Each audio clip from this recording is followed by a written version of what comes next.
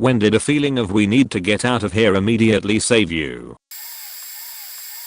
I mean, it's all speculation, since we didn't actually end up getting kidnapped, but when I was 19 and traveling solo in Europe I met this Australian girl in Spain, who was also around 18, and we went to Italy together. We are both short petite girls, and were very clearly in need of a place to stay. We missed our first ferry out of Barcelona, so we had to take the next one. When we arrived in Italy, our train was hours late, and we didn't get into Rome until around 1 to 2 am.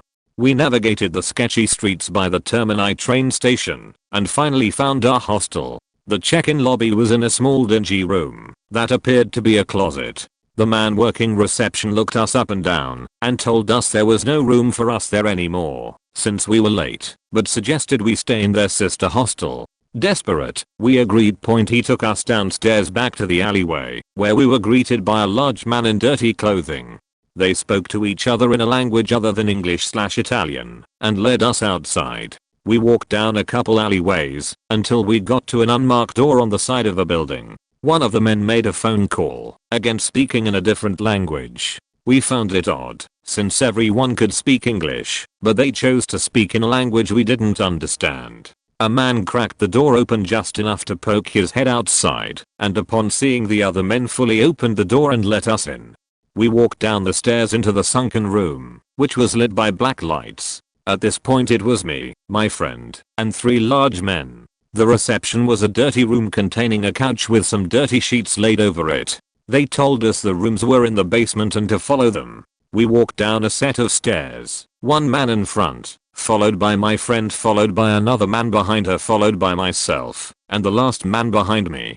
We went down one flight of stairs to find that there was yet another flight of stairs going down to a closed door. At this point I lost it, and my friend and I pushed past the men and scrambled back upstairs. The men kept shouting at us that the rooms were downstairs, but the scenario seemed way too wild. We eventually found an Australian couple on the street who brought us to their expensive hotel where we booked a room.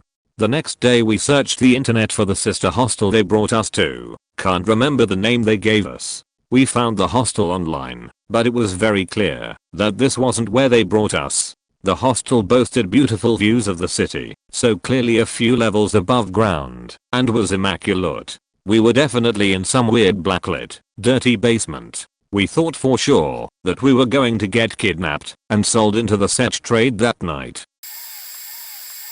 A friend and I had just seen a midnight movie. It was about 2:30 am when I pulled into a gas station to grab a yoo-hoo. I grabbed the bottle, turned around, and saw 3 men enter the store together. One waited by the doors, one stood near the register looking at chips, and the third was crouched down with his back to the employee door, so the cashier wouldn't see him through the square window in the door.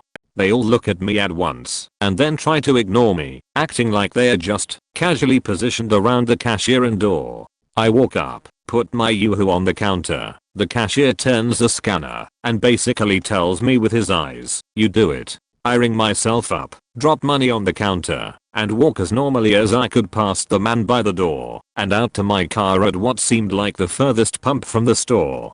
I sit down, throw my yoo-hoo at my buddy, and hit the emergency button in my car that calls 911. I connect with dispatch and report a possible robbery. A mile or two later I see a cop car flying down the street in the direction we just came. I called non-emergency the next day to ask what happened, and they said the men fled after I left, and the cashier told the police he knew he was about to get robbed too, and to thank me for calling the police. That felt good.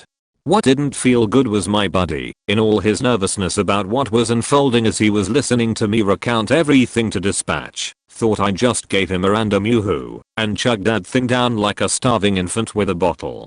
Edit. Lots of people asking what yoo-hoo is. It's a drink in the US that tastes like watery chocolate milk. But shut up, it's delicious also. People asking what kind of car I had with the emergency button. It was a 2002 Chevy. The service is called OnStar and came/comes standard on tons of GM cars. I currently drive a 2020 Subaru, and it has the same thing, only it's called Starlink. I was about 11 or 12 years old, at a neighbor's house. The sun had already set. It wasn't completely dark yet, but it was close and there was less light by the second. We were sitting on the lawn, because we loved watching the sky turn from day to night, just talking and giggling and carrying on as little girls do. A truck drove up our street, slower than usual, but not suspiciously slow. Still, I felt my gut sink for some reason I didn't understand. A couple minutes later, it passed by again. And then again after another few minutes, though not quite as slow this time. I was 100% positive it was the same truck, so I watched it drive away, and noticed it started slowing down. I told her to get up, and when the truck made another U-turn, and started heading towards us again I told her to run and hide. I don't know if she realized what she was hiding from, but we ended up splitting in two directions. She dove behind a bush, and I crouched behind an old car parked in their driveway. We could see each other, and I had a clear shot to the door if I needed to dart in to get a parent, but we heard the truck roll up and stop in front of her house. Someone got out of the truck and started calling for us. I honestly don't remember what they were asking though.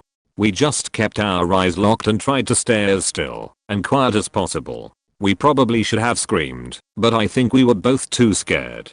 The person eventually got in their car and took off. We stayed hidden for what felt like forever, eyes locked, until we finally felt safe enough to run inside. I don't know what would have happened if I didn't notice something and we booked it, or if that person was actually dangerous or not, but I'm glad that I'll never find out. This story is thanks to mom's intuition. When my brother and I were young, maybe 10 and 7 respectively, our family was spending some time over the summer with my aunt in Central Florida. My mom had taken us for a trip to a super Walmart, and we came out with a shopping cart completely full of stuff for the couple weeks we were planning to be there. My brother and I were goofing around on our walk back to the van, while my mom navigated the cart, when suddenly she said, "Get to the car, now," in a tone of voice that I hadn't quite heard before, which warranted zero argument from us kids. We quickly crossed the concrete median between parking aisles. We were won over as she unlocked the van for us to get in, and we waited as she caught up a few seconds later and loaded everything herself and got in. She called our dad on her next stall, lol, immediately as she peeled out and told him that she noticed a particular car with 2 men in it pass by us when we were initially walking towards/into the store, which for some reason gave her very bad vibes, and sure enough they had waited and began following us down the lot as we exited the store with a giant cart full of stuff and headed to our vehicle. My dad then called the police and the store to let them know. Lo and behold, some days later 2 guys with that same car had been arrested for attempted mugging at that exact Walmart after multiple calls to police had been made. Only as an adult did I realize the adrenaline rush my mother had to have experienced in order to physically pick up that shopping cart outright, to bring it across the median as quickly as she did, instead of having us walk to the next cart opening in the median, or walk all the way to the end of the aisle and come back up with those guys following in their car. Who's to say what would have happened? It was plain daylight and quite busy in the parking lot. But one thing is for sure, mothers don't mess around when their intuition kicks and point at it. Thank you so much for the silver. It's my first. I messaged my mom to let her know she has no clue what it means, but says thank you. I've had a few, but one of the most prevalent that comes to mind is when my older sister and I were kids. I was 8 and she was either 10 or had just turned 11. My dad had just bought a new house that wasn't finished being built yet, so we were staying at my grandpa's house for about a month while our new house was being constructed. My sister and I were playing outside when I saw this weird van pull around the corner. I had been taught about creepy white vans in school, so when I saw it, I paid attention and took in the details. Everything except the windshield was tinted. The driver saw us and started to speed up, and I just told my sister we need to get inside. Right as my sister got up, I looked back at the van and saw a guy open the side sliding door and stare straight at us. We made it inside and locked the door. I peeked through the window and saw the van go slowly by while the guy who opened the side door was scanning the yard. I told my mom when she got home about an hour later, and while she said we're right to play it safe and we always should, I heard her tell my dad later that it was probably nothing and we let our imagination scare us. It was a new place in a neighborhood we weren't comfortable in, so that must be it, according to my mom. The next morning, my grandpa woke me and my sister up and told us that there were cops down the street and that a little girl had been abducted, and the police wanted us to tell them about the van. We saw security cameras from a couple houses down, saw the van too, and my grandpa's next door neighbor also had security cameras that showed the van drive by with the side door open and a guy hanging out and looking in our yard. We moved into our new house before we got an update, but my grandpa went to church with the couple whose daughter was abducted. The van was found, along with the clothes the daughter had been wearing. Her body was found in the wetlands a few months later. If we hadn't trusted my gut, that would have been my sister and I. This story starts like that, but then ends up the opposite point. I was on a bus in Romford, UK, and this guy was wasted, talking to everyone and being weird. My mates had a feeling things were getting dangerous, but I didn't feel it. We got off. Here's where the story goes bad, because at 18, I was an idiot. As the bus pulled away, I shouted something dumb at it. Imagine bus wonkier, but pre the in-betweener, so probably not that good. The bus was moving, and suddenly the fire exit door at the back of the bus flew open and the back drunk rolled out the door, hit the ground, and started running towards us holding something. I can't remember if it was anything dangerous, or if it just looked dangerous, in his hand, or red-faced and angry. We scattered in different directions. I joined a queue to pretend I was going into a club. Some guys went down an alleyway. The drunk went around the street shouting for us, me, to come out and face him, and even approached the queue I was in, searching it like something out of Jurassic Park. I kept quiet, and after what seemed like forever, he turned and walked off down the road towards where the bus had been to see if we were there. All of my friends were understandably furious with me when we caught up at our destination. The two that went down the dead-end alleyway were convinced he was going to kill them if he found them. Nearly 20 years on, they still rib me about my lack of awareness and how ridiculously dumb I was. We got very lucky. My first year of college, me and two of my girlfriends got invited backstage before a show with a well-known hip-hop artist. After checking our IDs to make sure we weren't underage, this big friendly guy led us through a labyrinthine series of low-ceilinged rooms, ending up in this bunker-like pad with a large leather sectional, coffee table littered in drugs and booze, and 3 or so guys who were not artists, but who seemed nice and funny.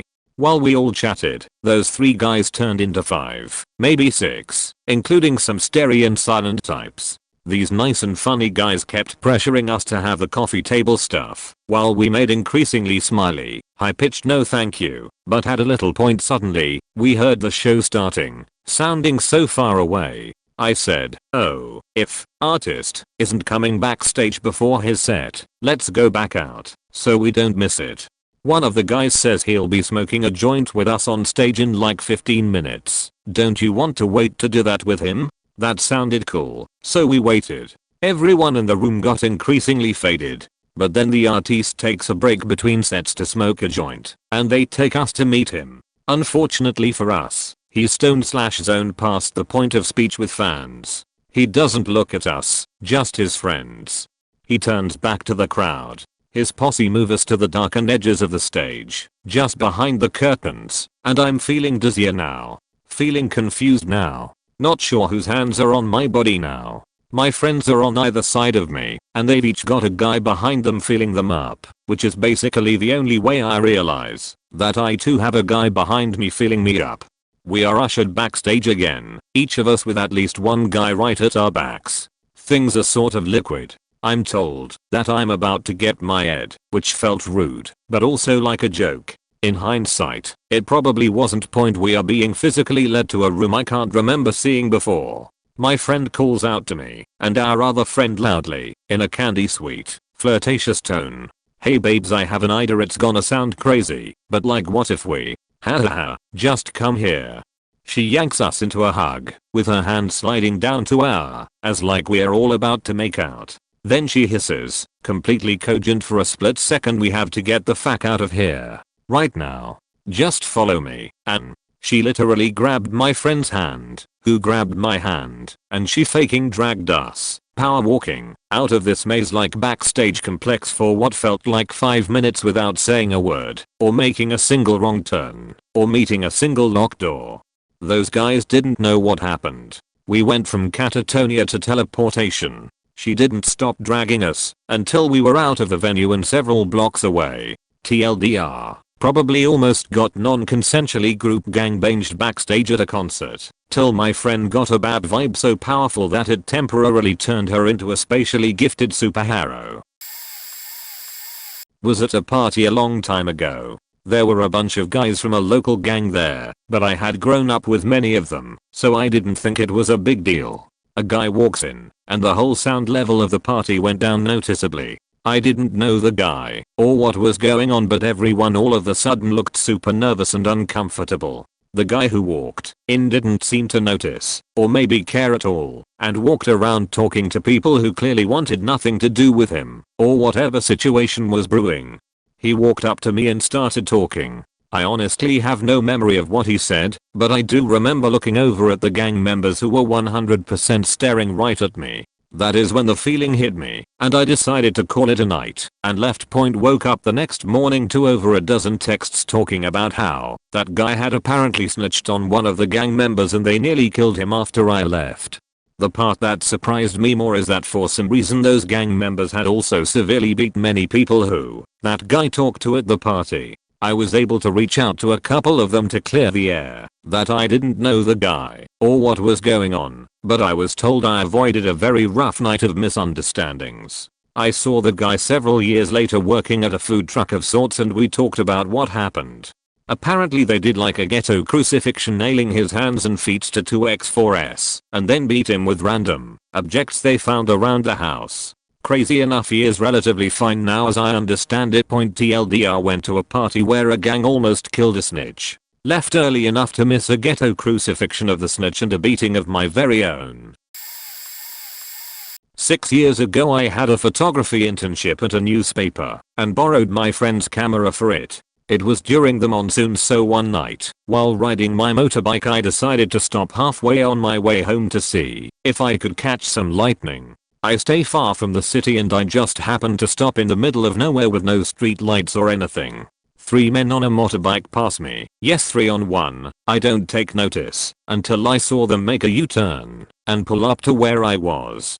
They casually ask me what the time is, which I tell them. This is when I felt something was off, but I keep my cool. They said thanks, took a U-turn, and seemingly went on their way. I hung the camera on my neck, got on my bike, and made my way back home. It didn't take long until I noticed headlights behind me. They circled back again. Damn. They rode right next to me and began trying to kick me off the road. Somehow I was not fearful as I began kicking back as well. Out of nowhere I decided to brake. Was not a great choice as I fell off my bike. 2 of them got off and ran towards me. I was able to get back on before they got to me. One of them grabbed my jacket, but I was already accelerating. The guy on the bike tried to chase me for a bit, but then I pulled a fake out again and braked. He thought I was taking a U-turn, but I didn't. His mates were still running on foot, so he either had to chase me alone or go back for his mates. He chose the latter. I got away. Camera was safe even though I fell. In my 20s, my brothers and a couple of friends were traveling through Europe. We were on a boat headed for Riga. It was an overpass boat, so we had sleeping accommodations. We're all nerds, so of course, rather than being in the bar or the casino, we are exploring the boat, cause we wanna see cool boat sheet. Problem with exploring a boat late at night in certain parts of the world, however. Me and my buddy are walking down the halls on one of the lower levels. A couple of the employees had barked at us in Finnish, I think, to get upstairs. We were too far down, but they were too busy to care that much. After a few turns, I just couldn't help but get the impression we were being followed. Boat had Wi-Fi, surprisingly, so I texted my brothers to meet us at a certain point and told my friend to stop talking. Figured 90% chance if we were being followed, it's because they thought we were American. Meet up with my brothers. Quick motion of the eyes and a barely passable sentence in French clues them in. My brothers were fluent in French and Spanish, but I wasn't. One of my brothers spoke German, and so did I, So I continue, very loudly in German. Start braggadouching about football and Bayern with my brother following along as we meander back upstairs and get ours back to our cabin. Next morning everyone getting off of the boat is detained and interviewed by Latvian police. Turns out a Russian gang had been mugging people all night in various parts of the ship, and one of the altercations got violent, with a victim being stabbed. Majority of the victims were Brits and Americans.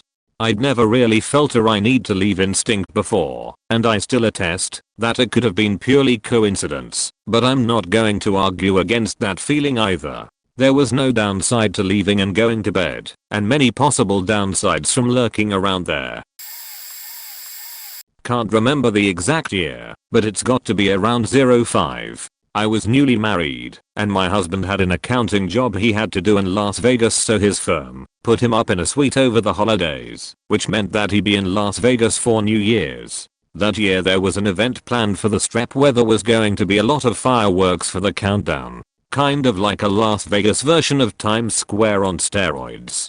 So we went down there a little before midnight. The show was good, but just before the countdown they started closing casino floors and locking the doors on the Strip. I guess they didn't want the crowds filing back in. Unfortunately the street in that area also had a fence, so you had to stay on the sidewalk. I got really claustrophobic, so I tugged on my husband and said we got to get out of here.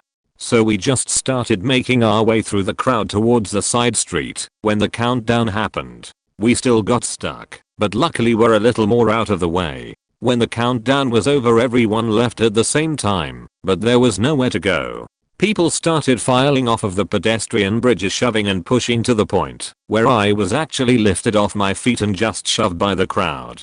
The doors to the casino next to us almost broke open with the amount of people being smashed into them. I'm grateful we started leaving early, because the place I was at several people crushed and trampled. A guy in a wheelchair was pushed out of it, and actually don't know what happened to him, because he disappeared into the mass separated from his chair. We finally got pushed towards the street that I was trying to get towards.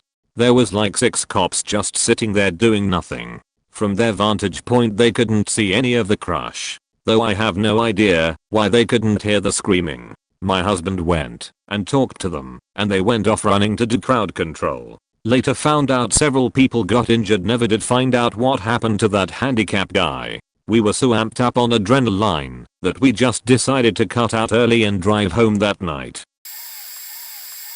Many years ago, when I was much younger, I was driving home from the gym. There was a biker off to the side of the road, his Harley broken down. He asked if I could give him a ride. He was going not too far from my home, so I said sure. We made small talk. He asked if I was afraid of him. I said no, I'm bigger than you, and I work out. He sized me up and said yeah, fair enough. We got to where he was going. It was the local clubhouse. Asked me to come in. He'd get me a beer, least he could do for giving him the ride. I accepted. A lot of people at the house, for a weekday, enjoying the cold drink. An extremely attractive lady sat on the couch next to me, slid right up and got cozy. Very friendly, very chatty. As we are chatting, I asked why there were so many people over. Was it a party or something? She said her husband had just got out of jail. They were celebrating. Apparently he had beaten a guy really badly for flirting with his wife, who was now snuggled up next to me on the couch. But don't worry, it was all just a silly misunderstanding. It was pointed out the husband was sitting on the couch next to us, staring at me very intently. Right in front of me was a pet pit bull, with its face about a foot away from my crotch, staring at me. I had a sudden moment of clarity as I took this scene in, and realized I needed to leave immediately. Excused myself, thanked everyone for the hospitality, and bailed. Realized as I was leaving it was a local clubhouse. This is gonna be a long read, so bear with me. I was 15 at the time. It was 3 AM, and I was walking through a village going to the bus station on my way to school. I know it's way too early, but I have military-ish style training at 5 AM. I've been sick the past few days and I wanted to chat with my friends before the training, so I wanted to go early. Anyway, I was carrying this big backpack full of notebooks and stuff with some loud music on my headphones. I liked walking this way, drowning myself with music, and enjoying the walk. The village was very dark with street lights that are spaced too far apart.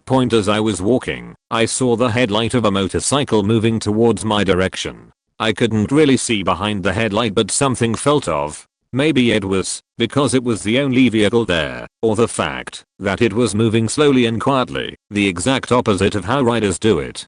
So I slowed down very slightly, being cautious and looking at the motorcycle the entire time. Sure enough, it stopped right in front of me. It was then that I saw there were two riders, the passenger immediately getting off after they stopped. Simultaneously, I went for a quick dash through another street. I didn't bother calling for help, since I knew everybody was asleep, and I needed every bit of energy to run.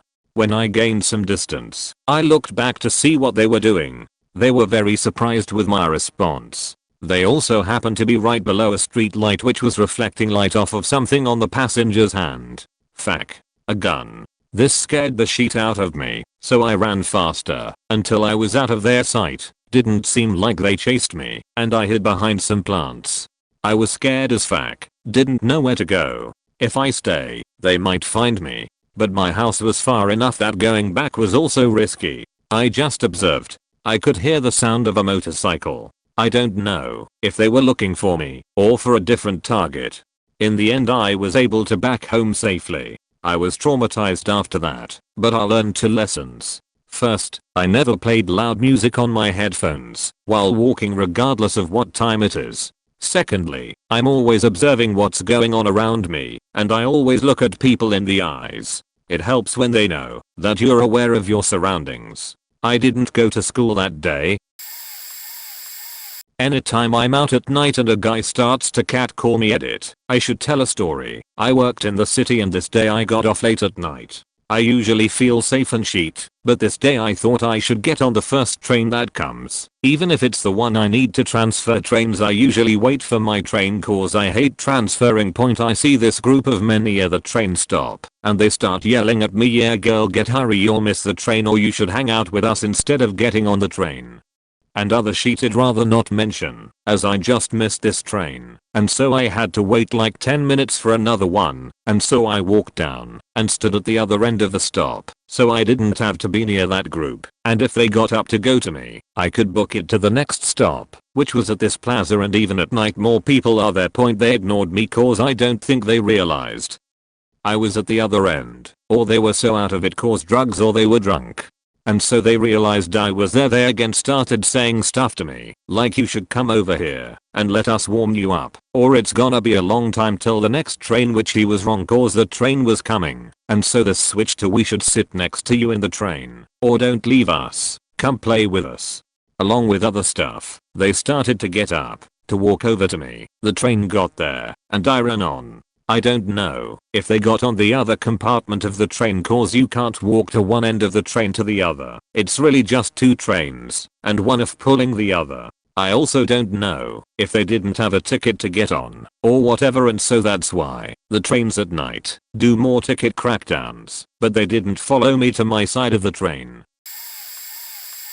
In June 2017, I was celebrating my second anniversary with my then girlfriend at the Sky Garden rooftop bar in central London. The evening's going well, we've watched the sunset, taken in the views, and have had a few rounds down us, so start thinking about heading home. Me loving my drink suggested we stay and get one more, and enjoy the setting, as it's not often we do a nice evening out, and it's for a special occasion. 10 to 20 minutes passed, and as we're getting through another round we notice there's a whole load of police vans all around driving below us, zooming towards London Bridge Station. The Sky Garden is just across the river from the Shard, so we have a great view of the bridge. A lot of people at the bar have clocked on something's happening by now, and we notice the security in our building is no longer letting anyone down the lifts and out the building too. This was the evening the London Bridge terror attacks happened, with the van plowing into pedestrians on the bridge and the subsequent stabbings in Borough Market. I lived in southeast London at the time, and the route home from the Sky Garden would have been a walk across the bridge to London Bridge Station, along exactly where the attacks started. Me and my ex-girlfriend would have been walking across the bridge on the side the terrorists first ramped the walkway and ran pedestrians over right about the time it all started, if we didn't stay for another drink. not quite feeling of we need to get out of here, but unknowingly my low-key alcoholism probably saved us that night. I remember finishing that last drink I suggested whilst watching the police vans in the distance quite amusingly, half cut at the time, and not knowing what the drama was about in the moment. It wasn't until shortly after when the news had got through and seeing the confirmed deaths rise over that evening that it sunk in how good a decision it was to get one more pint. I was in the woods in the northeast US and I go to this spot maybe 2 miles deep into the woods I used to hang out in regularly. I could find my way around in the pitch black if I needed to. I was bringing a friend out there to hang out at night. We are both women in our 20s, and as soon as we stepped foot into the woods we had a bad feeling, but I figured nothing of it yet. Well, it takes maybe an hour give or take to get to my spot. I get a fire going in the pit and start taking stuff out of my bag when I hear a dog start barking maybe 100 or so feet behind me in the woods, and I remember looking at my friend and telling her that it's really odd considering it's around 11 PM and there's no houses or anything close by in any direction. But I just assumed there was someone hanging out nearby. Well, some time goes by and I hear the dog bark again the same distance away, but from a different direction. Then someone fires off a gun maybe 6 times. Then the whole area goes quiet. So I start getting really nervous and stoke the fire up really high and sit down. Then I hear the dog again, but much closer and some guy walking just outside of my vision, and he mumbles something, probably to his dog, and now I'm really spooked, because by this point it's undeniable he knows we're here, and he's still walking around us firing off a gun. So I start packing my stuff up when I hear him shoot again, but by now he's made an entire circle around us. And I started shoving everything, even if it wasn't mine, in my bag, and heading towards where I'd leave. I couldn't hear anything over the sound of my heart beating and the rocks clacking around as I ran, but the person with me grabbed me and says he shot off again, but it seemed more in our direction, but I didn't hear it, so I turned and yelled in the direction I assumed he was in, telling him to fuck off, and he faking shoots at me. I hear the bullet go past me, and at that point I just ran the whole way out of the woods. I should have listened to my gut feeling a lot sooner than I had. Almost got lost in a storm. I was young, but the oldest of 3 brothers, 10 and 6 years old. I was 12 at the time. We had decided to go on an adventure to a pine forest we had found days earlier. It was me, my 2 younger brothers and a few friends. Made it to the pine forest without issue. Tree cover was thick, so almost no underbrush, and it almost made a roof. Well, after exploring I noticed it's colder and the wind has shifted. It was also likely snowing, or so it seemed. I was young and stupid, but knew something was up. Decide to turn around and head back as it started to snow. As we got to the edge of the pine forest we noticed it was really snowing, like a borderline blizzard. To get home had to cross a clearing into a regular forest of maples and oaks and follow that to the edge of our neighborhood. Couldn't see the other side of the clearing and the snow was piling up, so decided to walk straight ahead. After braving the wind we start to see trees. My youngest brother was not doing well. The snow was too high for him and I could tell he was getting cold. His pace was getting very slow. His face was pale and lips blue. We had to get him inside soon. I strip off my scarf and my outer coat and wrap them around him, and we all form a penguin huddle around him and keep trudging. Eventually he says his feet hurt and can't walk, so me and my buddy, who was another bigger kid, help carry him. Eventually we make it home to find my father about to head out on his sled, snowmobile, to find us. We take my brother inside and wrap him in blankets and put him in front of the stove. Ended up being okay, but we got 3 feet of snow that day. I used to go to a lot of semi-underground EDM shows in Detroit. When I was a teen, there was this one place called Bert's Warehouse, and it was literally just that. It was a warehouse in the Eastern Market District that I went to a few times. Always underage, always an absolute rager. I saw a VCI there once. Anyway, one of the shows I went to was just a bunch of local Detroit guys killing it. I think Kevin Saunderson was there or something, because it was Detroit techno all night, and it was going off. My friend I was there with is usually the one that wants to stay all night, but this night she had worn some new boots that were uncomfortable for dancing, and since we both lived pretty far away, we called it a night early. Just early enough to be in our car and watch as a load of police cars rolled up and raided the place. All the minors were herded out and everyone got shaken down for drugs and alcohol. It didn't look like too many arrests were actually made, but it was shut down hard, and they never did any shows there again. Years later I was taking to that friend and she mentioned how we used to go to that place all the time, and how it had been raided.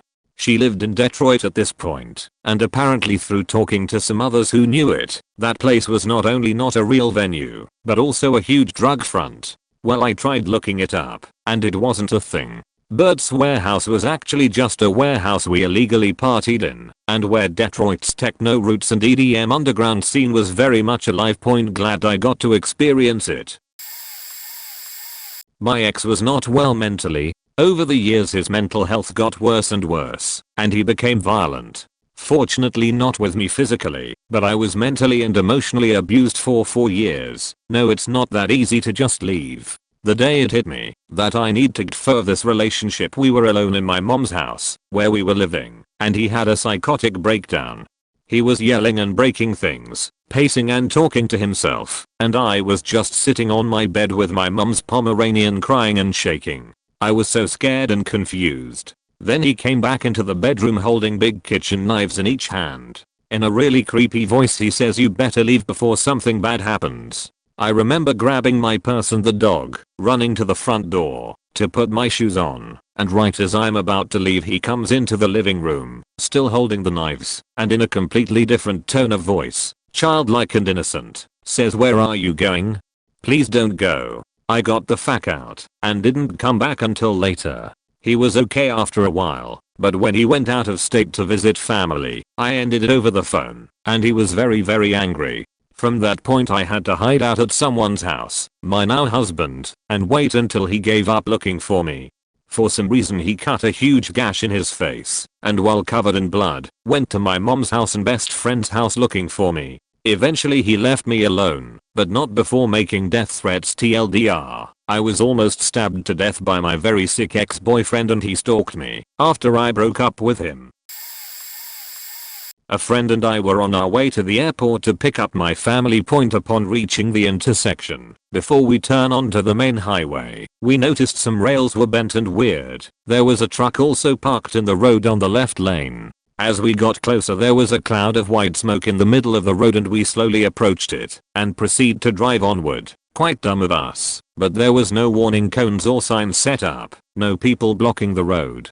As we were pretty much in the cloud we smelled this gas, not sure what, and we stopped just in time to notice these pipes flying around and a canister in the middle of the cloud, and then we realized that this is not a very safe place to be. We just reversed out and moved on. Turns out there was a pickup truck carrying a load of gas canisters that drove off the road somehow and went straight through the railing and down to the main highway below.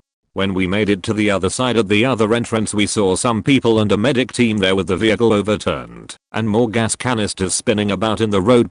Couple of years later, and it has still not sunk in how bad it could have been if we drove a meter further. Not an expert on gases and stuff, so an explosion or toxic inhalation could have ruined our day. We do not know if the driver survived or not, but found out either him or a oncoming driver overtook when they should not have, and the other tried to evade. My cousin and I visited a shady restaurant at the edge of the town for a cheap meal because we were pretty broke as students back in 2009, so we couldn't afford most other places. While we were talking during our meal, some guys were listening in and trying to see what we have on our persons. I kind of took note of this, but my cousin was too busy being hungry. After we paid for our meals, we started walking back to his place to take food for some of his friends who'd asked us to pack a few things for them. There wasn't much of a sidewalk, so we were walking by the side of the road, and after a minute of walking, I hear a van speeding towards us from the restaurant. It was weird for me that a big van like that would need to be driven so fast, unless there was a bit of an emergency. The van came to a screeching halt just 3 meters ahead of us, and at that point I knew these guys were going to pull us in and take all of our stuff, or worse. I don't know how or why I thought of this, but I immediately caught my cousin's hand and pulled him across to the other side of the road to get away from anyone exiting the van. My cousin, who I might forgot to mention, was stoned out of his senses, thought I'd suddenly lost my mind, to run across a road like that, and ask me if he could slow down, to pull up his pants for a bit. After reaching the other end I see two guys who'd gotten off the van asking themselves in their native tongue, which I understand by the way, where these two guys disappeared to. The driver saw us across the street and made a gesture which basically indicated that he'll take care of us next time. While I was relieved that nothing happened to us right then, I didn't fully come to terms with what transpired that until the next morning. I realized that we cold been abducted last night. My cousin still has no clue as to what cold happened that night.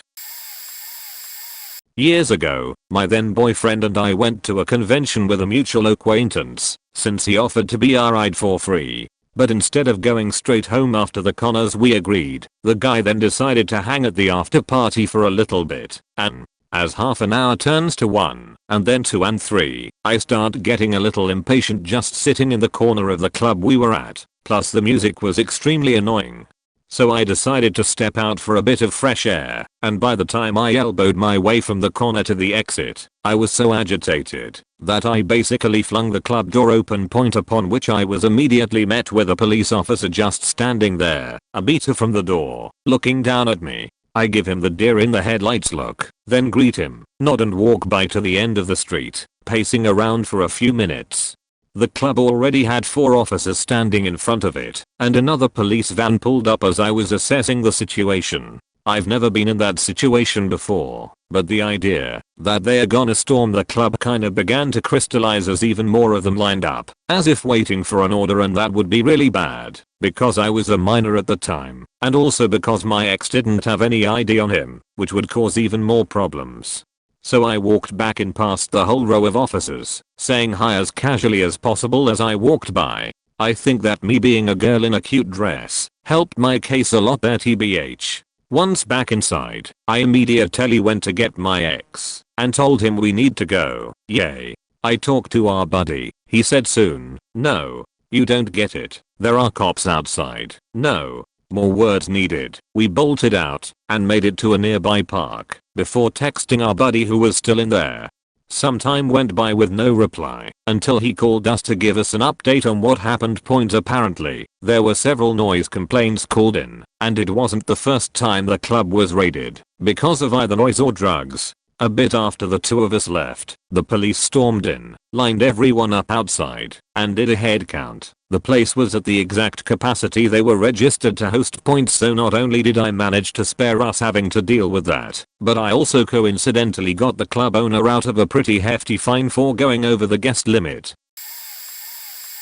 Lots of stories in this thread are really interesting and creepy, but still mundane. I've got one that's either supernatural or, at the very least, scary as fuck. I live about 40 minutes or so from a national park highway called Foothills Parkway. It runs from US Highway 321 just outside of Maryville, Tennessee to US 129 in Calderwood, Tennessee. It comes out on 129 pretty close to the tail of the dragon, if you're familiar with that at all. Anyway, just about exactly 11 miles from 321, there's a foot trail that leads up to an old fire tower and an area called Look Rock, though the locals just call it the fire tower. My friends and I used to go up there a lot. It's about a half-mile hike on a paved trail, and when you get to the top, you can see Maryville and Knoxville one direction, and clear into North Carolina in the other direction. I've also taken a few dates up there. Foothills Parkway is kind of our version of Lover's Lane from the movies. Anyway, one night, hell, probably 15 years ago, me and 2 friends are up there just faking off and shooting the sheet. It was about midnight or 1 AM or something, late, but not crazy late. We're at the top of the tower, it's cool and breezy, and there's cicadas and whatnot happily buzzing away, when suddenly, everything goes dead faking silent. Even the wind died. This feeling of we need to get the fuck out of here now blasted over M. And I communicated this to my friends by saying something along the lines of we need to get the fuck out of here now. I'm creative like that. Now, these 2 friends, who we'll call Darren and Josh, because those are their names, were started by my sudden declaration that we needed to unass the situation postest. I don't know why, I just have this feeling that we need to get the fuck out of here immediately. So, anyway, at the bottom of the tower, there's a big boulder just placed there decoratively. Well, on top of this boulder was a crouching black form, about the size of a short human, but thin and spindly, with glowing red eyes staring right at us. Now, when I say black I don't mean that it was just black. It wasn't a silhouette, and it wasn't just poorly lit. It was like it actively sucked in light, like a deep, dark void.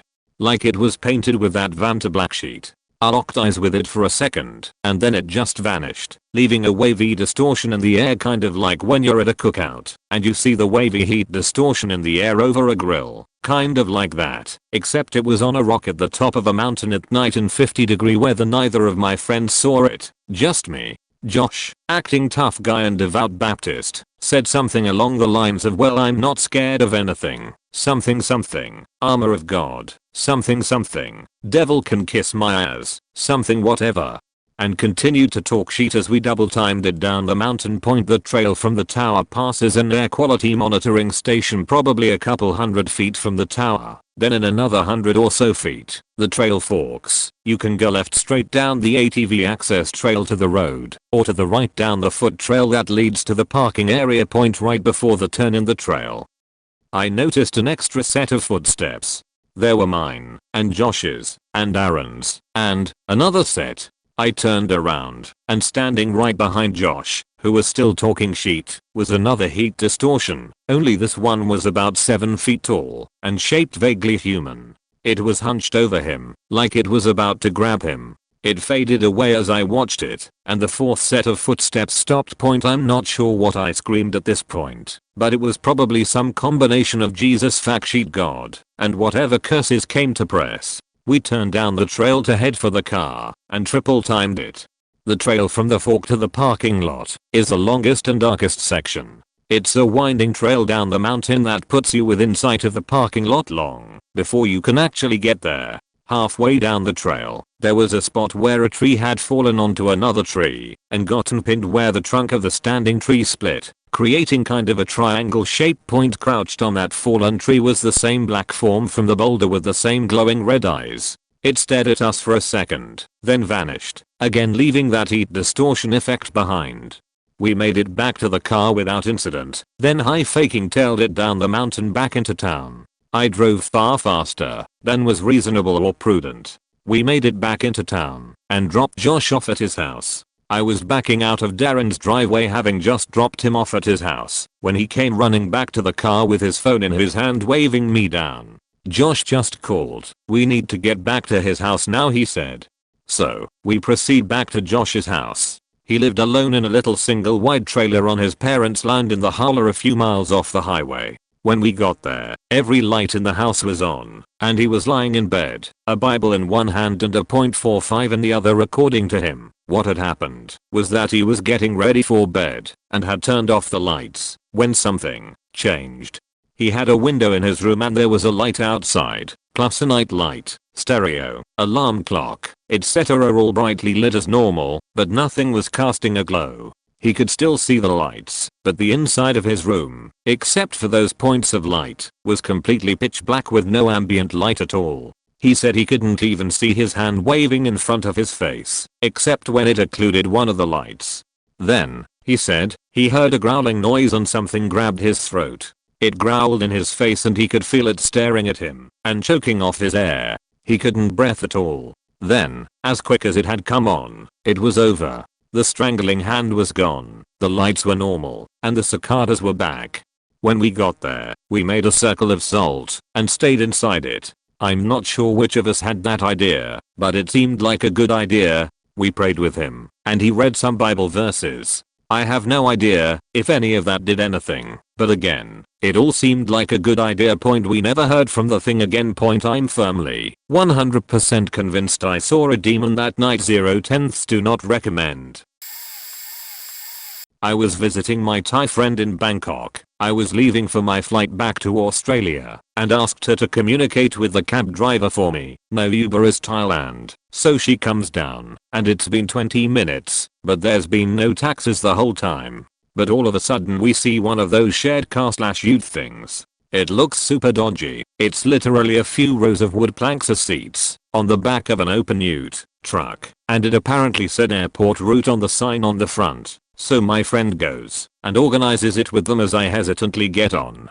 It's 34 degrees and it's so hot, and I'm so white, an obvious tourist with a pink suitcase and a carry-on. I was an obvious target to get pickpocketed, or worse. As this shuttle car / ute drives off more and more people get on, and it gets so packed like sardines, and it's still so warm and humid in Thailand. It should have been about a 20-minute ride to the airport, but it's been a good 45 minutes already. I turn on my Google Maps to see where I am, and I'm in the opposite direction to the airport, but I just keep calm and try and keep all my important items with me: phone, passport, money.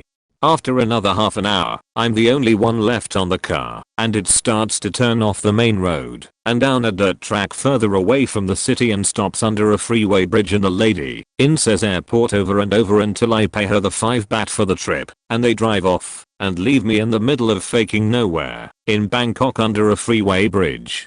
I was so terrified I was going to die. I thought they had an arrangement with the locals to drop off tourists so they could rob them, or even if someone was going to harvest my organs. I start to text my husband and mum and say my goodbyes if I never see them again. I start running down this dirt road trying to wheel my bright pink suitcase behind me and to the main road. It was probably a good 1-2 kilometers long. The very first car I see is a taxi, and I flagged it down and got in, called my Thai friend to ask her to explain which terminal I needed, and she did. I got my bag checked within literally minutes of the cut-off time, got on my plane, and cried for a minute.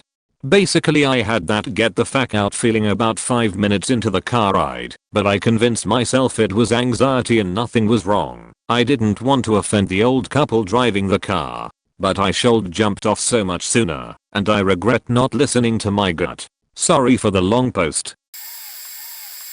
I was in Missouri, just passing through on a road trip. I stopped at a river resort where people float down the river and then camp for the night. By camp I mean get sheet-faced and party. I stayed there one night, then fled the second point. I was hanging out alone, wandering the place, and trying to meet people and hang out. I was pissing people off and had no faking clue why. People calling me a killer and a bunch of other stupid shit that makes no faking sense. People know I was at campsite 132, but the second day I switched to 138.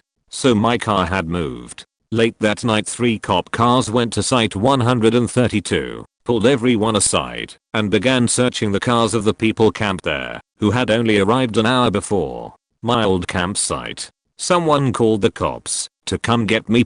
I walked over to my car and started driving off. As I left I got pulled over and questioned.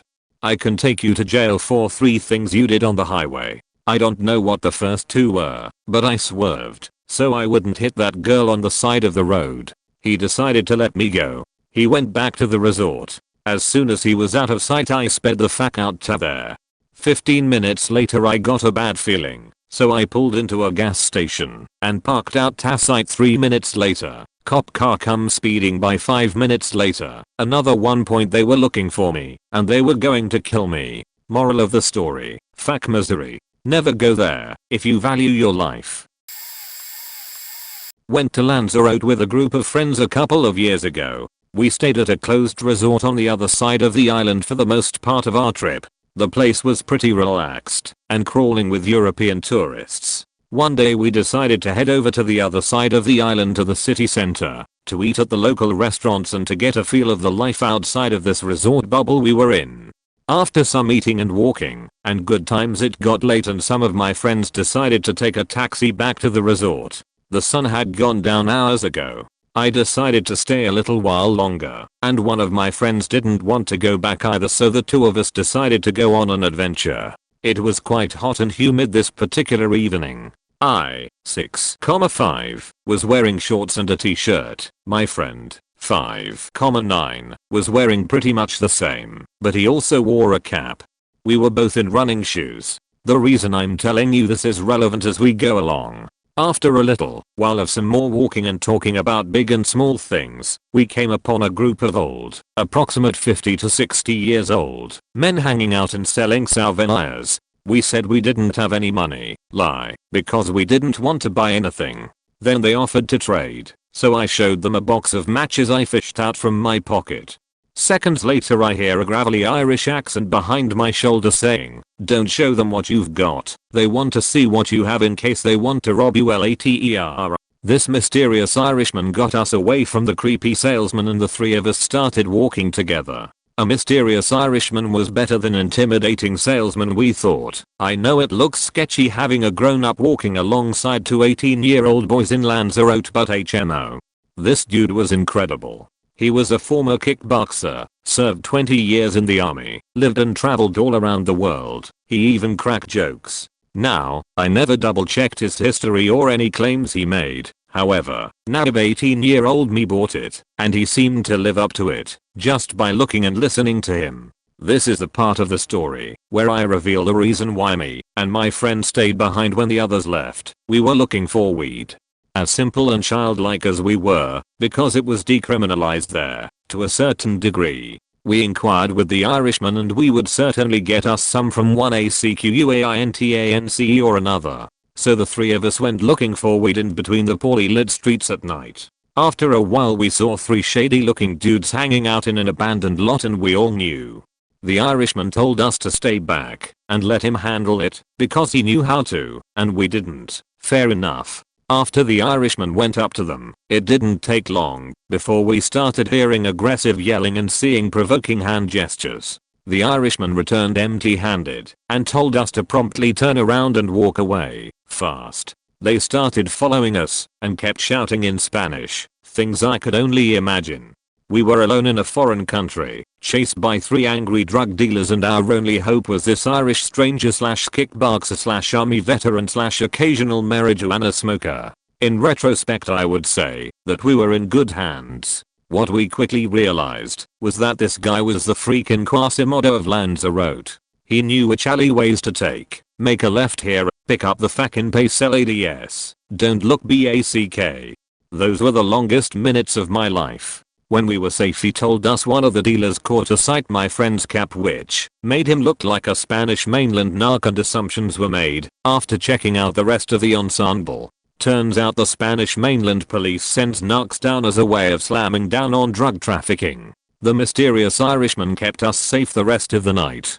He even followed us to the bus station, and from there we could get a taxi. The Irishman's name has since faded from my memory, but his generosity and endless amount knowledge is something I still keep with me. I never got to thank him properly. I hope he is well. Edit. TLDR was chased by angry drug dealers who thought we were narcs in Lanzarote, and a mysterious Irishman helped us out.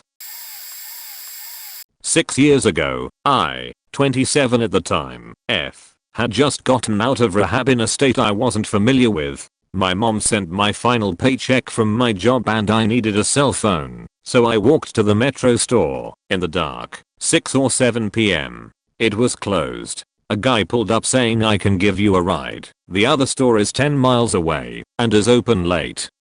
I said no thanks. I started walking back to my sober house and he kept driving around the block and stopping to ask if I needed a ride.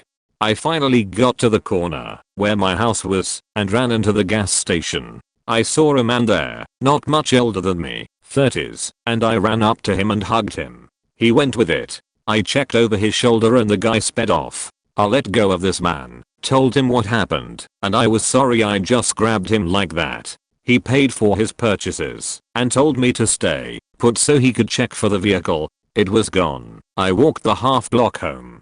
A few weeks later, I was walking in broad daylight and the same car stopped alongside me and asked if I needed a ride. I said no and happened to run into a guy I was in rehab with, and he walked me home. I don't know what the guy was up to, but I'm grateful to the man in the gas station for not pushing me away like the random weirdo I was, lol, and for making sure the coast was clear. Also thankful to my friend from rehab. He unfortunately didn't live for much longer due to addictions, but I really feel he helped save my life that day. Eater. When I told my mom this story, when I begged her to help me find a sober house in our state, she didn't really believe me. I get why. I was fresh out of rehab. But it scares me to think, if I went missing, maybe no one would have looked for me because of my addiction. I have over 6 years now, an amazing family and life, and a strong relationship with my mom again. My story is more we need to move out of this shitty neighborhood and find out later what actually went down there. We lived in a really shitty apartment complex. It's weird because I still live in the same town. Most of it's very small town suburbia, but this one neighborhood is just derelict. It's an entire street of apartment complexes. 4 apartments per building. I hated it there because we shared a back porch with our neighbors, and the back door was a huge glass patio door. Never felt right about that. I lived there for 3 years, and in that time there were carjackings, break-ins, and we constantly heard gunshots. A woman was even held at gunpoint getting into her car. We never had any problems with our neighbors. We were on the top floor, and across the hall was vacant most of the time we lived there. When it wasn't, we just had a heavyset couple that would stomp up and down the communal stairs every day. But then new people moved in. I never did count how many people lived there, but they only ever had 1 car. They would make all kinds of noise at night, but were mostly quiet during the day. When I'd bang on our shared wall for them to stfu, they'd only get louder. Well, things started getting sketchy when I noticed them peeking through their blinds anytime I'd leave or come home. My boyfriend said the same thing. My immediate thought is they wanna break in, so I start leaving the TV on when I'm gone, or going as far as to yell, "I'll be home in a minute," or "see you soon" as I was leaving. Even though my boyfriend had already left. Then they started having people over every day, but the person would always knock on their front door. No one would answer. They'd make a call, then go around back. And I swear I'd never see this person again. Every day, a different dude. I never even saw another car out front. I should also probably mention that walking up the stairs every day I smelled weed. I could even smell it as soon as we opened our front door. Well, needless to say, this was the last year we lived there. We finally found somewhere cheaper and there. Then a few months later my boyfriend tells me that there was an attempted kidnapping. Someone tried to snatch a child in broad daylight. But that's not the point of this story. He had to go pick up a package that we had accidentally sent to our old address, and all packages that couldn't fit in our mail slots got sent to the front office. We were friendly with the ladies there cause I was in there often picking up packages. Well, one of them tells my boyfriend that after they did our final walkthrough, the glass doors to the patio had been smashed and drug paraphernalia was all over the empty apartment. They called the cops and somehow ended up searching our neighbor's apartment. My instincts were right. Not only were they selling drugs, but they are also pretty sure they were a hoe house. Friend and I went camping at a lake with her mom when we were 13. Her mom was one of those cool moms who let us kids drink and smoke in her presence. Anyway, I only had 1 drink because it was my first time drinking, while my friend got completely smashed. It was about 11 PM, and we were sitting around the campfire, still in our swimsuits from swimming earlier in the day. Her mom was sleeping. In her drunken stupor, my friend suddenly took off running for the lake with no warning, like a dog that escaped from the backyard. I chased after her because I wasn't about to let my best friend go swimming in the dark, drunk and alone. As my friend was wading into the lake, and I trailed only a few feet behind her, we heard 2 men's voices calling after us, "Hey lady."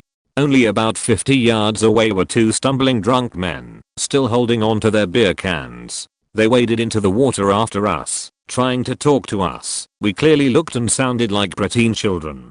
There's no way these men mistook us for full-grown women. They had followed us at first. My friend, who was barely cognizant, didn't understand what was going on and tried to talk to them. I was trying to pull her away as they got closer and closer. The whole time, even through my tipsiness, I knew this was bad. I whispered to my friend, "We need to leave now. They're going to wrap us. They're going to wrap us." I think it finally knocked some sense into her because she finally listened to me and followed me out of the water. Luckily, the men were too drunk to keep up, and we swam around them as they called for us, escaping back to our campsite. I still can't believe what almost happened to us. I still feel angry at my friend's incredibly negligent mother for not being a parent, for not protecting us, and preventing kids from drinking like she should. I have two that come to mind. One was when my friends and I ate some shrooms and were going to cowboy camp in the middle of the woods. This was in the eastern US and the topography was very hilly with few good spots. We finally found a flat spot in a conical valley that was actually near a trickling spring. We were feeling funny at this point and I just couldn't shake a feeling that I should bail and go back to the car. I told them that I would sleep next to my phone with it on loud all night in case they needed me and come pick them up the next morning. My friends decided to stay but ended up calling me in about an hour while I was sitting near a swamp watching the sunset. Apparently a bear had come rambling over the ridge to return to where it lived, which was the campsite point. The second was actually my mom's instinct. We rented a Jeep and were doing a famous four-wheel drive road in Canyonlands National Park. My mom had a bum hip and I really wanted to show her this part of the park that you could reach by Jeep. Well, the technicality of the four-wheeling kind of freaked out my mom, and when we got to the bottom of it, she decided we couldn't go onwards to the destination. She said that she just had too much anxiety about having to go back over that part again and just wanted to get it over with. We listened to her and turned around, and about 40 minutes later it started dumping snow. I absolutely would not have wanted to have to come back out over that slick rock route with it being all wet from snow. I don't know if we neglected to check the forecast or if there just wasn't any snow in the forecast, but her motherly instinct definitely paid off. I noticed my mare running and bouncing in circles like Willy the Coyote, with her head held high and her tail straight up and curled over her back. As I watched her from the house, I couldn't see anything that made her act that way until a man stood up, ran a few feet before he dove in the grass again and again, heading straight towards our house. We lived in the country and I was alone in huge 2.5-story house. I knew he'd be at the house before the police could get there, so I grabbed my dad's rifle, called the police, and went to the back door to keep an eye on him. I knew I couldn't let him get in the house, but he continued to shorten the distance, so I finally shot above his head, but he still kept coming. I was just in the 6th grade, but a calm came over me when the thought suddenly came to me, I'm going to have to shoot him to stop him. This time I aimed at him, but then just couldn't, so moved the rifle just enough, so the bullet was close enough he changed his direction. Now running parallel to our house, I continued to watch to make sure he didn't double back. A few minutes later, our long driveway was full of police cars, one even drove in our yard. It didn't occur to me so many cop cars was not normal. I just walked towards them with a rifle on my shoulder to tell them which way he went. Not one said anything about a young girl carrying a rifle. They all pulled out at the same time, like they were in a race. Maybe an hour later, they caught him. He'd escaped from a prison not far from the back of our farm. Later that day, his prison uniform was found in our barn loft, where he changed into street clothes. I never knew how long he'd been there, but I think he waited until my parents were gone before he tried to sneak into our house. The thing I always wondered about was where he got the change of clothes. Until he was heading for our house, I don't think my mare acted strange, so I always felt she was trying to warn me, because this is the way horses warn others in the herd of danger, and she and I were bonded.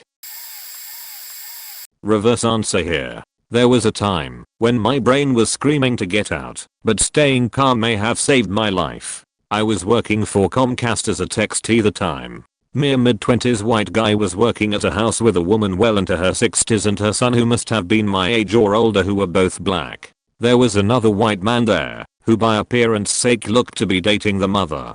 There was a long hallway that was the entrance for the 3 bedrooms and bathrooms, which was when I was zing a phone jack. The son was kinda coming out of the room, pacing a bit, then he would go back in. The mother and her, because we're on the other side of the hall in the living room. First the son came out and started talking shit to his mom about letting white pepper in the house and how it wasn't okay.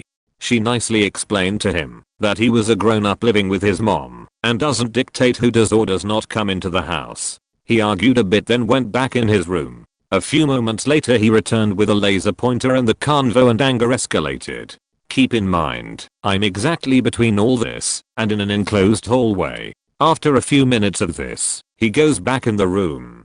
The mom begins to apologize, but I didn't really care as it hadn't escalated to a point I was uncomfortable yet. Now is when shit hits the fan. He comes back out with a pistol. His tone has now become violent, and he's acting belligerent. He's screaming about hating white people, and how the man shouldn't be in the house. I had kinda gathered that I was just collateral damage and he wasn't focused on me, so I just stayed calm, hunched over the phone jack, working away.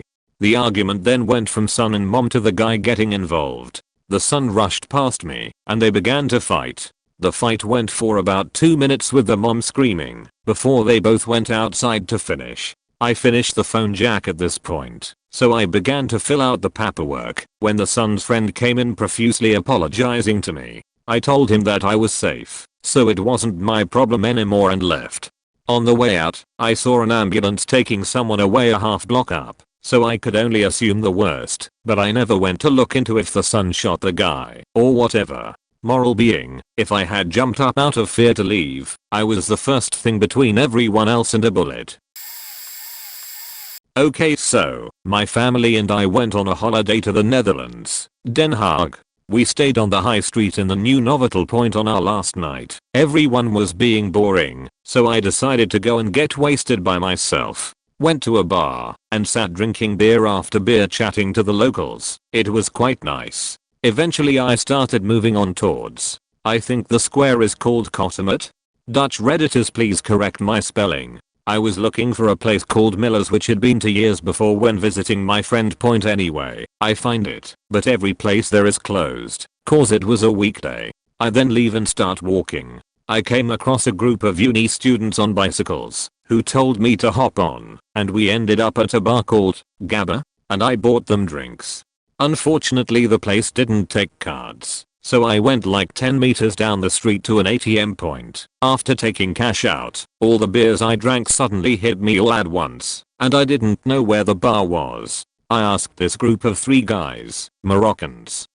I was always told they tend to be involved in crime in the Netherlands, beside me if they knew where to go, and they said no, so I started walking in the completely wrong direction.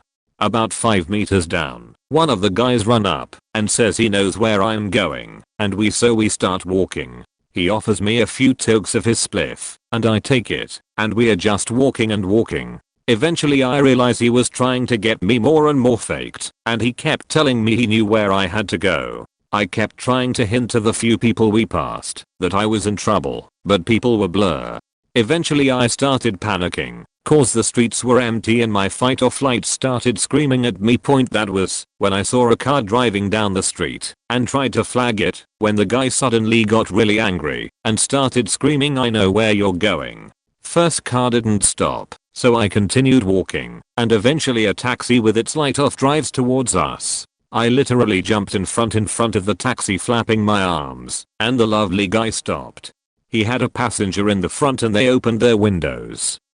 I went mad. I said, "Yo man, you gotta faking help me. I need to get back to my hotel on the high street. I'm drunk and high, and I don't know where the fuck this guy wants to take me."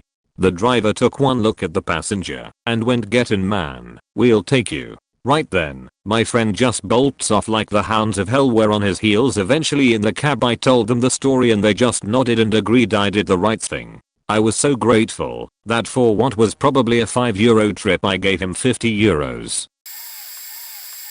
My mom left me with my grandparents who lived in a trailer park. She had me stay there as a little vacation because there were a lot of kids my age, 7 years old at the time, around visiting their grandparents, and despite what others think, there were plenty of outdoor activities like hiking, fishing, biking, etc. There was a children's park just down the road from where my grandparents' trailer was, and so my newest trailer park buddy and I went to play.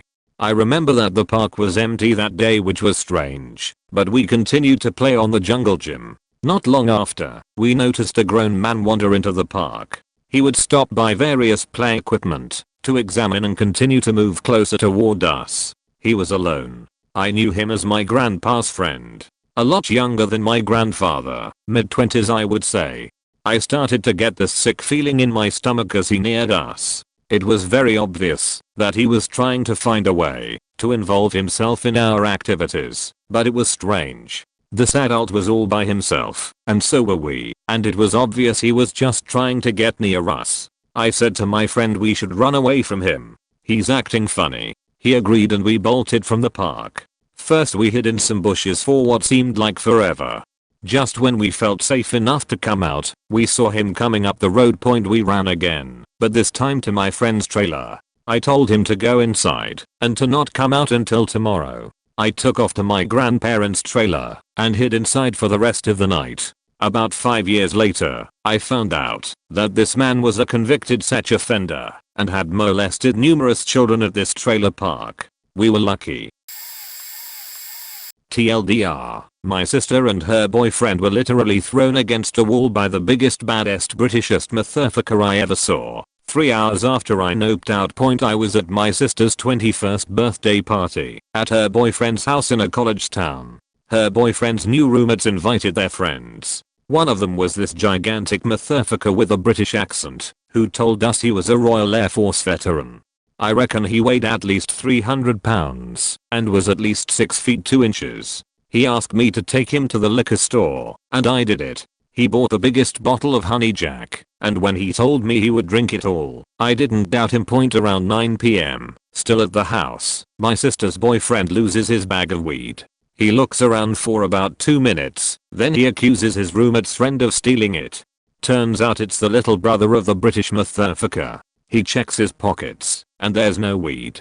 But he's the only person I don't know at this party, so I have to suspect him first. I decide to hold off on my first alcoholic beverage. About half an hour goes by, and the situation is getting worse. Now everyone is starting to get drunk, and the weed still hasn't turned up, and the Brits are clearly not in a good mood. I try to warn my sister that I'm concerned about the direction things are going. She tells me I'm an asshole for trying to ruin her party. So I decided to leave and leave her. Gotta look out for #1 always. So I go to my car. Sure enough, I'm boxed in by my sister's boyfriend. So I ask him to move his car. He can't find his keys. So now he can't find his weed or his keys. For 45 minutes, I'm looking around for both. I figure if I find the weed, the tension of accusation will settle a bit. And if I find the keys, fuck all and I'ma hit the road like I never did before. For 45 minutes, he can't find anything. I finally get pissed and yell at him, "Are you sure it's not in one of the 9,286,298 pockets of your cargo shorts?" He feels around and we both hear the keys jingle. He says, "I'm so sorry man," but I didn't say anything back. I just jumped in my car. He moved his, and I got the fuck out of there. Turns out my sister and her friends went and did the bar crawl in town and came home around 2 AM making a ruckus. This is when the Brits, who decided to stay at the house, become enraged. From what I heard, the big motherfucker literally picked my sister's boyfriend up over his head, then threw him at the living room wall. Then, he threw my sister on the pile. Another of our friends witnessed this and decided he needed to get away too. So he jumped in his car, made it 2 blocks over, and got pulled over and given his first DUI. Little did we know at the time, but this would be the first major milestone on his long way to becoming a meth addict. I ended up at a party with a friend who was in town before he was going to leave for Jerusalem to study to become a rabbi. It was a great send-off for him. So I was hiking and snowboarding in the Whistler backcountry all day with a buddy. At the end of one of the most amazing days snowboarding I have ever had, we hike up on a ridge that leads back down to the main area. We saw a bunch of people hiking out from there, so being unfamiliar with the terrain, figure that is where get back to the ski area. But as soon as we get to the top, it gets cloudy real fast. We wait for a few minutes for it to clear, but it is getting dark quickly. We can't see more than 30 feet in front of us, but we decide to try and go slow on the way down in fear of getting stuck up there in the dark. The turns though, ended up being amazing. Onto shade POW on a super steep line. That is really everything you hope for hiking in the backcountry. Of course we end up going faster than we agreed on because it was the stuff dreams are made of. All of a sudden I have this little voice in my head that screams at me, "There were dozens of people back here today. How come this section has no tracks?" I yell at my buddy who is 2 or 3 turns ahead of me to stop. He yells, "Why? This is amazing." I tell him we need to cut hard over to find somebody's tracks to follow out. He reluctantly says okay, and we traverse hard over till we find a bunch of tracks heading in the direction we think we are supposed to be going. 10 minutes later we are at the bottom and turn around to see the clouds parting enough to see 2 tracks in an open powder field directly above a huge 300 to 400 foot cliff. We were going so fast we would have never seen it coming. I've never felt so much like somebody was watching over me. Thanks little voice.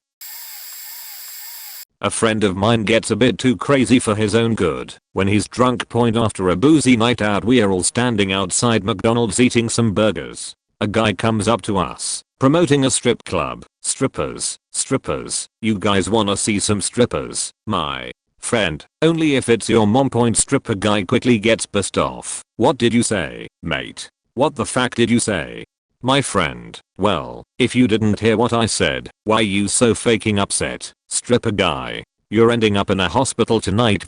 He walks off. My friend is too drunk to care, even a bit. Anyways, he and I jokingly start to argue about something. One thing leads to another, and he pushes the burger I'm eating into my face. Sounds retarded, I know, because it is. No one was angry though. That's how we mess with each other when we are drunk. The stripper guy comes back as we're standing there laughing. Why did you push a burger up your friend's face? My friend, I want your mom in my face. Stripper guy is boiling at this point. I try to apologize on my friend's behalf, but it's like I'm invisible. He starts going around to his friends. Other stripper promoters spread out on the square. He seems to be gathering his troops for a fight, and suddenly I see a knife. That's our cue. Jump in a cab. Leave. When we were about 14, my friend and I, we are both girls, were out riding our bikes on a summer day and stopped at a park to hang out. We were sitting on a bench in the shade. That's about a 5-minute walk from the park's parking lot. There was no one else in the park, and then an older model sports car, like a Z28 or something similar, pulled in and the driver, a guy maybe in his 30s, got out and walked straight over to us. He started asking what we were doing, if we lived nearby, and how old we were. I don't trust anyone and never have, but my friend was naively answering his questions. I was really uncomfortable and trying to find a way to get us out of the situation, but couldn't think of a way to safely leave while he was there without him being able to follow us on our bikes. This was before everyone had cell phones, so I couldn't call anyone for help either. He asked us if we wanted him to buy us beer or cigarettes. My friend said no, but I told him that I did, knowing that there was a convenience store a few minute drive down the road, thinking it would buy us some time to GTFO. He said that he would buy them and bring the stuff to us if we promised that we'd still be there when he got back. I promised that we wouldn't leave, but as soon as his car disappeared from view, told my friend that we needed to leave before he came back. She didn't see it the way that I did, but I was adamant that there was something creepy about him and how he'd approached us, so she agreed, and we ran to our bikes and we booked it. I got home and called my mom, who called the police. We were not the only report of that guy attempting to talk to underage girls in my town's parks that day, and I've always thought that it could gone really badly us if we hadn't gotten out of there. Edit. Spelling. Mine's not uncommon. In underground mining. One place I worked at, the ground conditions were very poor. High ground stress to start with, ore body bisected by numerous active faults. Top half of the place mined by cascade stopping, no backfill, and the extraction sequence in the active area left these long pendant remnants out surrounded by open void above, below and before, which focused the local stress field onto those remaining pendants. So I'm in a drive in one of those remnant pendants, boring production up holes, about 6 meters back from the brow. When the rig is drilling, the noise pretty much drowns all else out, but in here, where I am, the ground boots so hard that you can both hear and feel it over the rig. I'm mid-hole, staring at the collar returns, and easing the feed up and down, pretty broken ground, so you gotta feel your way through it. There's a particularly crisp boot, and several plates spit off some splitties in front of me, which is not a good sign. I nulled feed and percussion, pulled the string back 2 rods and shut down the power pack. Instant silence. Took out my earplugs, can hear the usual mine activity around me, other drills, a deeper grunting note that is at ETH rig, scratchy noises from boggers, and then over the top of that, a low groaning noise that rises a note and then stops. I'd never heard anything like it before. Every hair stood up, a chill down the spine and a tingling feeling of back quote get the fuck out to here point. I hopped down and started walking back to the crosscut. Got 10 or so meters behind the rig. There's another one of these groans. I turn around and there is the most tremendous bang, like someone fired a hole, instantly blinded by dust, knocked on my eyes by wind blast and hit all over by rocks. Crawled out of there, back to the crosscut, and onto the decline into fresh air. It was felt all over the mine. They pulled everyone out, and I got trucked off to town to get a bunch of cuts stitched up. Point back at work the next day, foreman pulls me to one side. "Hey cunt, how are ya?" Says I rolled a 12 yesterday. I said nah yeah no worries. He says no, I mean you dodged the big one mate. We look at some printed out photos. All you can see is air and water hoses and a trailing cable running into a solid mass of broken ground that fills the drive. Then I get it. The rig guy was on his somewhere underneath all that sheet. If I hadn't walked back when I did, I'd have been a minor headline and source of speculation for however many days it took to dig out a dead body. It was late at night, and I was driving along unlit country roads commuting from my university. I've done this drive a million times. The roads are all extremely curvy and single lane, so there is no room to pass for over an hour. Therefore, it's not uncommon at all for cars to be riding each other's bumpers. Totally normal, I'm used to it. My car is very girly on the outside. There are decals on it, and if you shine your lights into my untinted windows on a dark night, you can see one female solo driver. It was a late weekday evening after my night class and the sun had gone down long ago. There is nobody on the road but me. I'm relaxed, listening to music, and watching the stars shine above my head in the countryside. Suddenly, this unmarked car pulls up behind me. I think nothing of it. They follow me extremely closely for 45 minutes, and I'm cussing at them under my breath thinking they should just pass me if they really want to speed so bad. I didn't think anything of it until the road finally separated into a two-lane road, and they still refused to pass me. I changed lanes so that they could drive ahead, and they automatically changed lanes too to stay behind me. I changed lanes again, thinking these guys must be idiots. They follow me. At this point I'm testing them to see how far they will take this, so I'm dangerously weaving between lanes. They follow my moves exactly. Now I'm panicked. I stick to the lane closer to the median of the road in case they try to run me off into a ditch and abduct me. Then I dial the non-emergency police saying that I have reason to believe that I'm being followed and would like someone to drive out to me. I start to get upset and start taking detours from my normal route to try and throw them off my path. We end up in this little town I didn't even know existed, where the speed limit reduced to 25 miles per hour. This car was still following me and had no intentions of slowing down. I'm flying through this small town because I'm scared the car will rear-end me and force me to exit my car. The lady on the helpline told me that the police were just called to a car crash, so they have no one to help me. Small TOWN equals SMALL police force. I'm about to completely lose my shit when I see a firehouse up ahead. I have no clue if the fireman could help me, but I pull in anyway and the car slows down as I turn in and then speeds away into the night. It added an extra hour to my drive and I cried the whole way home. This comment will probably be so buried that nobody will see it, but what the hell point my wife, now my ex. This was a while back and I were visiting a park in the mountains with our 2 young children, toddler age. A herd of elk had moved into a grassy field, a harem of about 20 cows and a solitary large bull. We were sitting high up on some large boulders watching them for some time, far enough away that we wouldn't bother them. A group of other people happened by and decided to join us on the rocks. The people kept slowly moving lower on the rocks to get a little closer to the elk. I started noticing that the bull was now keeping a wary eye in our direction.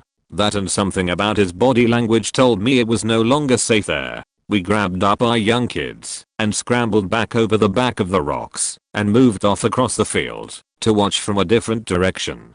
Shortly after we left, the bull elk suddenly charged the spectators on the rocks where we were. They barely got over the rocks without being gored. With the little kids we wouldn't have been able to move as quickly as they did, and it could have been pretty bad. A man was killed gored by that same exact bull elk later that season.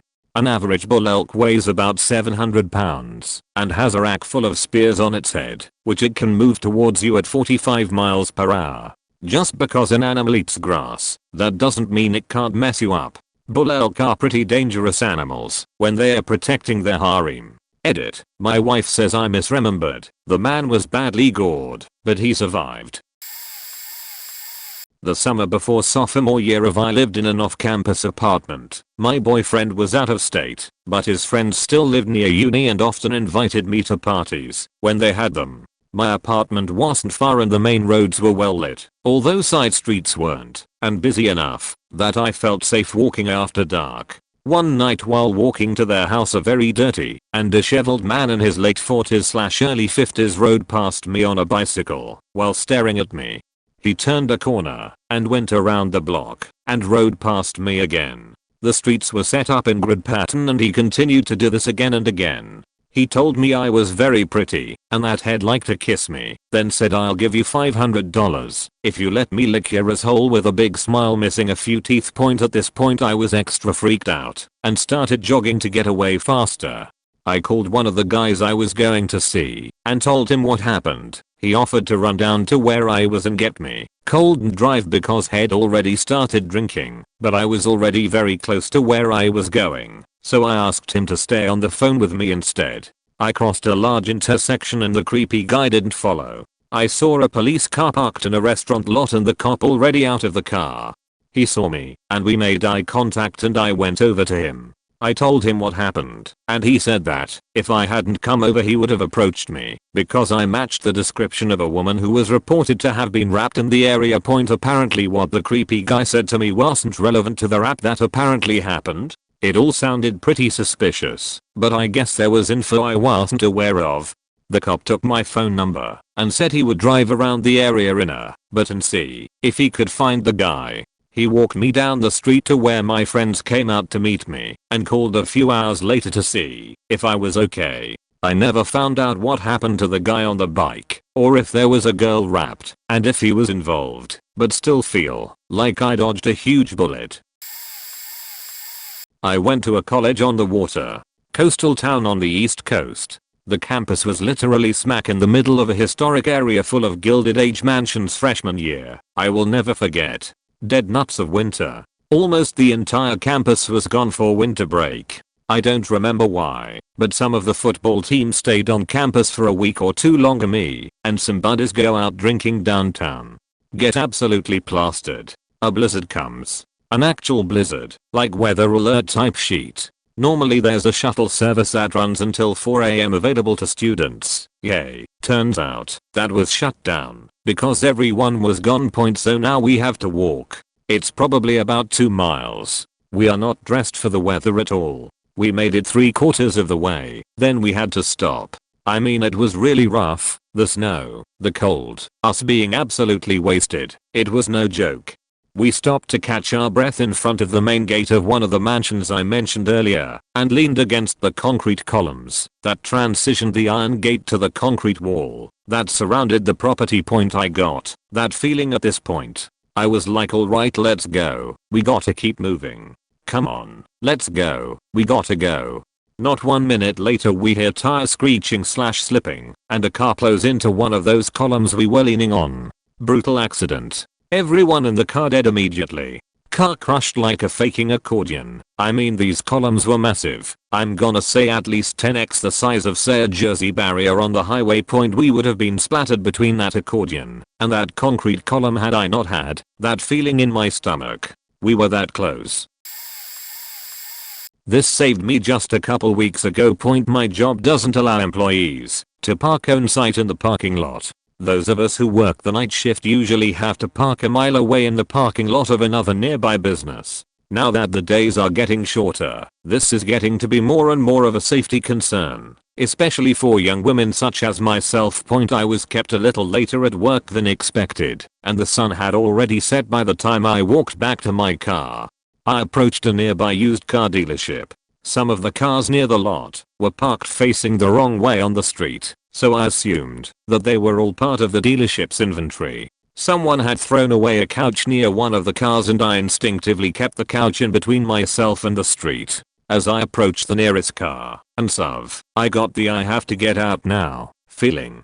The headlights turned on, the engine revved, and next thing I know, the driver was trying to get himself over the discarded couch to pull me into his car. I couldn't see his face because he wore a mask. I ran into the closest shop where one of the managers from my job happened to be spending his break. He escorted me to my car as I told him what happened. He told me that, while he doesn't think upper management will let me park in the lot, I should start moving my car there before dark anyway. He said that the area is getting worse and worse for kidnappings and sex trafficking, so he doesn't want me walking anywhere alone anymore, especially not at night. I now move my car into the lot as soon as upper management leaves for the day and I carry a knife with me. A few years ago I was on a solo road trip in the Pacific Northwest. I pulled into a campsite as it was getting dark and passed by a group of sketchy looking men camping who watched me pretty intently as I drove by. I was a 25-year-old woman, clearly alone, so I chose a spot far away from them, which happened to be kind of isolated and nestled up against a pretty densely wooded canyon. All evening I felt so uncomfortable, like I was being watched, but I thought I was feeling weird about those men, and felt pretty confident I'd noticed them walking up to my campsite, so I kept pushing my feelings of fear down. In my experience as an outdoorsy solo woman, human men are usually the scariest thing you can encounter out there. It was pitch black, and I had been outside at the picnic table chilling, cooking, and eating dinner, messing around on my phone for about an hour and a half or so.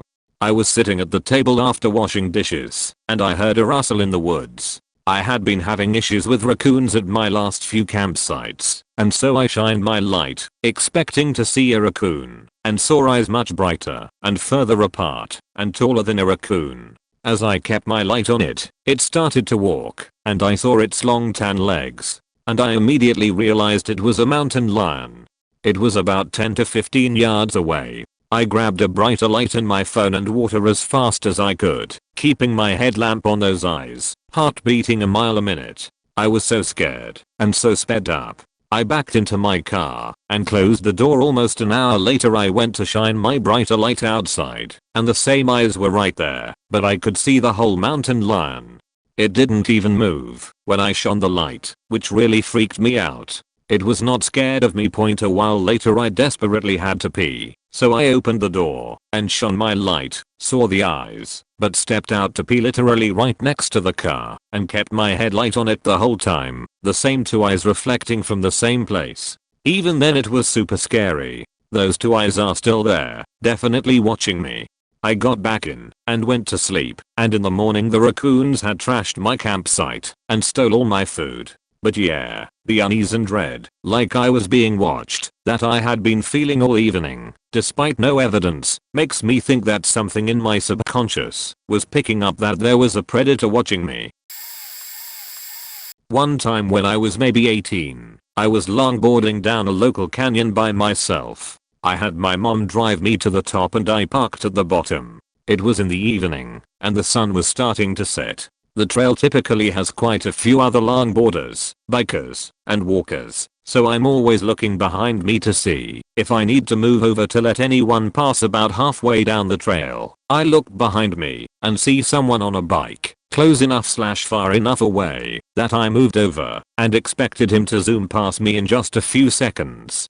However, when he didn't pass me, I looked behind me again only to see that he was at the same exact distance he was when I first saw him. Instantly, I got that gut feeling. So I slowed down tremendously so he could pass. Only he didn't. He slowed down as well to stay at that same distance behind me. Then I sped the fuck up, cruised as fast as I could, only for him to also speed up and stay the same distance.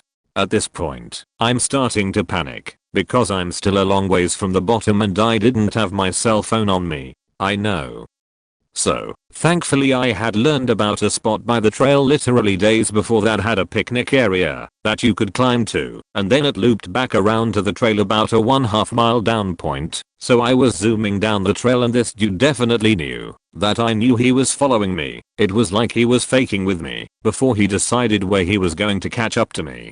So I see the picnic area and swerved so hard and fast and then just sprinted up this hill and hid behind an awning pillar. I peeked around it to see if the guy would just bike past, but nope. Once he realized I wasn't in front of him anymore, he slammed on his brakes and immediately started looking around. Some other people came longboarding down the trail and this motherfucker flips his bike upside down and starts inspecting the chain.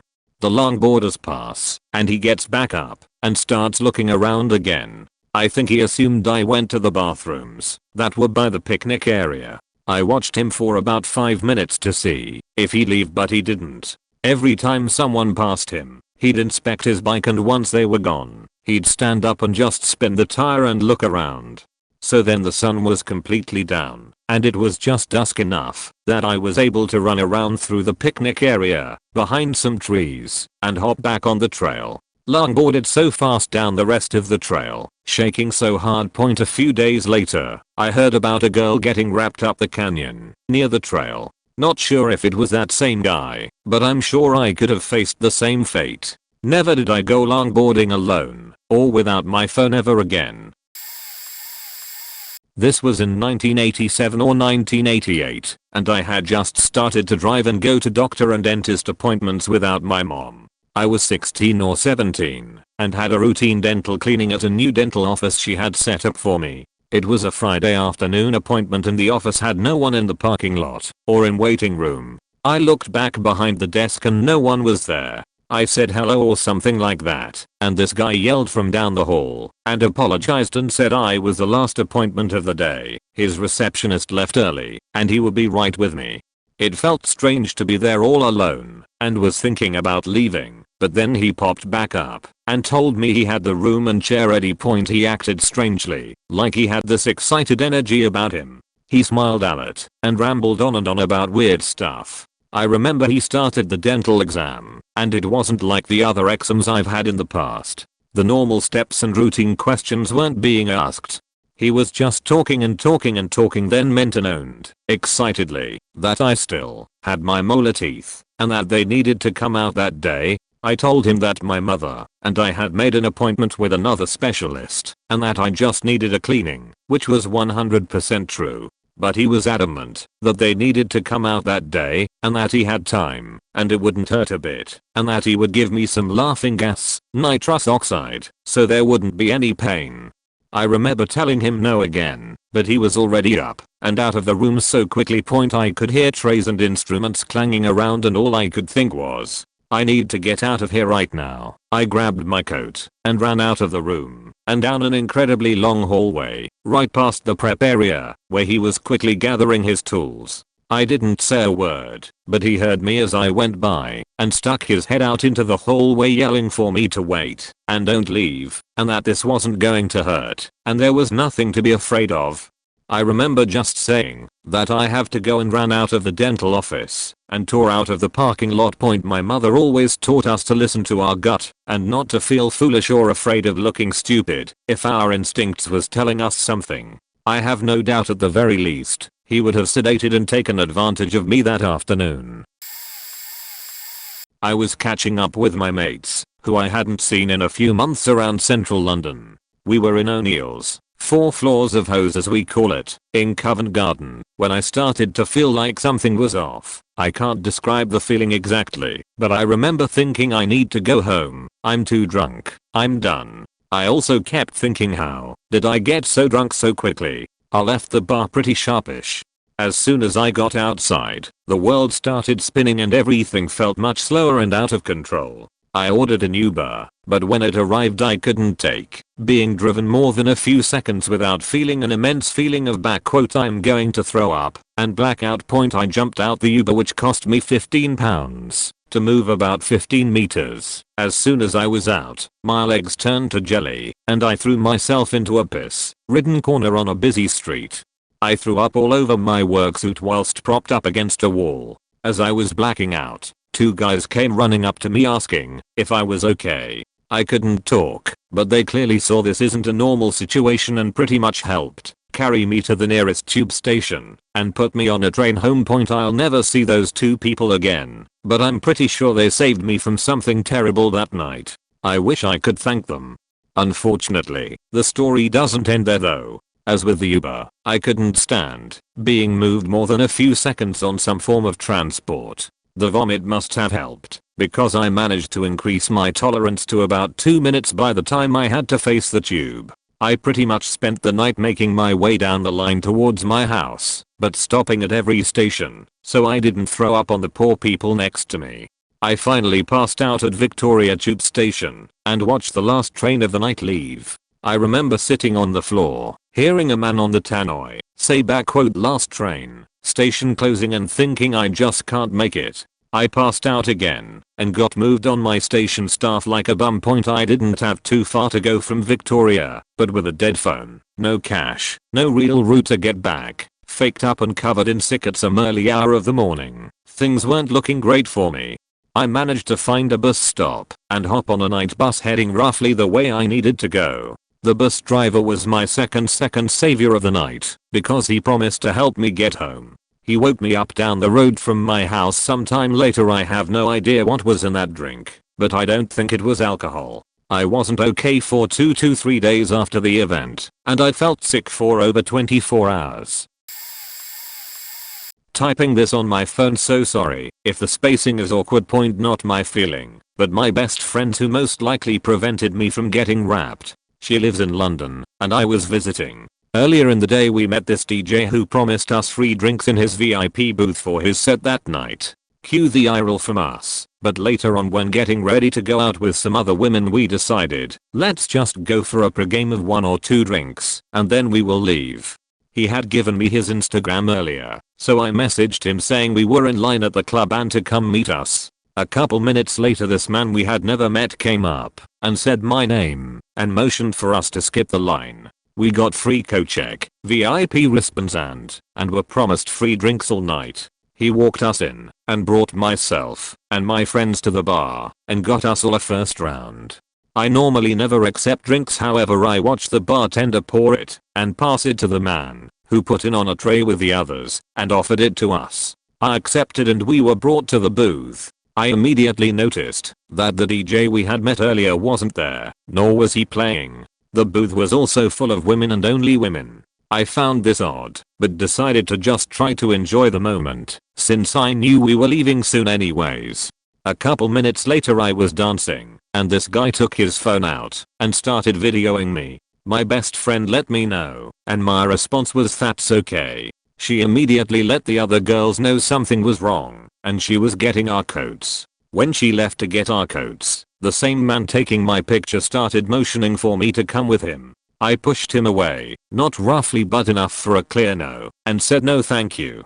One of the girls came up and asked if I was okay, to which I responded I'm not sure, I feel kind of weird. I was violently ill for the rest of the night, and I do not remember any of this. My friends all say that I was acting completely normal, not even intoxicated, but my best friend knew something was wrong immediately. It made me extremely grateful to have someone with great instincts and who knows me well enough to tell if something is off. In 2018, I was working at a university in the Midwest as an academic advisor. One day, our administrative associate sent me a message over our internal IM about a student that was making her uncomfortable, and if I could help by taking him back to my office. I asked who it was, and when she sent the name, I knew the student. That said, he had never presented odd behaviors, at least around me, in the past. When I came out to our waiting room, I greeted him, and his response was "What are you?" I didn't answer, and just pretended I didn't hear him clearly, and started walking back to my office. He repeated, "What are you?" and I didn't know what to say. Eventually, all that came out. What was I don't know how to answer that. People don't usually ask me that. He blurted out "I'm a Christian," loudly. There wasn't anyone else there at this point in the morning, so it didn't stir anyone else. He sat down across from me and started on a non-stop religious rant, again loudly. A lot of it was nonsensical, and then suddenly he threw out, "They think I'm gonna shoot this place up. They are gonna make me shoot this place up." At this point, the hair on my neck stood up. I've heard a lot of crazy things in my office, but this is the only time I've been afraid. I'm also behind my desk, and he's between me and the door. My office is not arranged well to make escapes.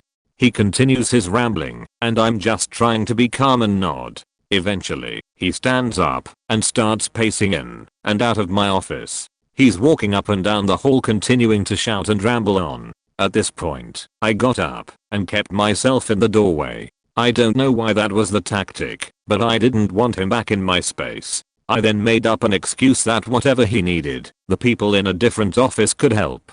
Somehow that worked, and he starts walking away. As he walks away, I'm telling my supervisor to radio our on-campus police department that there is a potentially dangerous person walking toward a particular place on campus. A plainclothes officer is in the office and the other staff are notified before he arrives. It ends with him being led off campus, and he is barred from coming back. I give my statement and that was it.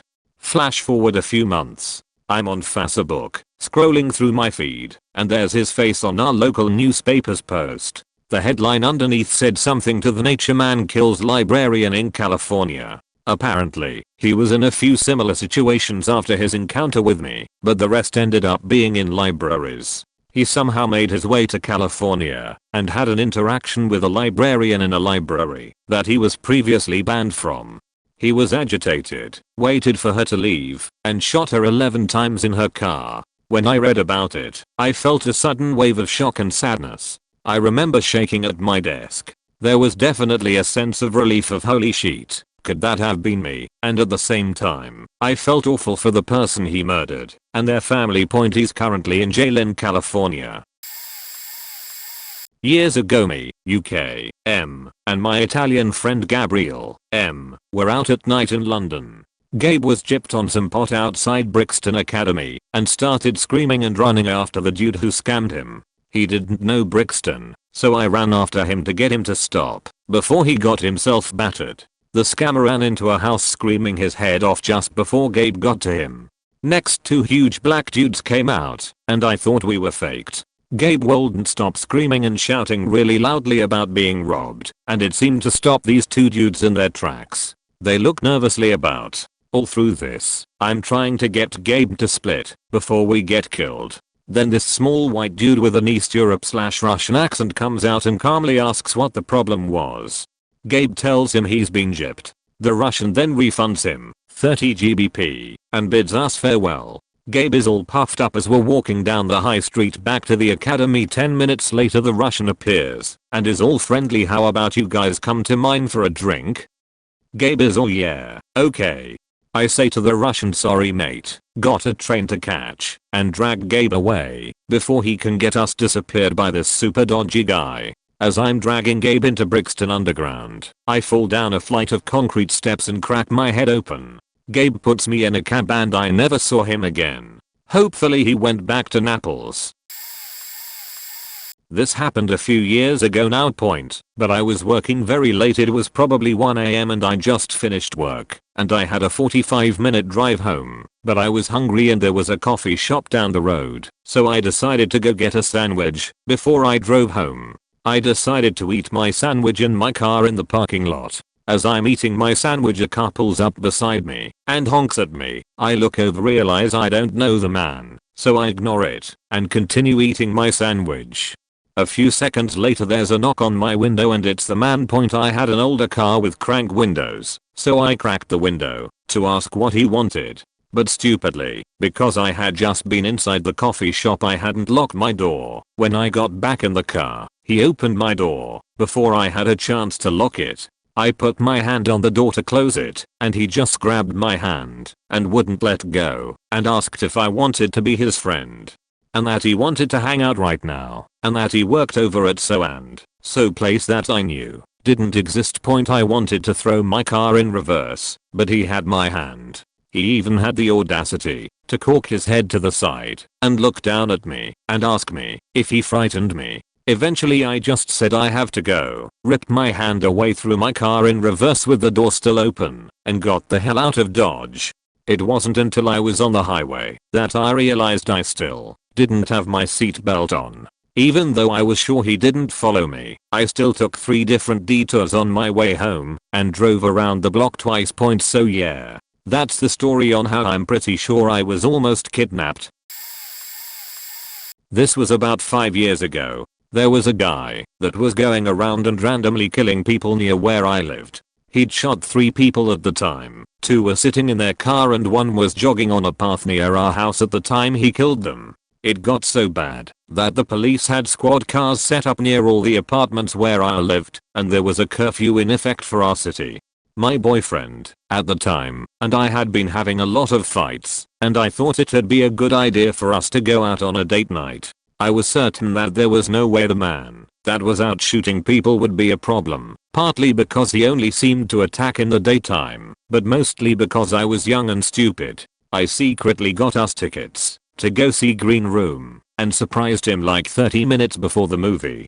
He didn't really want to see the movie, but agreed to go since I'd already bought the tickets. When we get to the movies, it looked practically abandoned, most likely due to the curfew. We get our drinks and popcorn and get into the theater. Not a single other person was in the theater, which we both loved. About 45 minutes into the movie, a guy walks in who literally looked like a textbook serial killer from the 1970s. He had a flannel tucked into his jeans, a pretty bushy mustache, big frame glasses, and a kinda weird haircut. He honestly looked like someone who was about to be cast as a serial killer in an upcoming movie. He also happened to come into the theater at a particularly violent point in the movie, where there were lots of loud noises and screaming going on. The entire theater, a massive theater, was empty and this man literally chooses to sit 1 seat to the right of me. He didn't look at us, he stared straight ahead, and he sat really upright and still, like he wasn't trying to get comfortable in the seat. I immediately felt a pit in my stomach, like I've never in my life felt. Why the hell would this guy sit immediately next to us in a huge open theater? This was before assigned seating. Why did he even show up to the movie if it was 45 minutes into it? Why was he sitting the way he was sitting? There were so many alarms going off for me that I knew we had to get out. I looked at my boyfriend and I could tell we were on the same page. I could feel myself almost freezing because I was so certain that if I moved, this guy was going to do something. I told my boyfriend I was going to go to the bathroom and whispered that he should follow me. When I stood up to go, the hair on the back of my neck stood up and fear literally flooded my entire body.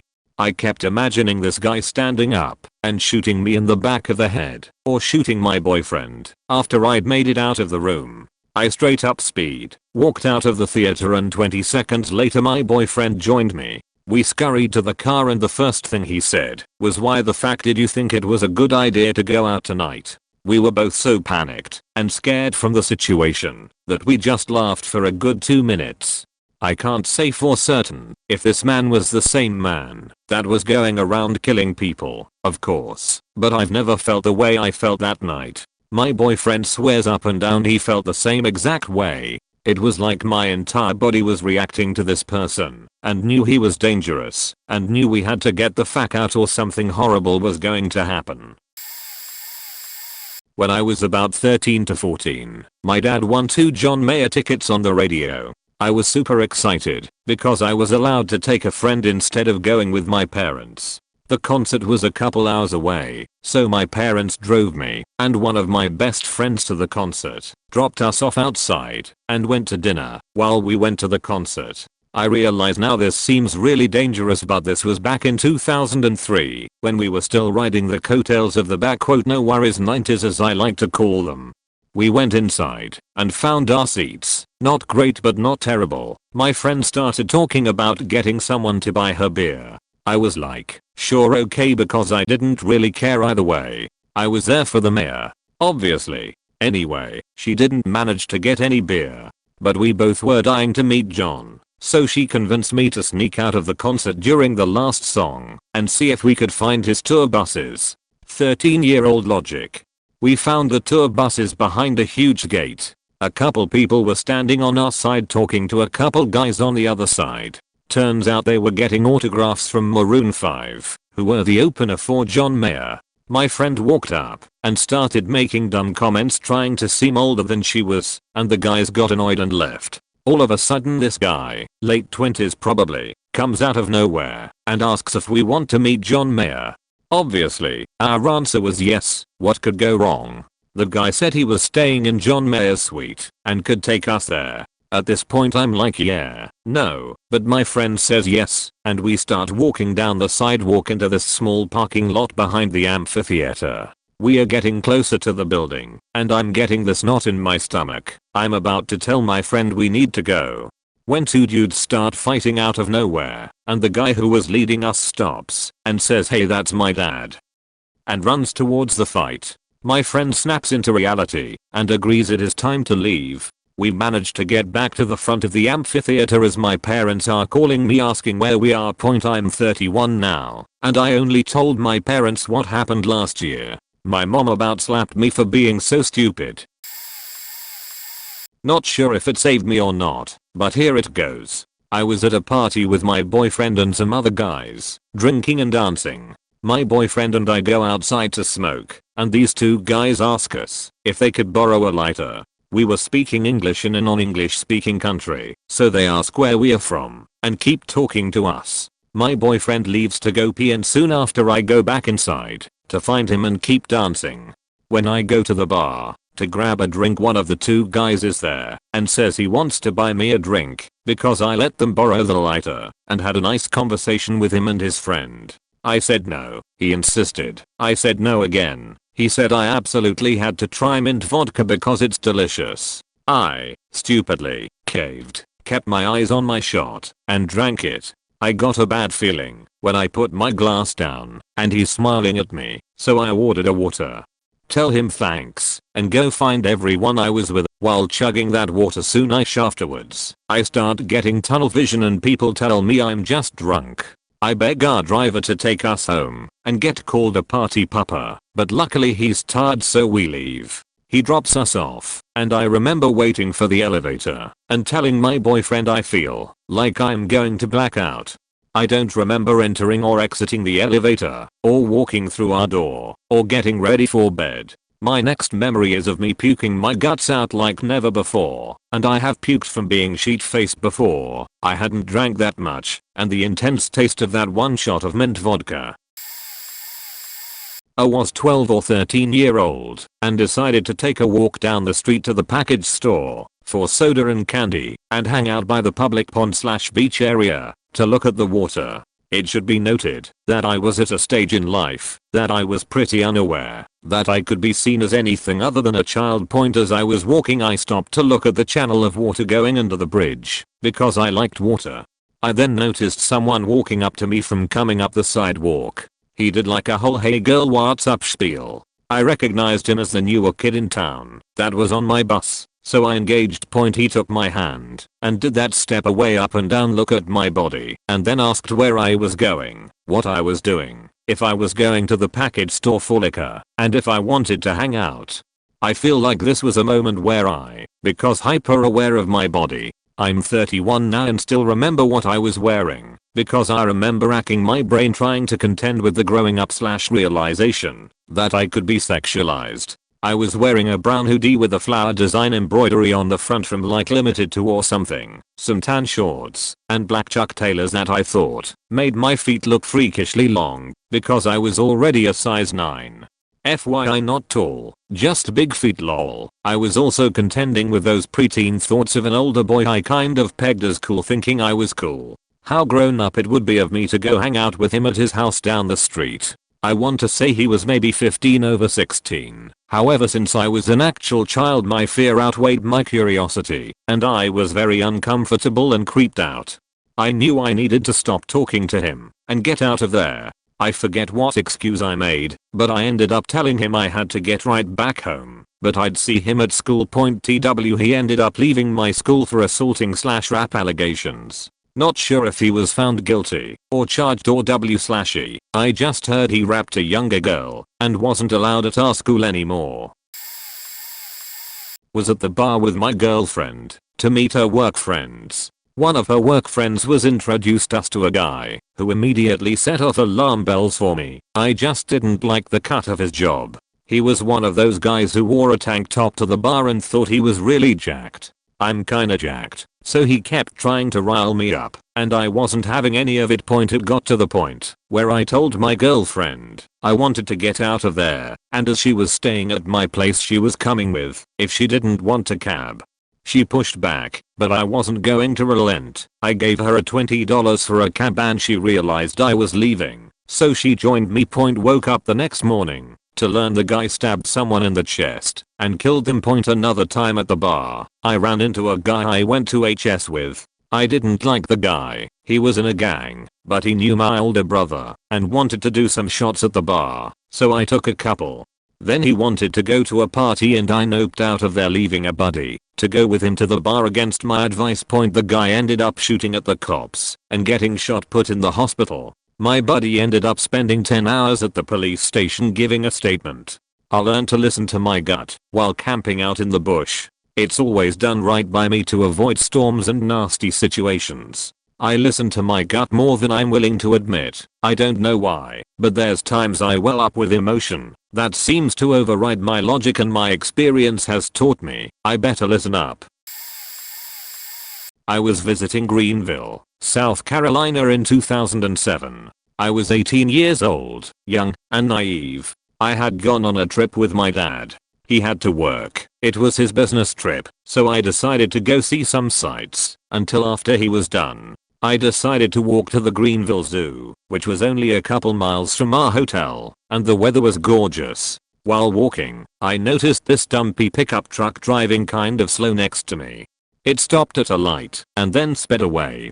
Typical creep, I thought, probably just leering at me. Then, maybe 10 minutes later on another road, I saw the truck drive by again, but normally. This rose my hackles slightly, but it was broad daylight. Still though, I was alone and there weren't any other people within earshot. Finally, I saw the zoo in the distance, but I had to cross a series of streets to get to it. At one point, I cut across a small parking lot. As I did, I heard a man's voice say, "Hey, can I ask you a question?" I turned toward the voice because it sounded really friendly, and like I said, I was young, and I generally listened when adults talked to me. The man said something else, but it was kind of quiet. Instinctually, I started to walk closer to him so I could hear. All of a sudden something in my head clicked, and I realized the man was in the truck that I had seen several times, and suddenly I knew that he was trying to get me to come closer to him so he could either touch me or pull me into the truck. I knew in my heart of hearts that he was trying to either assault, rap, or abduct me. I ran away as fast as I could to any people I could see. It happened to be a Spanish-speaking family with a mom, dad, and 2 kids. I spoke to them in high school Spanish. I just remember saying "ayúdame" over and over. I wasn't fluent enough to explain, but they let me walk with them into the zoo. All the while, the truck was still parked in the lot. I got to the zoo and asked the first staff member I saw for help calling the police. The whole time, I could see the truck. As I waited for the police to show up, he sped off. The officer drove me home, since they didn't think it would be safe to walk home alone after the incident, because they didn't catch him. I really believe the only reason I'm here living my life right now, and not a corpse or victim of sex trafficking, was because my instincts took over. It was so close, I almost fell for the trick. Many people would have. And honestly, if I had noticed the truck driving around before, I probably wouldn't have been suspicious to begin with, and it would have worked. He would have gotten me. One of my twins has silent aspiration, swallow liquid into your lungs, a heart condition and lung issues which wasn't found out until later. I had a bad feeling, which I guess is mother's instinct. I repeatedly took him to the doctors and to Ed for not eating and raspy breathing, but as he had been hospitalized for what they thought was bronchitis and he was premature, they dismissed all of my concerns.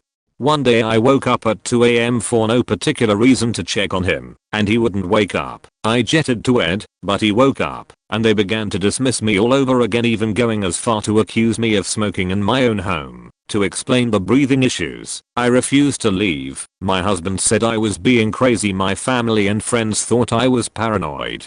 but I refused to leave the hospital until they found out what was wrong. They wrote that he was just a fussy baby literally. Then the doctor who treated my son for bronchitis came on duty and immediately recognized something was seriously wrong as he should have been well over his bronchitis by this point. My son was experiencing heart failure, his lungs full of liquid and his heart couldn't cope. After 4 operations he pulled through fine, and we have had months of physiotherapist, speech therapy, dietitians, and pediatricians to help us. But my instinct saved my child's life. If I'd left that hospital he wouldn't be here today, he would have drowned in his sleep. Scary. Listen to your mother's instinct, ladies. Me and the other kids on my street used to play night tag, which was basically just man, and there was pretty much no rules in terms of hiding places, since everyone who lived on the street knew each other and were family friends to some degree, and if they didn't want us on their property they would say so. When they heard us getting ready, me and my buddy Zach were hiding in my own backyard when our buddy Dan, who was it that round, came back there looking for us. We were both able to escape, but Zach hopped the fence directly behind my house to the street behind us. We had close calls with the old man who lived there before, but never anything substantial. Guy was creepy, lived alone, and we would often catch him just staring out his back window at my house. Zach accidentally triggered this guy's driveway light, and thus this guy came out with a baseball bat thinking it was a burglar. Zach managed to jump into another neighbor's backyard and escaped him. About 10 minutes later he came back to our street after a series of fence hopping. It was at this point I had this sinking guttural feeling I needed to leave now, so I did. I'm told by my friends that after I had left, the crazy guy got into his truck and slowly patrolled the street for us for a solid hour, just driving back and forth before eventually calling the cops. We got let off with a warning since, thankfully, the guy who lived next door whose fence hopped to get away from the crazy old guy was some cool young guy who apparently saw most of the whole thing from his balcony and knew this was just a game that went wrong. I got off scot-free because I had left early, whereas everyone else ended up getting grounded for varying periods of time. This was like 10 plus years ago, and the cops in my area were relatively good guys. I drove past a house that was being demolished that had several barn type buildings on the property. There was a sign that said barnwood for sale, and I decided to pull in and inquire as I do a lot of wood art. I pulled up and immediately felt a weird feeling, but stupidly ignored it. I got out and walked around, yelling for anyone who was around. A man came out of the house and was in the process of putting clothes on. I knew immediately that I should leave, but I just couldn't get past the ingrained feeling of needing to be polite. So I told him that I was there about the barnwood for sale, and he took me over to a big pile of wood, and we started talking about pieces. He asked what I was going to do with them, and what other art I did. Another man stepped out from somewhere behind me, and I got incredibly bad vibes from him. He kept commenting on my tattoos and even touched the one on my shoulder. He also wanted to know about my art, but wanted to see my Instagram and see pictures. My skin was crawling. The second man told me that there was more wood in another building and pointed to a barn a few hundred feet away, and I knew that I needed to leave right now. At that moment I became increasingly aware of my surroundings and noticed the broken bottles and used needles all over the ground. I was so scared that if I tried to drive off, that my tires would be punctured and I would have to run. I told them that I left my wallet in the car and I would be right back with the money for the wood. I got in my car and drove away as fast as I could. I was so scared and so embarrassed that I let myself be in that situation for so long that I didn't tell anyone for about a week. But I drove by the next day and the sign for the wood for sale was gone. I don't know if it saved me, because I will never know the truth. But I was sitting on my school bus at the end of the school day, about 14 years old, like any normal day, waiting for it to pull out of the bus queue and rumble down the road to take me and the rest of the kids home. Suddenly I get this intense, overwhelming, horrific feeling that washes over me. My skin is crawling, my hair is on end, and I feel deeply agitated, as if I'm being screamed at. Something is telling me, get off this bus, get off this bus, jet off this bus, jet off this bus, get off this bus now. I look around me. It's a normal day. Other teenagers are getting on the bus to go home, doing normal teenager stuff. Someone plops down in the seat beside me. The bus driver closes the doors and starts to roll forward. Now the screaming in my head is a deafening roar, and it feels like I'm in immediate intense danger. I grab my sheet, jump up out of my seat, push past the kid next to me, and run to the front of the bus and down the stairwell. The bus driver gives me a dirty look, but stops and lets me out. I think I muttered something about how I am so sorry I forgot something. I run out of the bus like someone is chasing me. As soon as I'm off the bus and back in the portico, all is well. The creepy screaming sensation subsides. I'm just left shaken. I've never felt anything like that before or since. It was unmistakable, violent, intense and disturbing. I will never know what it was all about, since I followed its instructions and got off the faking bus, but I did have about a 10-minute walk home from the bus stop to my house at that time. Upon arriving home I was a latchkey kid and my mom was still at work, so I would have walked up to my back door in a wooded area alone with no surrounding visibility. My mom also had a bad practice of leaving the back door unlocked, which bothered me deeply. I did get her to stop doing that. I'll never know if some opportunist was in my house that day and I avoided crossing their path because my mom picked me up from school when she left work. I sat at school for 2 or 3 hours because mom was not impressed. I simply told her I had missed the bus. I'll never know if I would have crossed paths with someone on the walk home or a nefarious driver on the walk home. I still think about it to this day, and I'm just thankful I did what it told me to do. It's not the only such feeling or premonition I've ever had, but most of them are pretty minor and personal, even somewhat ambiguous. This one was not minor in any way whatsoever, and it was absolutely hair-raising and unambiguous. I rode the bus just fine before that and after that. It was only this one specific day. Was at a club with a girlfriend. She met some guy that she liked and took off with him. She was crazy like that, and she was a solid 6 feet 240 pounds former basketball player, so no biggie. Some guy bought me a couple of drinks and all of a sudden I can barely walk. I go to the ladies' room and can hardly get out of the stall. It takes me forever to use the restroom, wash my hands, and hobble over to the door of the bathroom. I know what I can drink, and those couple of drinks shouldn't have been enough to get me wasted. Guy is waiting for me right outside the door, like looking in. I'm wasted. I know I was wasted, but I couldn't get a hold of my friend, even though I called her millions of times and I knew this guy was up to no good.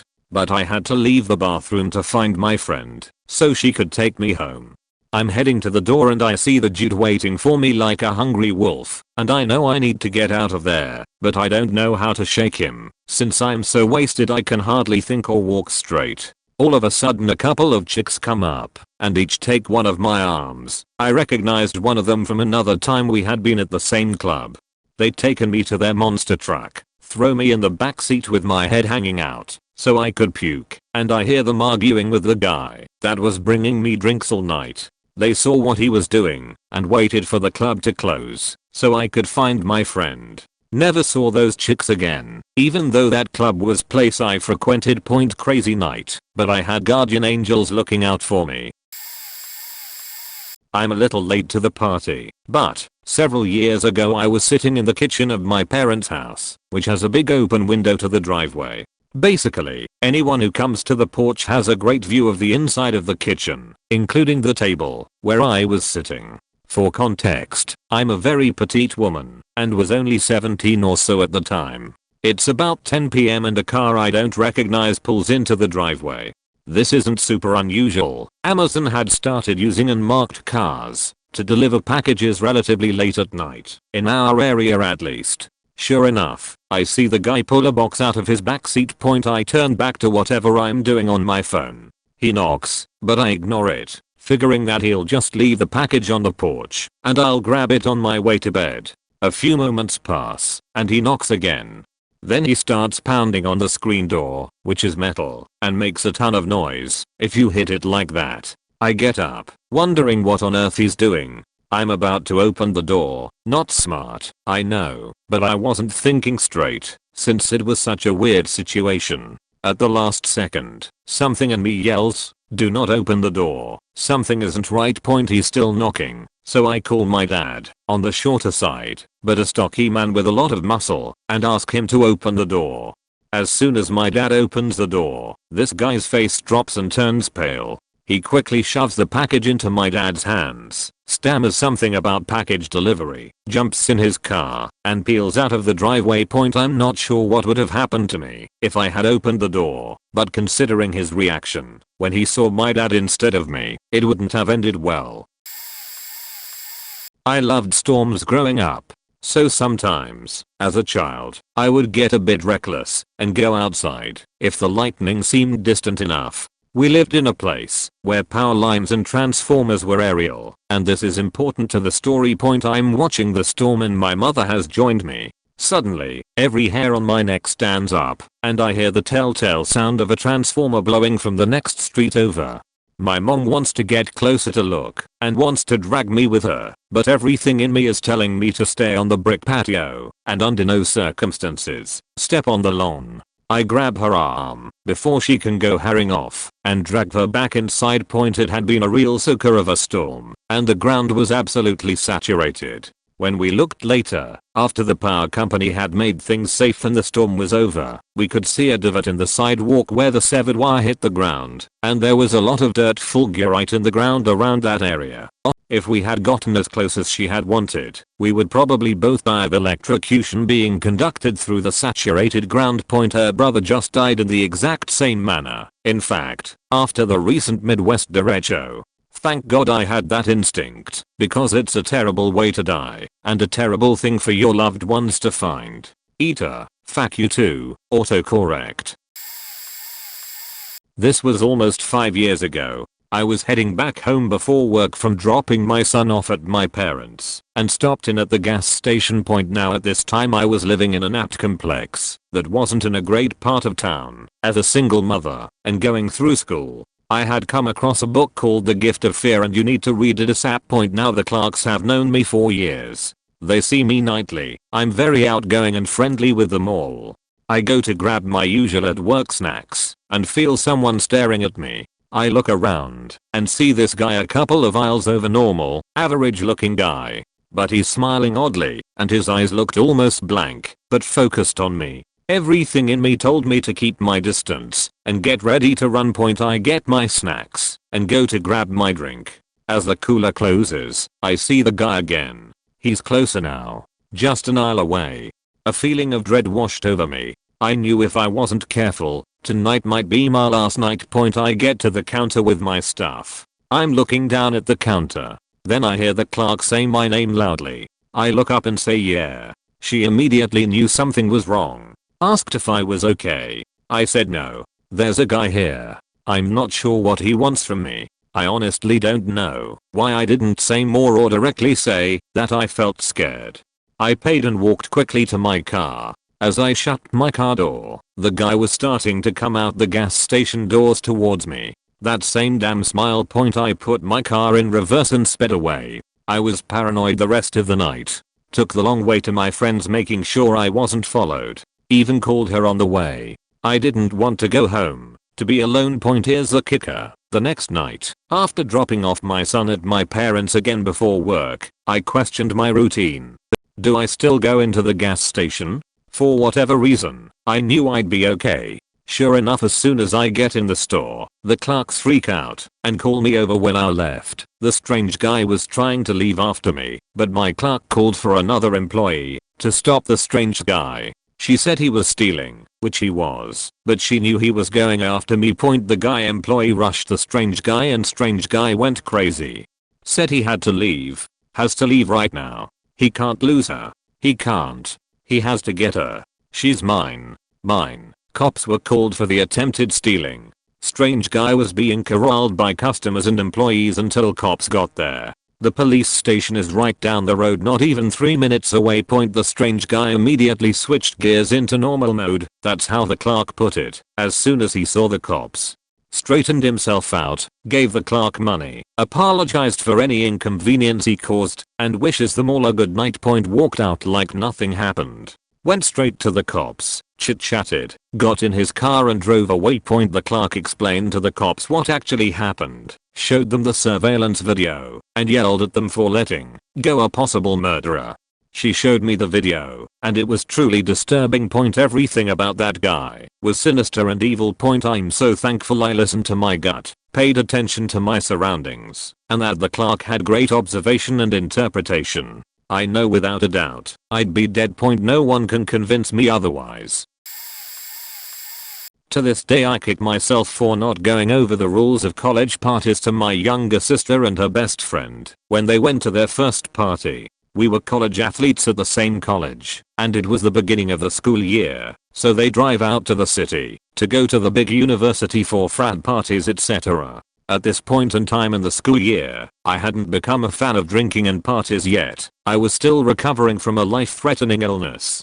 I'm asleep in bed at like 1:32, 2 o'clock in the morning when I start receiving phone calls from numbers I don't know before I get quite possibly one of the scariest voicemails of my life. It's from some guy my sister knows from high school. He went to a different school, so I didn't know him, stating that something had happened at the party. He said my sister drank punch from a bowl, and he thinks it was laced W something, and she's going insane and tripping out, and he needs help with her because he's scared and doesn't know what to do. I immediately shoot up out of bed and throw on the first things I can get my hands on, and I fly out the door, phone in hand, trying to call my teammate and sister's best friend. I call and can't get a hold of her. I get another call from Mystery Dude, and I answer, and I'm like, what the fuck is happening? What's going on? And where are you guys? I'm coming to get everyone. RN. Kid has no clue because he's new to campus and says they are chasing my sister around the parking garage. I get a call from teammate and I tell this guy I'll call him back. I answer and she's crying, saying she's freaking out and can't get my sister to calm down. I tell her I'm on my way and will be there in 30 minutes. Fast forward to getting to that campus. I can't find them, can't get a hold of anyone, and so after wandering campus for 45 minutes, I go to the strip where all the fast food joints are because it's closing time and everyone is getting last minute food before sauntering home to sleep off their drunken states. I finally get a hold of teammate. She says they're in the car and at the McDonald's. I pull into the McDonald's and roll my window down next to them in line, and my sister loses her mind and is like, what the fuck, you said you wouldn't call her, etc. I had to lie and tell her I had been out on a date. I was in pajamas and a ball cap. I most definition wasn't. Was able to get her and everybody else home where they needed to be, and we never spoke about it again. I always think about how irresponsible I was to just assume they'd know the rules for going to parties, even though I myself had been taught those rules 2 years earlier by the upperclassman on my team. TLDR. My sister got drugged at a party, and one of my teammates and another random dude spent the night calling me terrified and chasing her around university campus while they were also intoxicated and all underage, all because I irresponsibly believed they knew the rules to going to parties as freshmen 2 weeks into college. I was hanging out on the beach and met some cool people. One claimed he had a lot of money and the other was his friend. They seemed like good people and they brought me into bars from the back doors and seemed to know everyone along the strip. At one point we were eating food behind a restaurant where the staff had set up tables, and the table where one of the guy's flasks with a glass cap shook. His bottle fell over and cracked and he got pissed, saying I owed him $40 for a new bottle. In order to defuse the situation I said alright. 30 minutes go by and he decides to walk me to the ATM to get money. I pull out my wallet and go to put my card in and he turns around. I immediately think, this is a setup. Fuck no. How do I know he won't come over and take out more? I don't even know this guy. I look at him still turned around, then proceeded to book it out of there. I mean full on sprint straight through the street and around the corner. I was recently out of the military, so my fitness was still superb. I ran all the way through the streets twisting and turning, so I couldn't be followed, and made it back to my car and left. I got a call the next day from his friend saying he's glad I ran because he was looking for someone to fight anyway. Few. Solo 20-something female traveler arrived at the Athens airport around 1 PM and decided to cut cost and take the train to my hostel accommodation. I was meeting a girlfriend who was flying in the following day, so had one night on my own. Before she arrived, the train itself was dodgy, got bad vibes, and stood the whole trip with my backpack pressed against a wall for line of sight. Was already on high alert, which probably helped me be more aware for the next bit. Train station was about a mile from the accommodation, had full light and lots of people out and about. I got turned around coming out of the train station and walked a half mile in the wrong direction before realizing my mistake, turned around in the middle of the sidewalk and backtracked the way I had come. I noticed 3 young-ish, handsome men across the street stop and pull out their phones for a few seconds and then turn around and start heading back in the same direction as me. Like, okay, could happen to anyone, but something told me to keep my peepers peeped. When I got back to the train station, I entered through the first opening hoping to lose them in the shuffle and came out a different exit and immediately turned to the side and paused for a few moments at a street vendor stall. Sure enough, they exited but walked right past me. I took off the other way towards my accommodation, checking over my shoulder. About halfway there I recognized one of them across the street with 2 different guys. Couldn't possibly be a coincidence. I looked behind me. Sure enough, 2 of the original men were behind me about 50 feet. I turned into a highly trafficked coffee shop, got a latte and some whiffy, and asked the waitstaff the best way to get to my hostel. They called a cab for me, and I hopped directly in. All 5 guys still across the street as the cab pulled away. Probably just avoided a general mugging, but felt sinister and like it could have been something much worse. I took the train back to the airport the next day to pick up my girlfriend so she wouldn't have to make the trek solo. Felt much safer with 2 of us. Just being aware of surroundings anywhere new can be all it takes to avoid a dodgy situation. I was about 8 months pregnant and driving home alone from my cousin's house. It was around 1 o'clock in the morning on a Sunday night and the roads were pretty deserted. Sitting at a red light, and out of nowhere came a young kid kind of banging on my window of the passenger side. He startled me as I had no idea where he came from. I opened my window a crack and asked him what he wanted. He asked if I was headed to my city. I said yes. He said that he had missed the last bus back and that his aunt was going to kill him because he missed his curfew.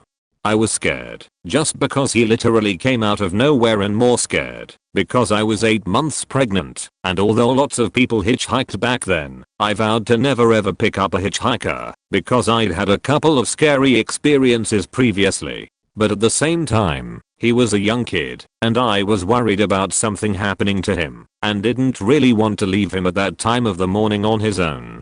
So I let him get in the car and I said to him, I hope you're not thinking of pulling anything. And I say that not because you're a guy, but because you're a stranger in my car at 1 in the morning and I'm clearly 8 months pregnant. I asked him where he was going and he gave me a rough idea, but once we got there it was turn down this street, turn down that street, turn down this street.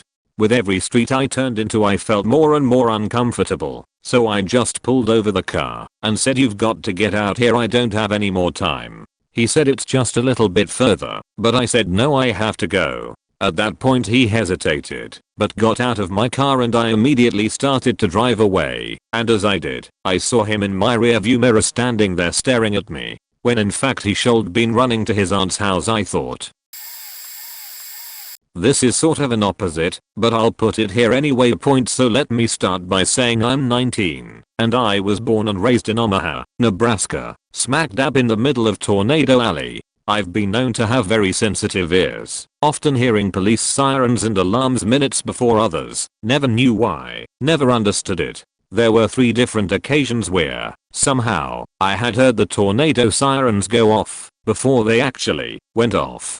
The most memorable of these 3, I wanna say I was 6 or 7. I was asleep with my grandmother. This was a 3-bedroom house with a finished basement and 1.5 bath. It was 2 stories, and I slept in one room. My older sister slept in another. My grandmother on my father's side slept in the master and my parents slept in the basement. Anyway, back to the story. On this particular night, my sister wasn't home. She was out of town on a church thing. It had already been storming a bit that night. Nothing major. The radar had no extreme prediction, so, as I said, I was sleeping with my grandmother that night. I don't exactly remember why, but at around 2 to 3 am, I bolted upright and, still half asleep, said loudly, "The tornado sirens are going off," and I quickly woke up my grandmother, who ushered me to go back to sleep, and that nothing was happening. But I insisted. I told her to turn on the TV and check. I kid you not, there was a tornadic supercell not even 20 miles from where I lived, which an hour prior had dropped 2 different twisters across some smaller towns. And I kid you not, the weatherman was talking about it, and as he pointed to the green screen, I'm guessing that's what it was, and traced the closest symbol that indicated rotation to us with his finger. He said, "You can see here, there is strong rotation right above HW 370 and South 122nd Street." As soon as the word strong rotation left his mouth, those damn sirens kicked off. Mind you, this was still when you wouldn't have a warning for 5 minutes after rotation was spotted, and that's when me and my grandma grabbed our pets, went downstairs and hid in the basement in the room that my parents made for themselves. Back in the early 90s, when stranger danger was just a topic we covered in health class, our year went on an orienteering field trip.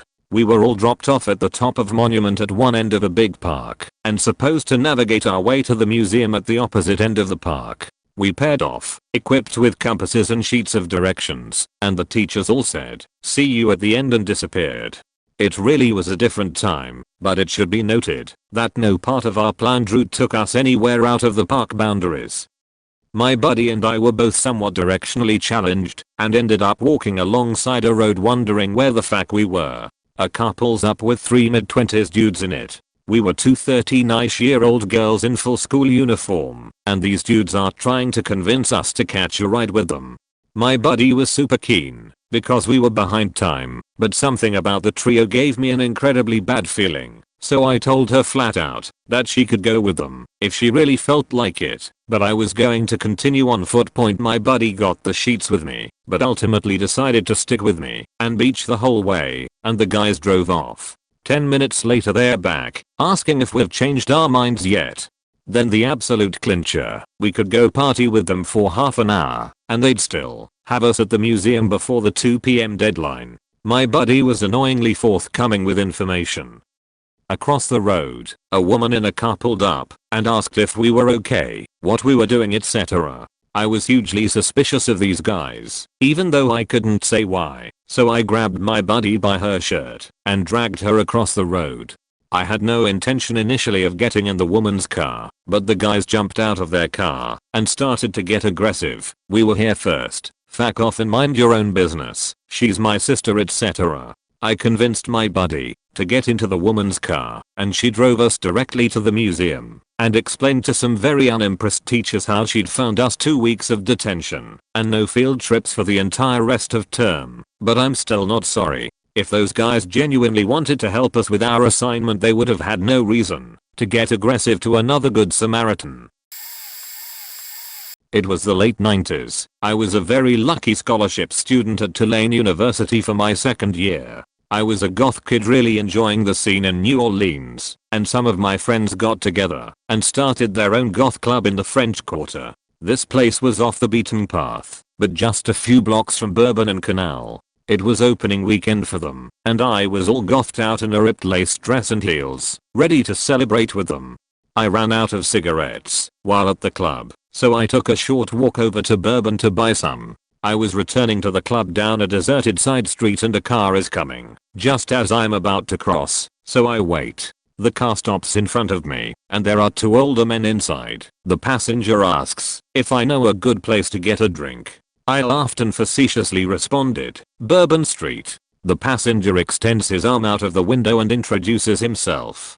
I never realized how programmed I was to this everyday type of greeting until this moment. Suddenly everything was in slow motion as I responded in a naturally friendly manner, stepping off the curb to shake his hand. I glanced at the driver as I moved to greet the passenger, and noticed him watching, both hands on the wheel, poised to take off in a hurry.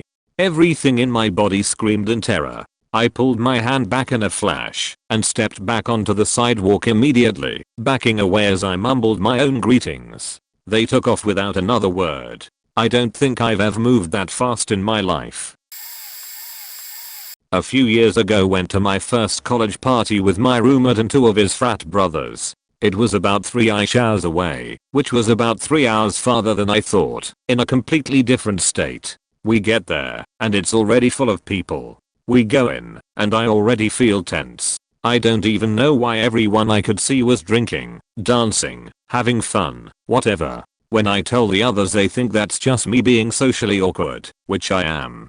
10 minutes in, and they separate. When I went to grab us drinks, and I start to get nervous, I decide to go outside and get some air, but a group of guys standing by the door stop me and start sounding really aggressive. I apologized and backed off, heading to the back door instead, only for the same thing to happen. I tried calling and texting the guys, but no one picked up. I see one of the frat guys go upstairs attached at the lips with some girl, so no help there, but I couldn't find the others.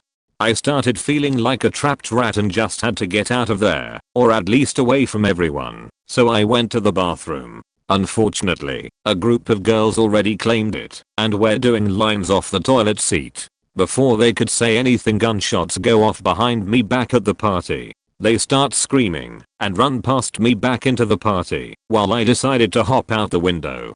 I'm running through the woods and until I stop hearing gunshots and try calling the guys. No signal. I keep walking for another 2 hours hoping for something, and I end up coming out of the woods between a Walmart and a Waffle House. I stayed at the Waffle House using the Walmart's Wi-Fi and was finally able to call and talk to someone. Apparently one of the frat guys got shot in the arm, grazed him, when they tried to run off.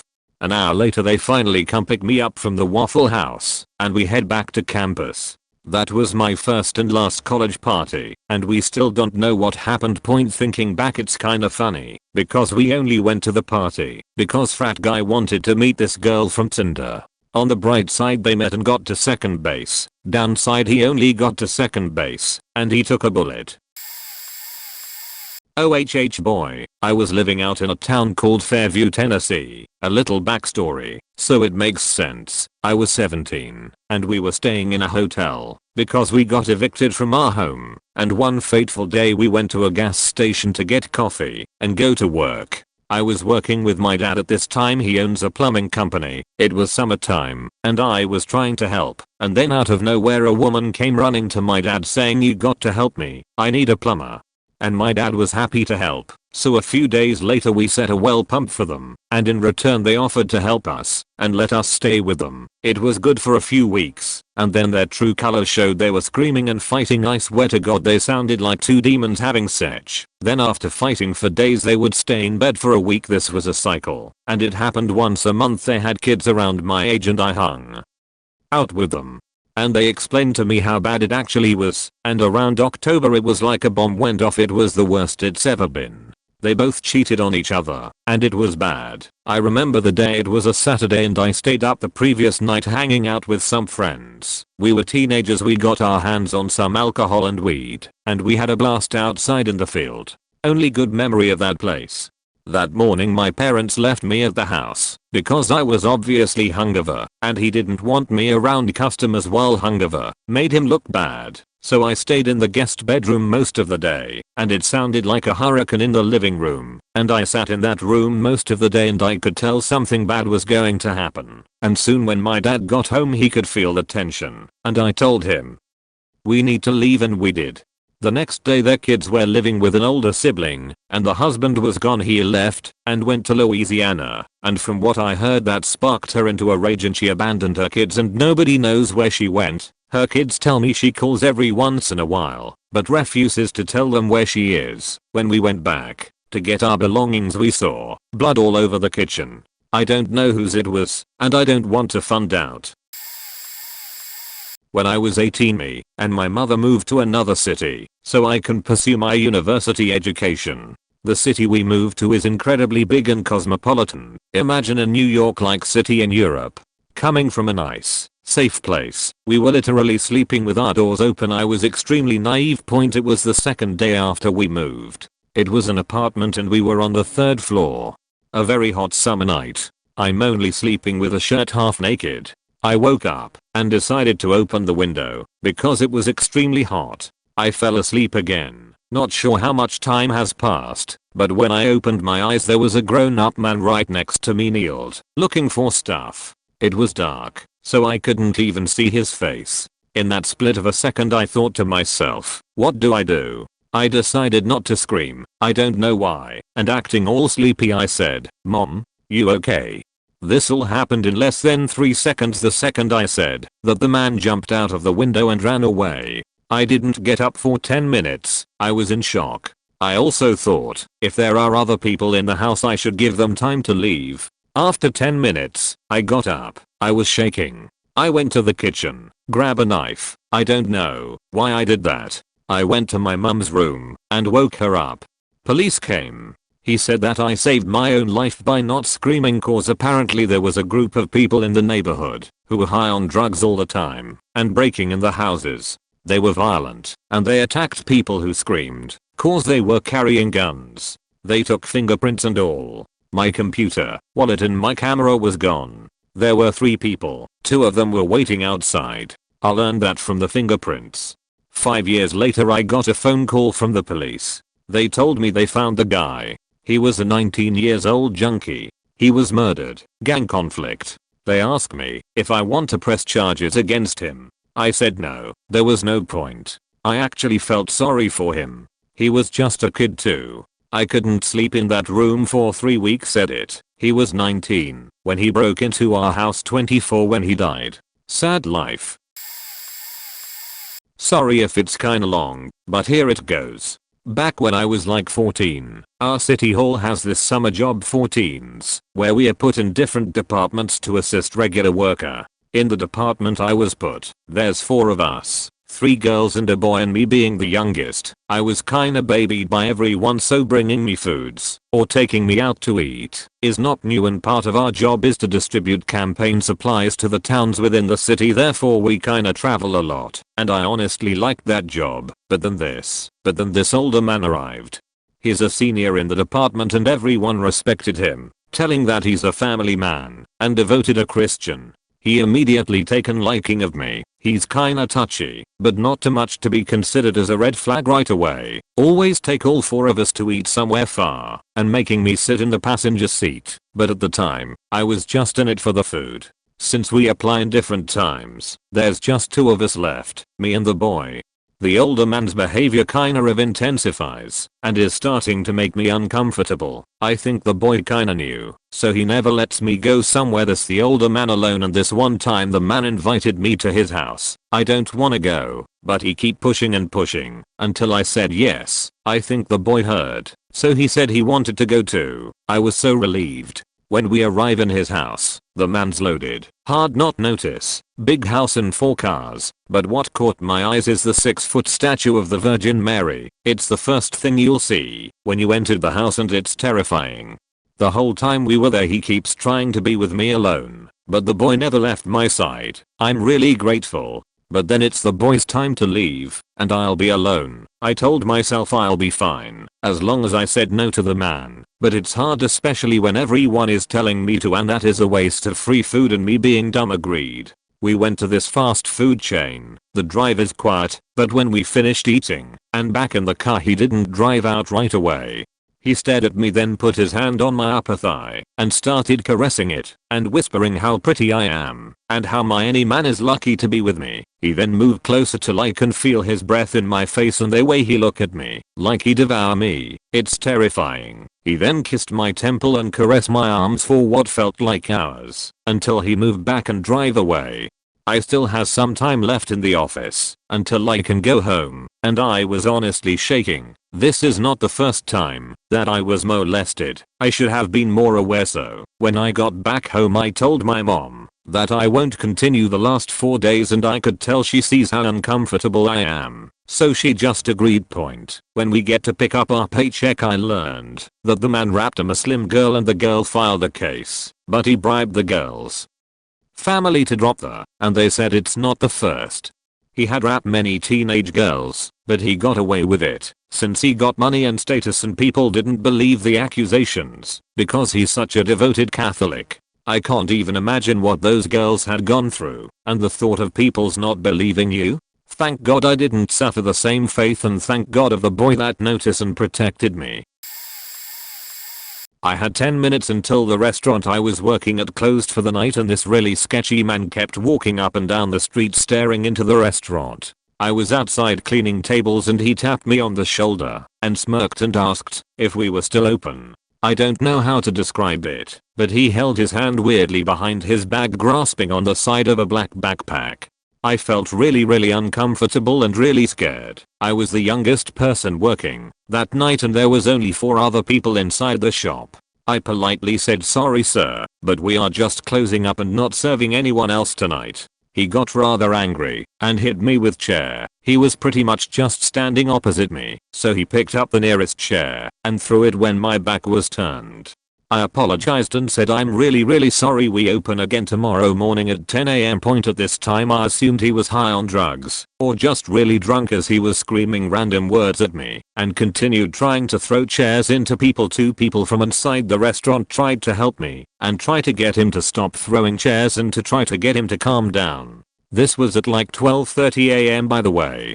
In the end I just said sorry sir, we are closed. Please put the chairs down, we open at 10 AM. If you want a burger you can come back then, and ran back into the shop because I just felt like something wasn't right at all. So I locked all the doors and we all left by the back door because he continued screaming and we all got really scared. We called the police and they said they would come and arrest him for public intoxication.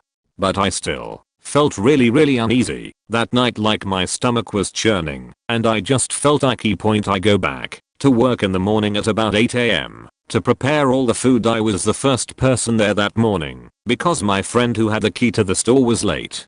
But our shop and half of the street had a police tape surrounding the outside. A bank that was only a few stores down had been blown up.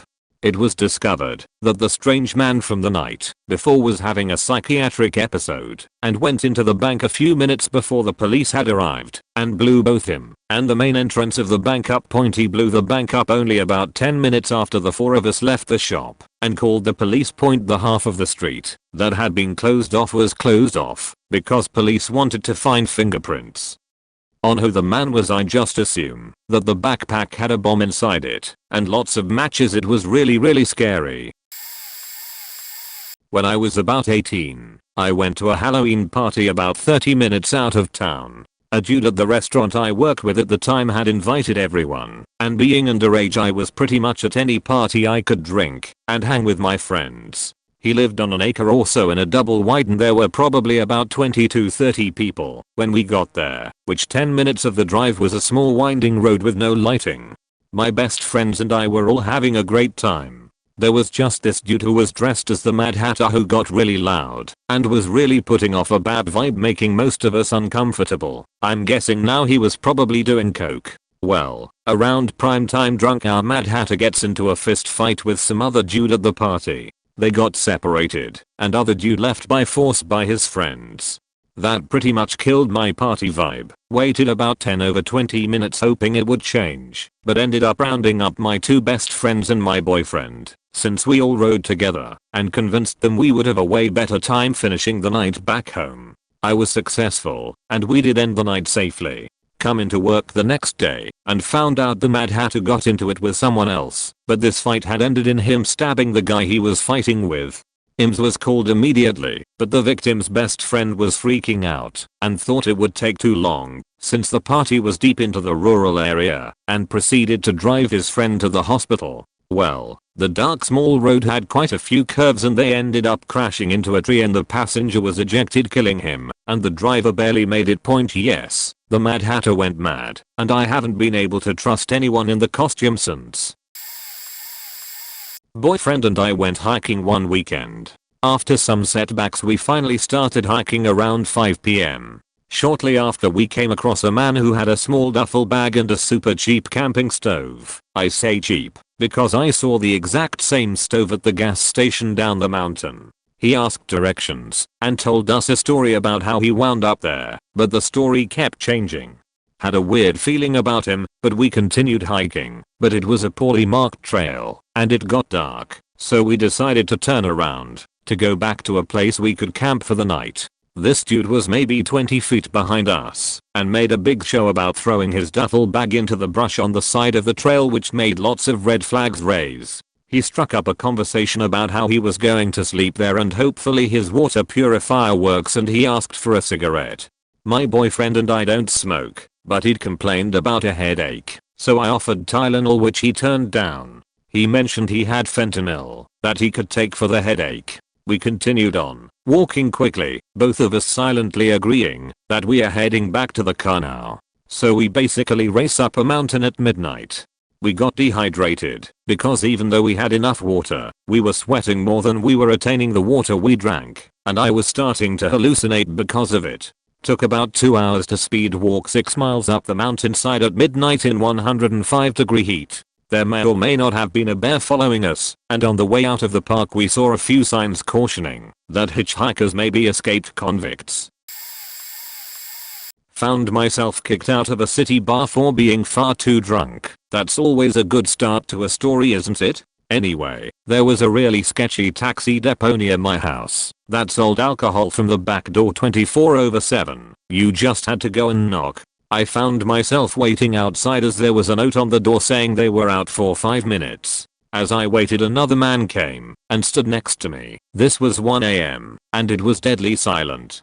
So of course I made jovial small talk with him and asked what he was getting. The topic of conversation turned to my getting kicked out of the bar and he seemed really sympathetic. I thought it was weird, but maybe he's just friendly. He said I should come back to a party at his house. I seemed cool and was welcome. Being very drunk still, I thought hell yeah, score. We walked to his house, not too far from mine, and on the way, when the street lamps hit us, I suddenly realized this man's face was covered in some pretty sketchy tattoos. Alarm bells rang, but apparently not loud enough as we stepped into his house. There was nobody there. It was a small empty apartment with a few pieces of furniture. I immediately started drinking and filling the silence with tedious conversation, while my brain processed why he could possibly want to invite me back here. Eventually I started laying the groundwork for some excuses to make my exit. That's when he started saying he would phone some people to come over, and that I shouldn't leave. It's got to be 2:30 am now and I'm thinking, nope, don't need to be here anymore. Anyway, I had to keep talking over his reasoning with me to stay as I approached his door, and when I got outside I noticed he didn't stop following me. So I started walking briskly, and he sped up too. The whole time I was shouting behind me, I have to go bud, not tonight. Eventually, pretty much running at this point, he gave up, and I got home. It was about 6 months later I told this story to a colleague that lived in the same area, and they told me that this guy had connections and a reputation for violence, and couldn't believe that I'd walked into this guy's house. Asking around I found out that this was true, and he was at this point serving for sexual assault and grievous bodily harm. The circumstances of that I don't know. Fast forward to 2020, and in January he stabbed another guy in the neck over drug money owed, caught and named. I can't imagine he had been walking the streets long at this point either, so yeah, if you get kicked out of a bar for being too drunk, it's probably time to just go home. My wife and I were visiting New Orleans for Mardi Gras for the first time a few years back in 2013. Getting there on Thursday, we did the typical touristy things the time we were there, and kept to ourselves when friends joined us Friday night. For the most part, we were all alert, and well, it was no big deal. People were being drunk as holes, and I was one of 2 guys among my wife and her 5 friends, and the oldest by a margin. I had my head on a swivel, but seemed like it was largely unneeded. My wife's friends were all smart and fairly responsible, making it easy. Then on Saturday, we're supposed to leave town for the night, to hang with friends in Baton Rouge. We are going down Bourbon Street, to catch a show and a drink to kill time. Plans fell eventually through, so we said, let's just make the most of it. We are getting near the venue and a cold chill slaps me, and the hair on the back of my neck stood up. I stopped the group near the Hard Rock, and said we need to get the fuck out of here. When I stopped the group, some incredibly drunk fuck tried starting shit, because our stopping made him stumble. I have 5 inches and easily 80 pounds on the guy, so when I made eye contact and asked if we had a problem, he moved along, mumbling. Every single person fought with me, and my wife, who knows my gut, is never wrong about not wanting to leave. They bitched and moaned the entire way through the discussion. Before we start walking back down Bourbon, we get maybe about 30 seconds into the walk back closer to harass. Gunshots. The crowd parts, and it's clear as day. The guy who bumped into us and his friend opened fire and shot a girl in the face over a petty argument. Her dude and someone else. Bar security and cops mobbed them. If I didn't get them to move, we'd have probably been shot. First and last time going to Mardi Gras. If I didn't have my bones shaking and adrenaline pumping, I'd have told them, see, I faking told you. Instead, a single glance to the group was all that was needed. We went back to the hotel that night quietly and thankful that we were alive. We all left Sunday morning, saying fuck it, those who flew and ate the change fees, and my wife and I drove back to Austin still in mostly stunned silence. So I was an expat in Egypt. I had moved there for grad school in fall of 2010. I came back from winter break on January 20th, 2011. 5 days later the revolution broke out. Being a stranger in a city that size, when it goes tgs up, is pretty insane to begin with. However, I was in the anthropology program, and that means a lot of us wanted to observe social change in person. This led to my roommate, I, and a group of her friends heading down to Terry Square to see the protests. There were volunteers patting people down before entering the square to avoid any weapons. Largely, the protests were peaceful and the mood in the air was joyful. People seemed pretty excited that they might actually get rid of Mubarak. We went 2 days in a row. On the third day I met a fellow grad student outside of the square as she lived nearby. The mood was palpably different.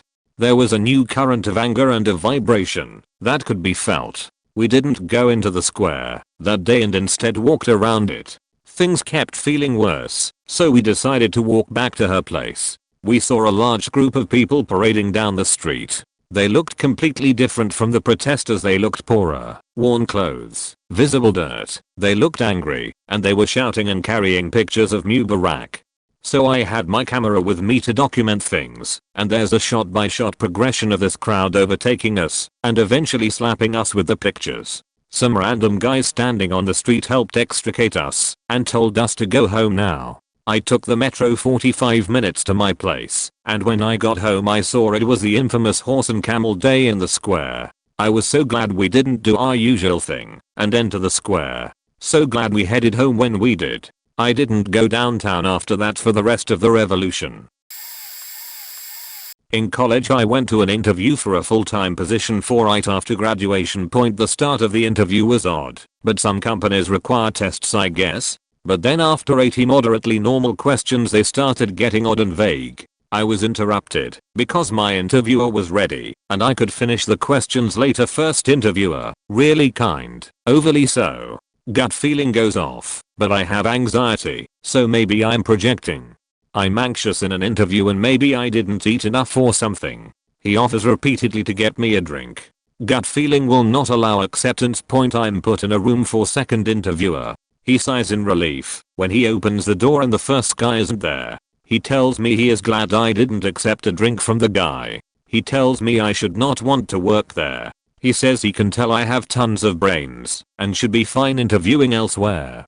He basically confirms the get the F out feeling. He asks if I have questions. I ask, when you wake up and know you're going to work, what are you most excited about? He responds, not sure if it's excited or obligated, but protecting all of the employees here. And then asks if there's anything else. Nope. He takes me back down to finish the test. I don't even remember what I answered on the last 100 questions. I just clicked buttons to get me out of there as fast as I could while appearing to have politeness. I drive back to college and call my mom, crying because I feel like I bombed the interview. My mom says, I don't think you should work there. A week later I get a call from the company. We have decided to go in another direction. Do you know what that means? I'm no longer a candidate. Me actually confused at her tone. Woman explaining in a whisper, "You're safe, and I wouldn't come back to this small town if I were you." Louder. "To be sure her manager hears, we won't keep your resume on file, and we won't reach out for future opportunities then." I understand. Thank you for your time. Pretend click and whispering again. "I'm so glad you're safe." Actual click. "I've been watching newspapers. Nothing has shown up about anyone there. Either it's a news desert or nothing has happened. Either way I'm not going back to the small town." Nobody is probably going to see this, but this is my first time commenting on one of these. When I was in 6th grade my mom was living in an apartment complex after my parents' divorce, and a friend of mine was in 5th grade and lived in an apartment building across from mine, so we would go to / come home from school together. When my mom was driving us home from school, along with my brother, we had seen two guys messing around in front of one of the first apartment buildings and they were swinging this gutter around. The apartment complex manager had called the police, but the police didn't know where the guys went. Being young, nosy, and a bit naive, my friend and I were walking around with the cops telling them what we had seen. The cops advised us to play inside for the rest of the evening, but of course we didn't listen. When my friend and I were standing outside of my apartment building, the parking lot was on one side of the building and a field on another. My apartment was closest to the field, but we were standing closer to the parking lot. We watched a man holding up what we described as a big butcher knife as he rapidly walked towards us. I feel like this whole situation happened in fast forward, like it only took 10 seconds, and I was on autopilot. Well, the guy started yelling and swearing at us as he approached us, saying something like "I don't know who the fuck you think are" and stuff. I'm 27 years old now, and the details have faded after my other traumas. I don't remember if my friend or I said anything to one another, but we both took off running as fast as we could to my apartment and quickly shut/locked the door. I had even lost my shoe. I was in such a hurry. I remember being so naively worried the guy was going to steal my shoe. My mom didn't want to call the cops, but my friend called his mom and she called the cops. When the guy had moved out, my friend and I had gone inside the man's apartment with the maintenance man. Remember, young and nosy. There was blood splatter on the walls. We were told the guy was a gang leader, that he had been threatening his pregnant cousin on their balcony with a knife. It's been some time since I looked up the man's record, but it was incredibly long, over 10 years ago. Wonder where he's at now. The name still sticks with me somehow. I wonder if my friend and I avoided a hairy situation that night. 2005. Me and my best friend/colleague are in China in a business trip. Two girls in their 20s. Everything was alright in Yiwu, in the middle of China. Last day we had to travel up and spend a night in Beijing before the trip home. We asked one of our business partner's assistant to book us a nice hotel. When we said the address to the cab driver, first he refused to take us there, but we insisted.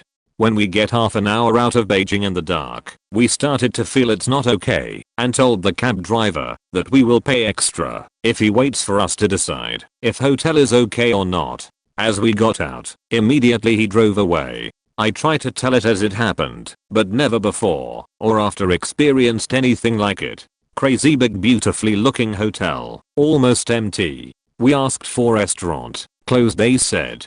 No internet. They led us to our room, but took our passports with them to copy they said. We started to feel really strange and decided to go back to the lobby and leave.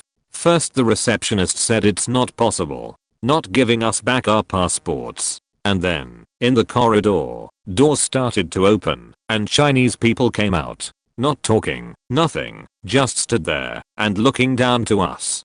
We were in a panic mood already and called our expat friend who lived there and married a Chinese girl, so spoke native Chinese. He then ordered them to give us back the passports and told that he already called us a cab. So we grabbed the papers, our suitcases and try to leave, but they are not opening the doors. More and more silent people are there just to look at us. Okay, in complete panic we decide to break the glass door with smashing the suitcases through, and then they open it. Cab arrives, we cry, go into the Midlestock city center to biggest American chain. Later the assistant who booked us this hotel denied that she ever spoke to us. To this day I still don't know what was it, vampire den, organ traffic point, or what. Never ever we had any problems with our Chinese business partners, but this. I used to work weekends in NorCal right off the PCH. A couple years ago, there was a rash of terrible storms. Around where I worked, roads were essentially eroding down the mountains. Huge redwood trees were falling on cars, etc. One weekend after we were done with a day of work, we went to get tequila, because we were 20 to 25-year-old kids, working in the middle of nowhere. The road up to my workplace was super curvy, and the rain was coming down so hard it looked like a waterfall going down the windshield point. About 10 minutes into the drive up, I got this feeling in my stomach. It was usually normal for me, because of my fear of cars and car sickness, but this one was different. I got the driver's attention, and told her to pull over, as soon as there was space on the inside of the road. She did, and I swear right after the engine turned off we heard a huge crack sound and a tree fell just off the road, breaking these huge branches off others, and onto the road, like 40 or 50 feet in front of us. We might have gotten past them, but I'm glad I made her stop. It took like 8 people to lift the branches off the road, like 4 cars worth of folks together. Besides being absolutely drenched, it wasn't that bad, especially because of the amount of help we got. I think the other people were pretty used to it, as it was a pretty normal thing to find trees/branches on the road. Their point I found out at the end of that weekend that we couldn't use that road on the way home because it had collapsed. Needless to say, it didn't help with my fear of cars.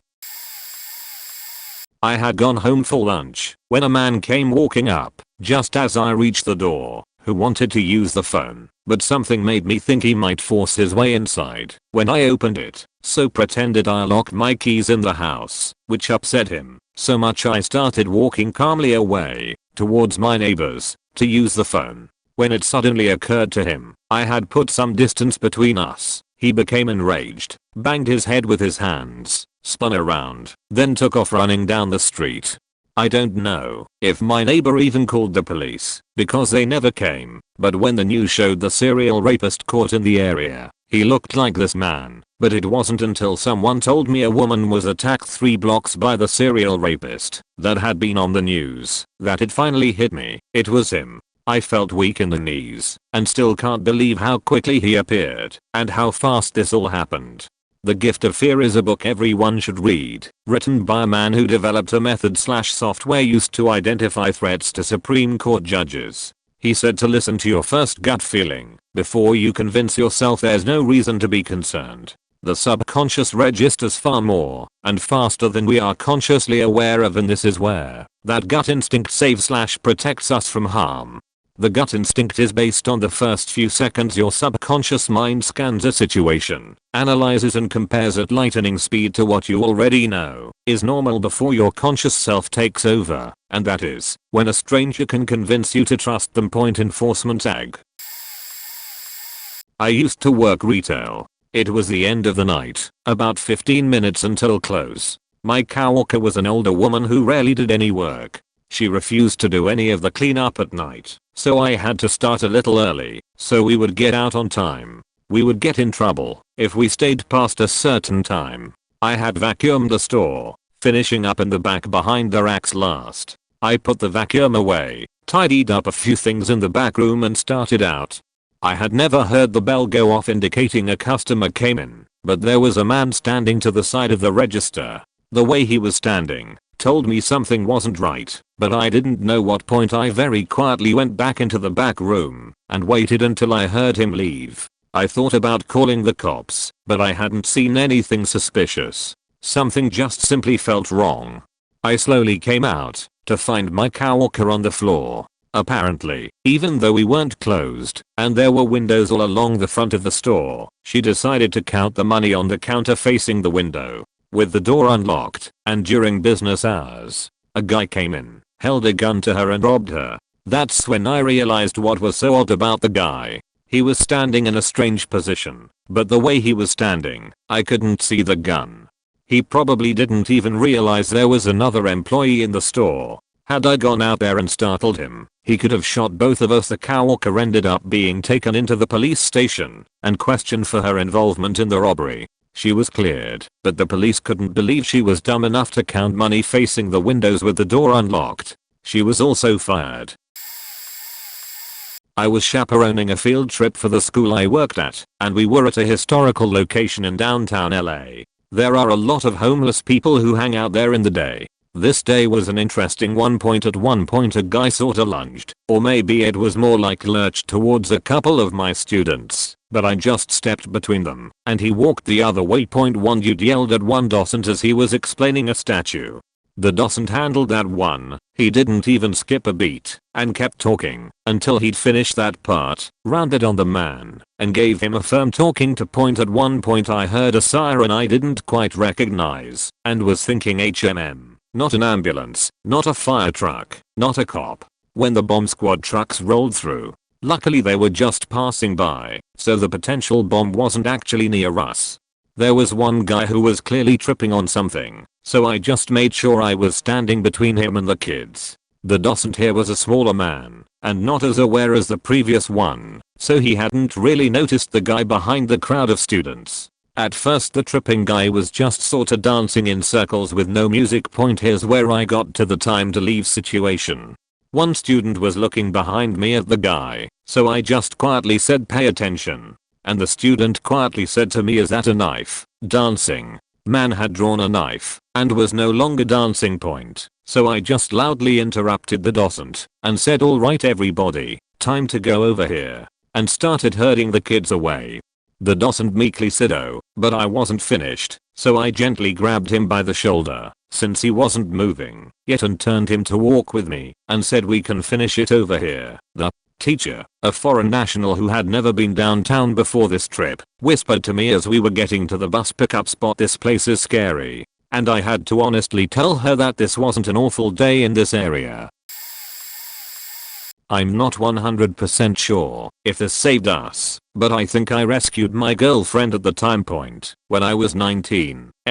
My girlfriend, 21, now ex, and I got in a fight, and she ended up leaving my apartment and went to a house party with some male acquaintances of my coworker. I was crashing on my coworker's couch. I didn't know these guys, didn't know where they lived, didn't have any of their numbers. I had a bad feeling about these dudes, so I tried calling my girlfriend a few times.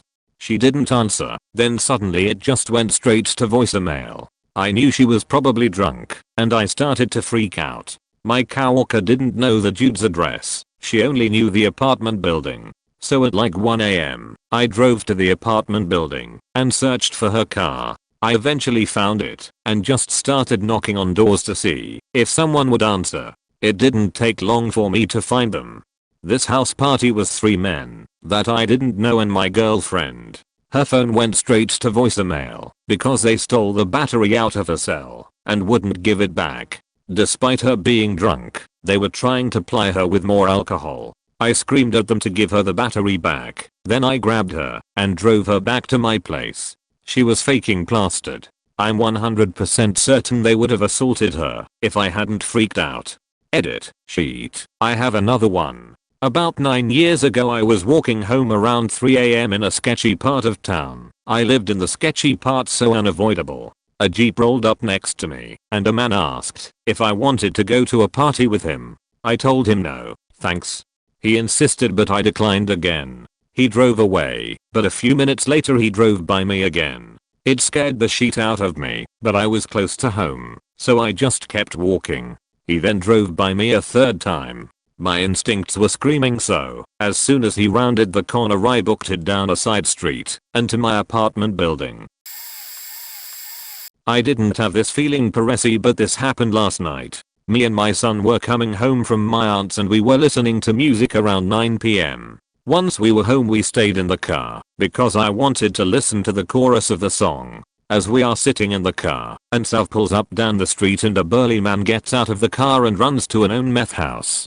The Sav drives up the street to turn around, and the man exits the house and jumps back into the Sav. By this time my son and I have left my vehicle and were at my front gate. About a half an hour later there are about half a dozen cop cars stationed outside of that house. One of the officers comes to our house and asks us if we heard gunshots around 8:30 to 9 PM. My stepdad acknowledges that he did in fact hear what sounded like a firecracker being set off. The officer then asks if we have an outdoor camera, which we do not. He thanks us and continues to the next house. Now cut to this morning. The cops are still there at the house, and they did also arrest a few women last night. The neighbor from across the street stops by our house and informs us that there was an apparent shooting in the house and the man in the sub was most likely the shooter. Another neighbor directly across the street from the meth house caught what appears to be shooter on camera. I'm so thankful that nothing did happen to my son and I, and urging my parents to consider getting a camera for themselves. A few years ago, I was bored as all be and saw a guy friend on Facebook talking about having a small get together with some of his friends from work. I hadn't really spoken to the guy in 3 to 5 years, but I reached out and said that if he had room for one more I would like to see him and chill. He said that the group of people there were taking some acid and that if I came over I would also need to drop, so I didn't make the others weirded out by being sober. This would have been my 4th time over the course of like 12 years, so no big deal. I show up and there is my buddy and 2 other guys just chilling, smoking some weed and playing GTA 4 and listening to music. So my buddy hands me the acid, which is a hard-ish piece of plastic. First sign that this was weird, as all other times I had dropped it had been on paper. But I was down to chill. One of the guys that I didn't know started talking about his life and said a whole bunch of crazy shit about being in the military and killing a bunch of people. As he spoke, his tone of voice and speech were changing based on how I was sitting on this very uncomfortable couch. The effects that I was feeling were not like the acid I had used before. It was making me sleepy and my head felt muddy. So I excused myself to go outside his house to get some fresh air. I was out there for like a minute before the crazy guy walks outside off the porch and goes and stands by a van, presumably his, and says to me that I should come see something cool that he has. I pass and tell him I'm good where I'm at. A few minutes later the other 2 guys come out of the house and walk down to the other guy. They talk for a few seconds and my friend says that they want to go on a walk and that since he is going I have to go as well. I begin to walk toward them and red flags are shooting off, and I know if I follow things would go bad. Luckily I had my own car and my keys were in my pocket. I jump into my car, lock the doors, start it and drive away. I'm way too messed up to drive the 15 miles to my house from his. Luckily there is a gas station like 3 miles from his place, so I pulled in and waited for things to clear up. At the same time I called like 15 different people. It's like 3 AM just to help me calm down and no one is awake. My mom was the last person I called and I talked to her in the parking lot for like 2 hours until I felt like I could drive home. I'm pretty sure they wanted to rob me, but I was broke AF and told my buddy I was before I even went over, and I felt like that guy would have taken my life instead.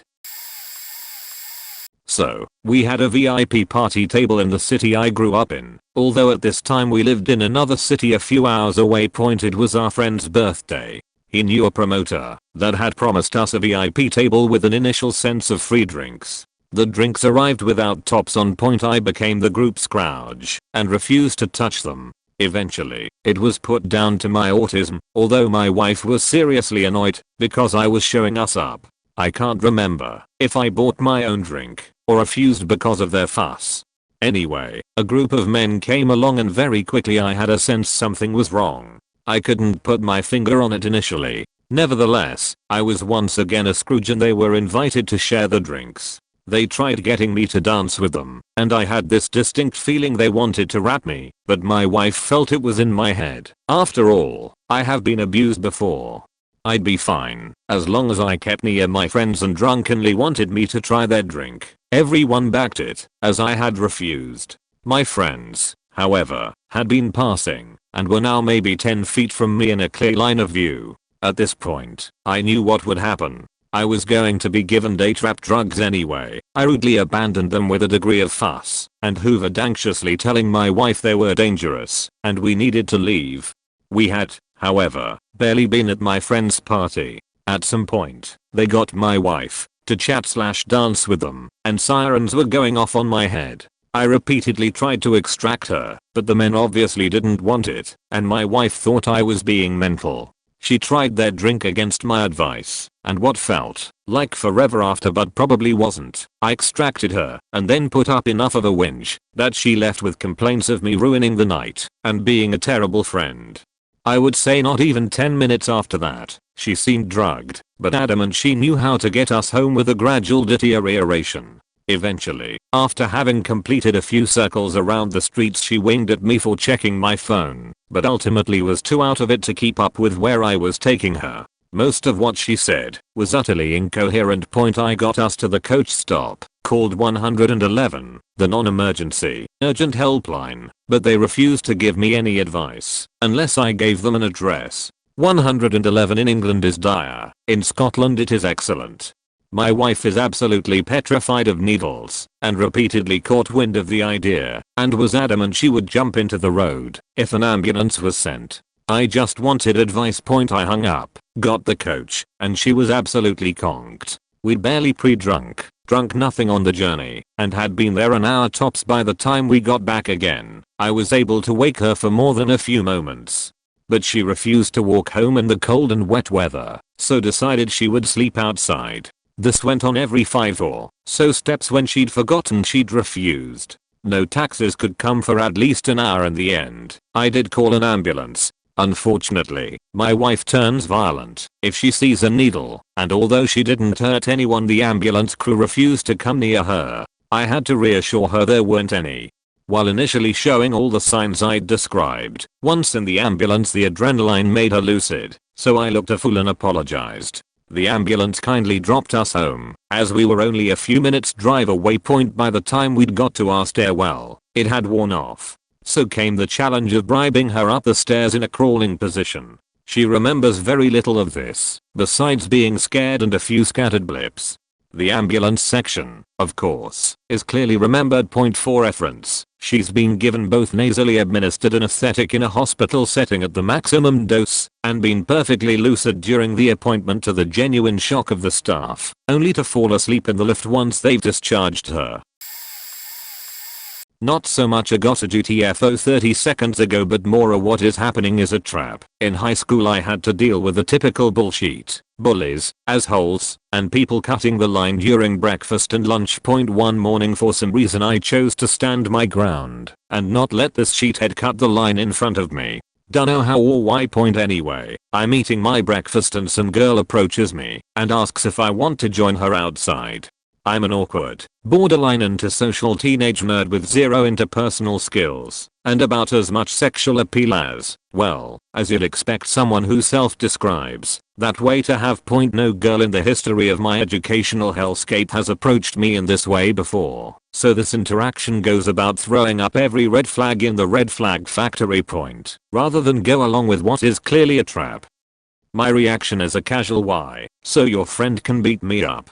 She gives a kind of "oh damn, you got me" laugh and says "yeah," and then leaves. So yeah, virginity is cool. Remain pure saved me from an ass beating. Though I wish I'd been quicker on the draw and had said "sure, just let me finish eating and I'll see you in a bit." Waited for her to leave, finished eating, and then faked off to class so they could waste their time outside waiting to deliver an ass beating that was never going to be received. I live in a rural part of the UK, however the area that I live in still not that far from a pretty big town, so you get a lot of through traffic of people on their way to work, etc. I was heading home and had got off my bus back from college on a main road and went to the petrol station next to so I could get a drink when this 30-year-old guy filling up his motor starts staring me down. I thought it was a bit weird, but I finished up inside then started walking down the lane I live on. Takes about half an hour to get home. I make this walk every day and the area being so small means everyone here knows each other. It was about 6 o'clock in early autumn, so it was still broad daylight, and the same guy from the petrol station comes down my lane asking me if I wanted a lift. My head was questioning a bit if I knew him, as a few of the locals do sometimes offer to take me home as they are good friends with me and my parents. Anyways, I decline, but he keeps persisting until he eventually is demanding I get in. At this point alarm bells are ringing, but there's nowhere to go even if I tried. fields in all directions with just short of half a mile to the next house. Luckily for me, although I'm 17, I'm a big guy and often get mistaken for being in my 20s. I told the guy to leave quite harshly, and it seemed to shake him a bit, so he left.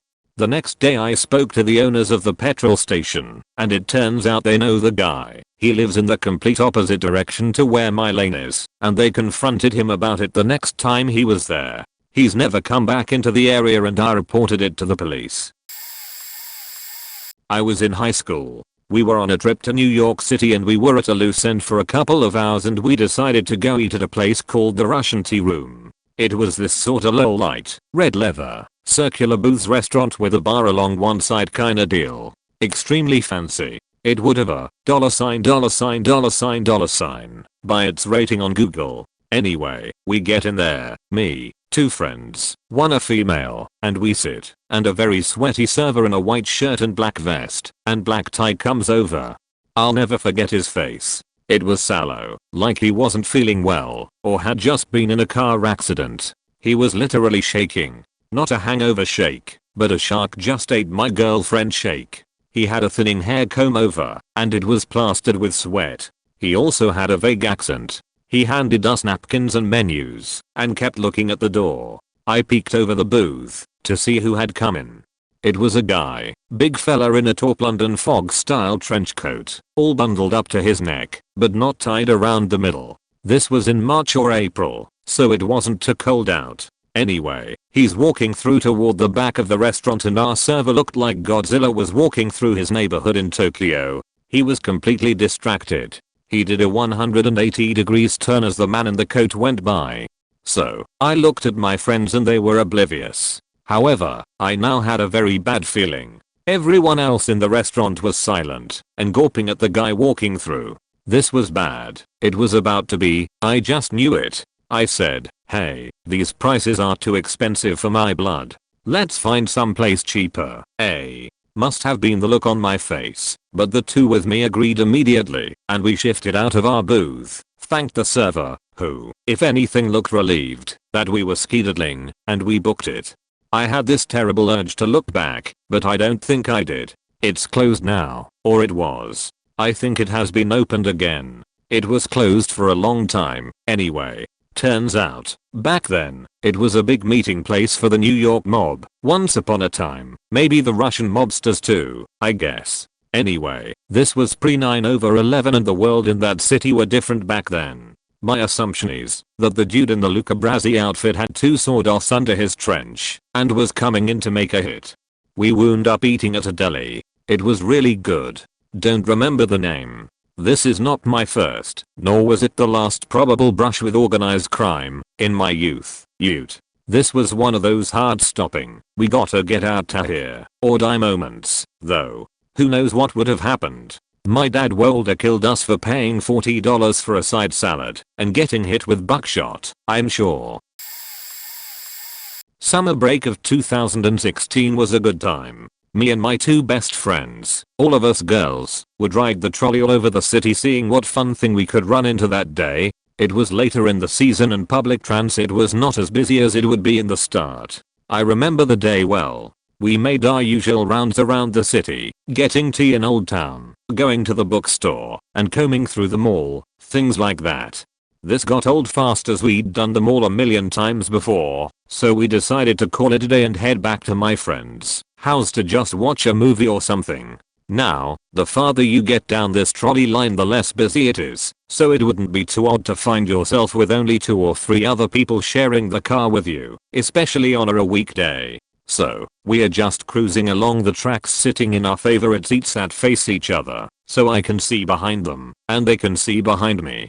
I'm lost out the window daydreaming about whatever was important to me at the time. I was 16 and my friends were 15, and suddenly I get slammed with this lurching bad feeling. I feel the slime of someone's eyes on me, and I quickly look up to see 2 men sitting in the corner of the car. One of them is looking me dead in the eyes, and it seems like he was almost vibrating. I was confused, but only for a moment. Then the disgust and shock washed over me as my eyes went down and saw he was masturbating.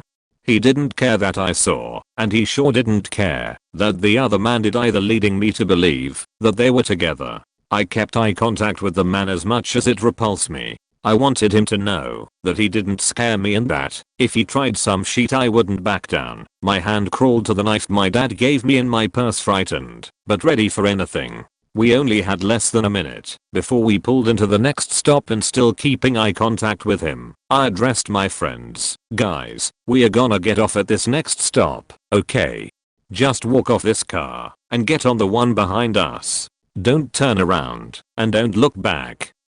My eyes flashed to them quickly when said the last part, just to make sure they understood me. I didn't want them to see this. I remember the look in their eyes, both of them sitting up straight, panic and fear draping over them, quick fast nods and nervous dry gulps.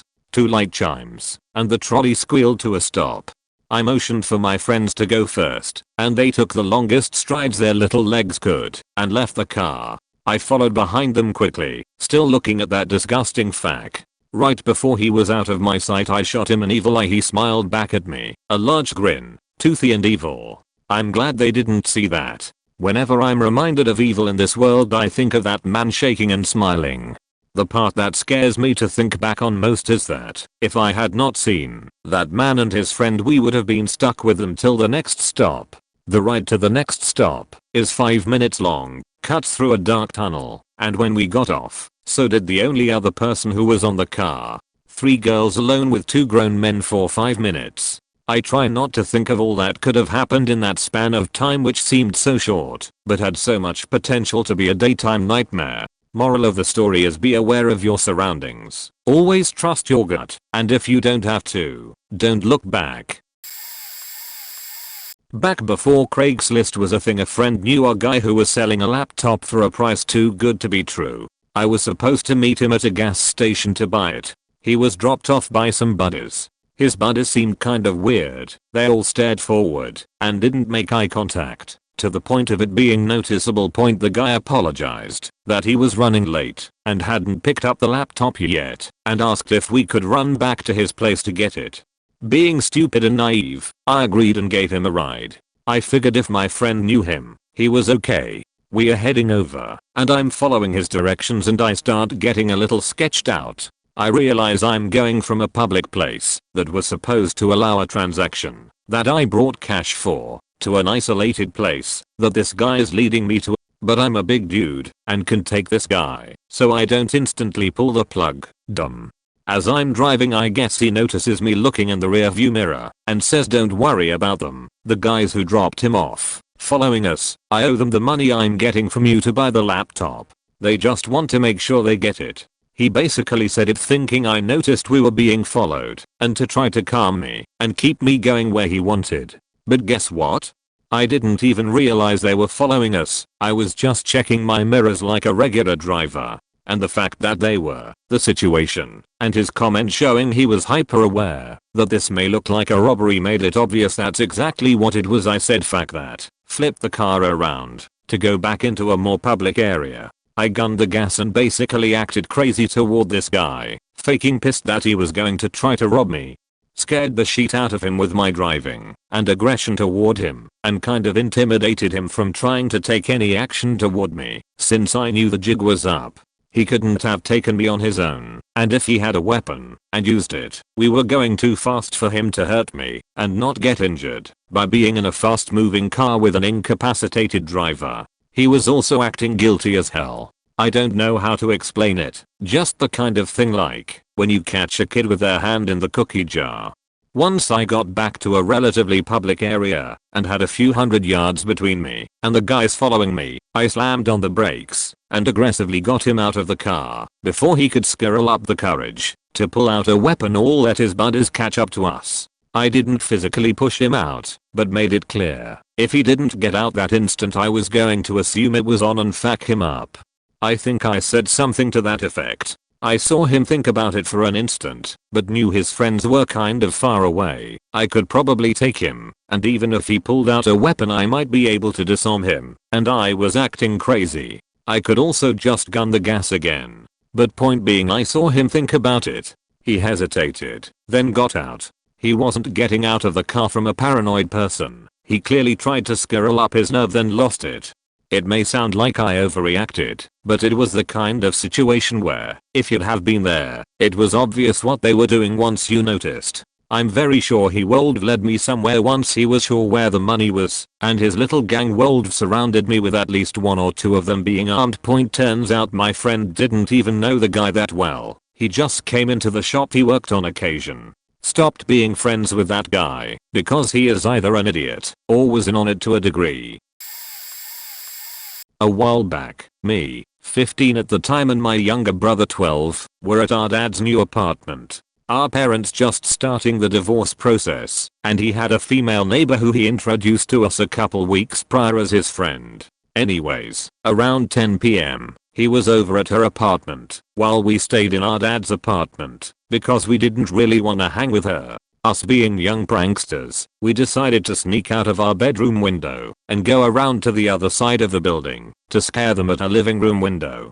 Both windows were ground level because we were on the first, or ground, floor of the building. We leave the window open a crack, enough to get our fingers in, go around and get up to her window to scare them, and we saw my dad and his neighbor kissing. My brother and I are pissed because my parents just split up, but we later concluded he was probably cheating on our mom with her. So we take off to go towards town, a couple blocks away. We get on the street and we see a guy in a hoodie walk from the next street over and cross the road we were walking on. He then notices us, his body language changed, he flicks his cigarette and starts walking towards us. I thought it was odd he started walking towards us, since he came out from the next street over, and the direction towards us was a dead end. Once he started walking towards us, my stomach dropped. Trying to remain calm, I nudged my brother's arm signaling to turn back around. This guy was about 20-30 feet from us once we turned around, and I whispered to my brother stay very quiet and listen so we could hear if his pace picks up. Once we get to the grass, I'll run ahead and open the window and you dive inside. And as soon as we hit the grass we both took off and I ripped that window open and he dove in and then me right after, quickly shutting the window behind us and locking it. Maybe the dude was harmless, but we were young and scrawny and not willing to take that chance. Mid-70s. Spending the night at a friend's house. We snuck out very late and roamed the neighborhood. No one knew we were out or where we were. We walked by this one house where a couple of guys were out front drinking. They were probably in their 20s or early 30s, so quite a bit older than me and my buddy. My buddy kind of knew them from the neighborhood and we talked to them.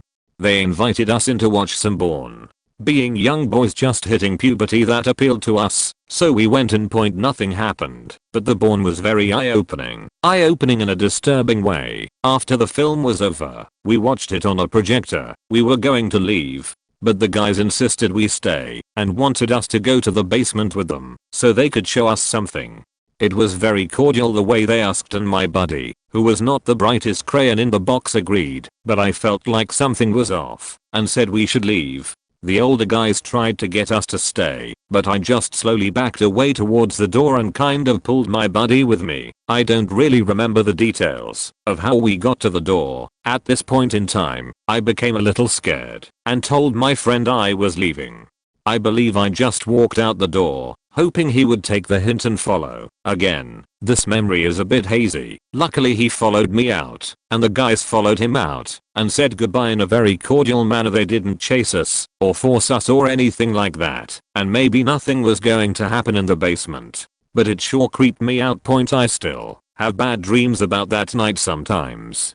I never saw those guys again. My buddy and I kind of drifted apart not too long after that. We didn't live near each other, so our parents had to drive us to get-togethers. My buddy ended up dying of a heart attack at like age 40 or something like that. He made some very poor life choices. His children grew up to be delinquents and are in and out of prison. Like I said, he wasn't the brightest crayon in the box.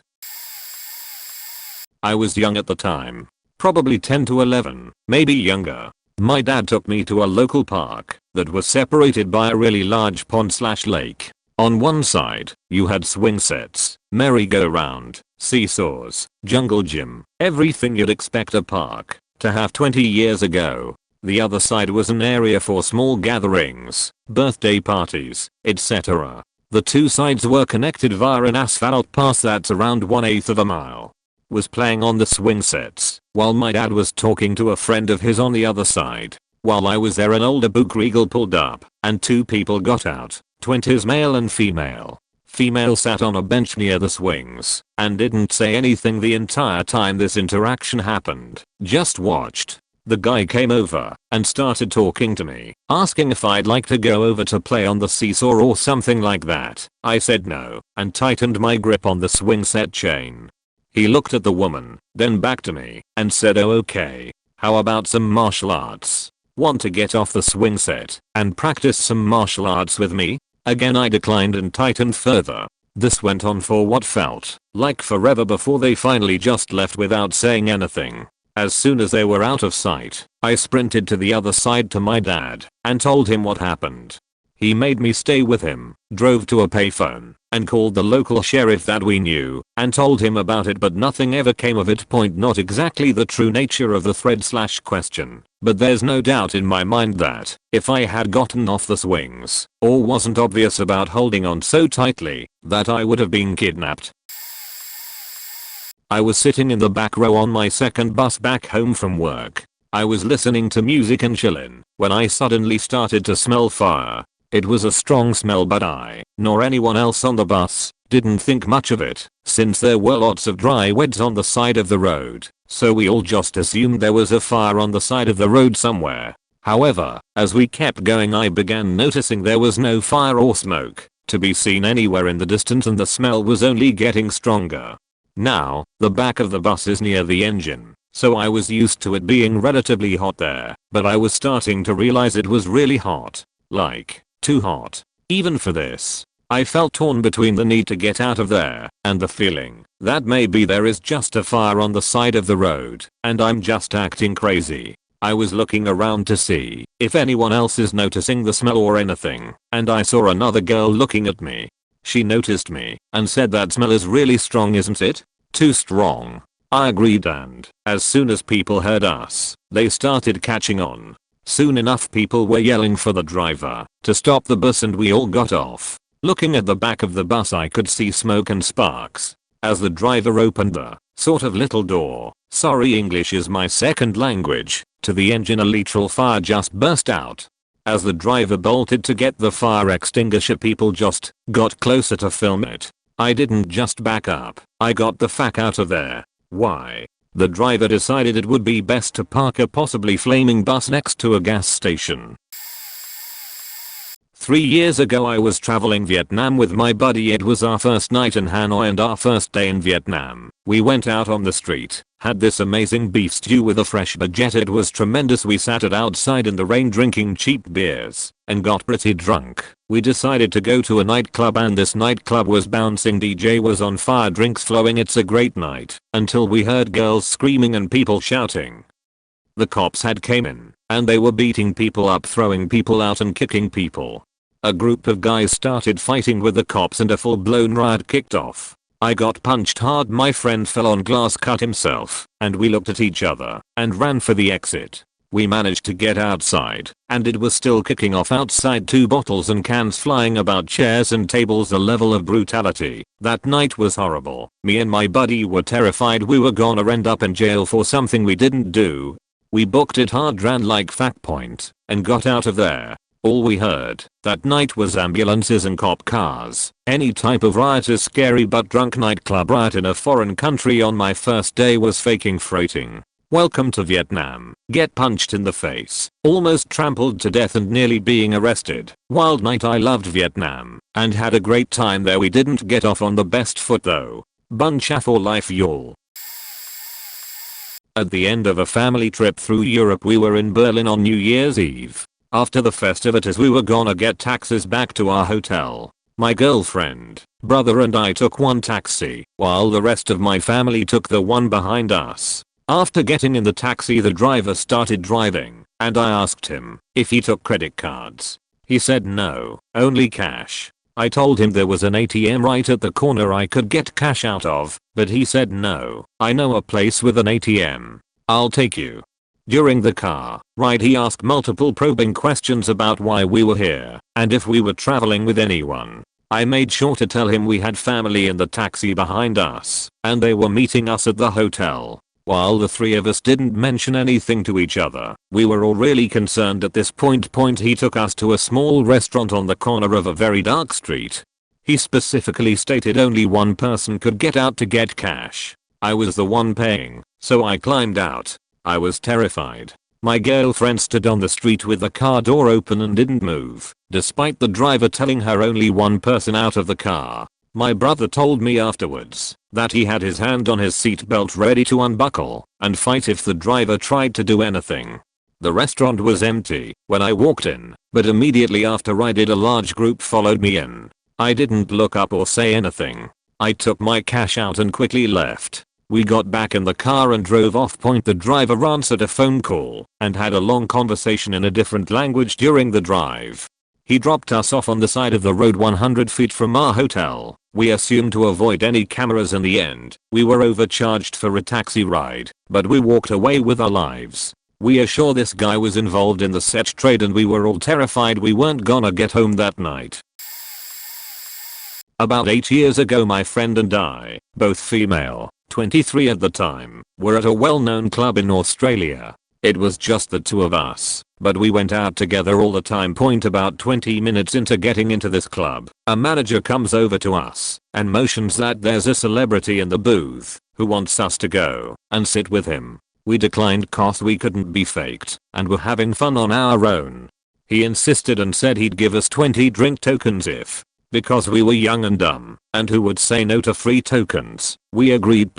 When we sat down, my friend was on my right, the celebrity next to me on my left, with about 3 other guys, and one older guy curved around the booth. There was a huge bottle of Grey Goose on the table in a bucket of ice with multiple empty glasses. They kept insisting we have a drink. We just kept declining, since we had our drink tokens, but because they were so annoying and wouldn't let up, we just said okay, we will have one with you. Keep in mind we hadn't drank anything at all yet that night. One of the guys poured myself and my friend a glass. She sculled hers and I had a sip/gulp, didn't even finish it.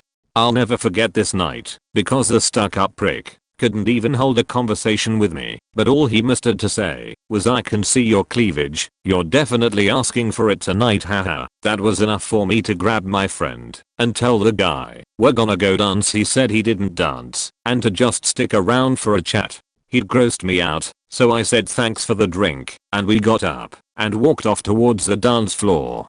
I started to feel lightheaded and looked at my friend. Her eyes were rolling backwards, and it freaked me the fuck out. I started losing my motor skills, and she was losing her balance, so we got the fuck out of there, and called a taxi straight away. We were staying at a hotel nearby luckily, and as soon as we got in both of us were almost incapacitated. She threw up a few times, and called the guy she was seeing at the time to try tell him, and ask what to do. That whole time in the hotel was a blur. We woke up in the morning and could barely remember anything. We were lucky she called that guy because he was able to corroborate our night and relay it back to us. His friend was with him at the time of her call and was able to back it up too. He's now my fiance. We never pressed charges because we thought no one would believe us, and the guy was at the time a popular sports star, even more popular now. Whenever I see his ugly faking face I get so angry and feel sick, but yeah, dodged a bullet there. Edit. Edited to @ we had no faking clue who he was. He had the nerve to say, "Don't you know who I am? People call me the." So yeah, it wasn't till we googled him after we realized his sports star status. I was driving around by myself after dark, but not really late at night in the SoCal suburbs. It was maybe 9:10 p.m. but it was shortly after 9/11, so things were more deserted than normal. I pulled up to a stoplight, and the only other vehicle was a pickup to my left. The driver flickered their dome light, and I could see out of the corner of my eye that the driver was making weird gestures.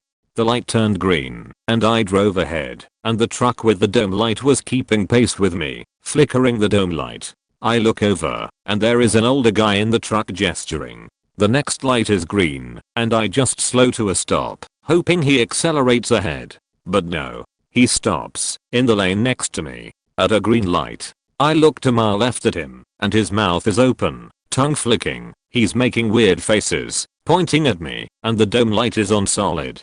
The light turns red, and I just keep my eyes on the road, waiting for it to turn green. When the light changes, I kind of fake peeling out, which he does too, but then I cut across the intersection and make a sharp right into a residential neighborhood. His truck goes through the intersection straight.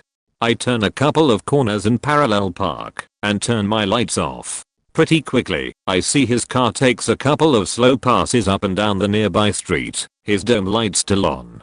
I waited there for what seemed like an eternity before I gathered up the courage to start my car and head home. This was 2001, and while I owned a cell phone, I had forgotten it at home and its charger.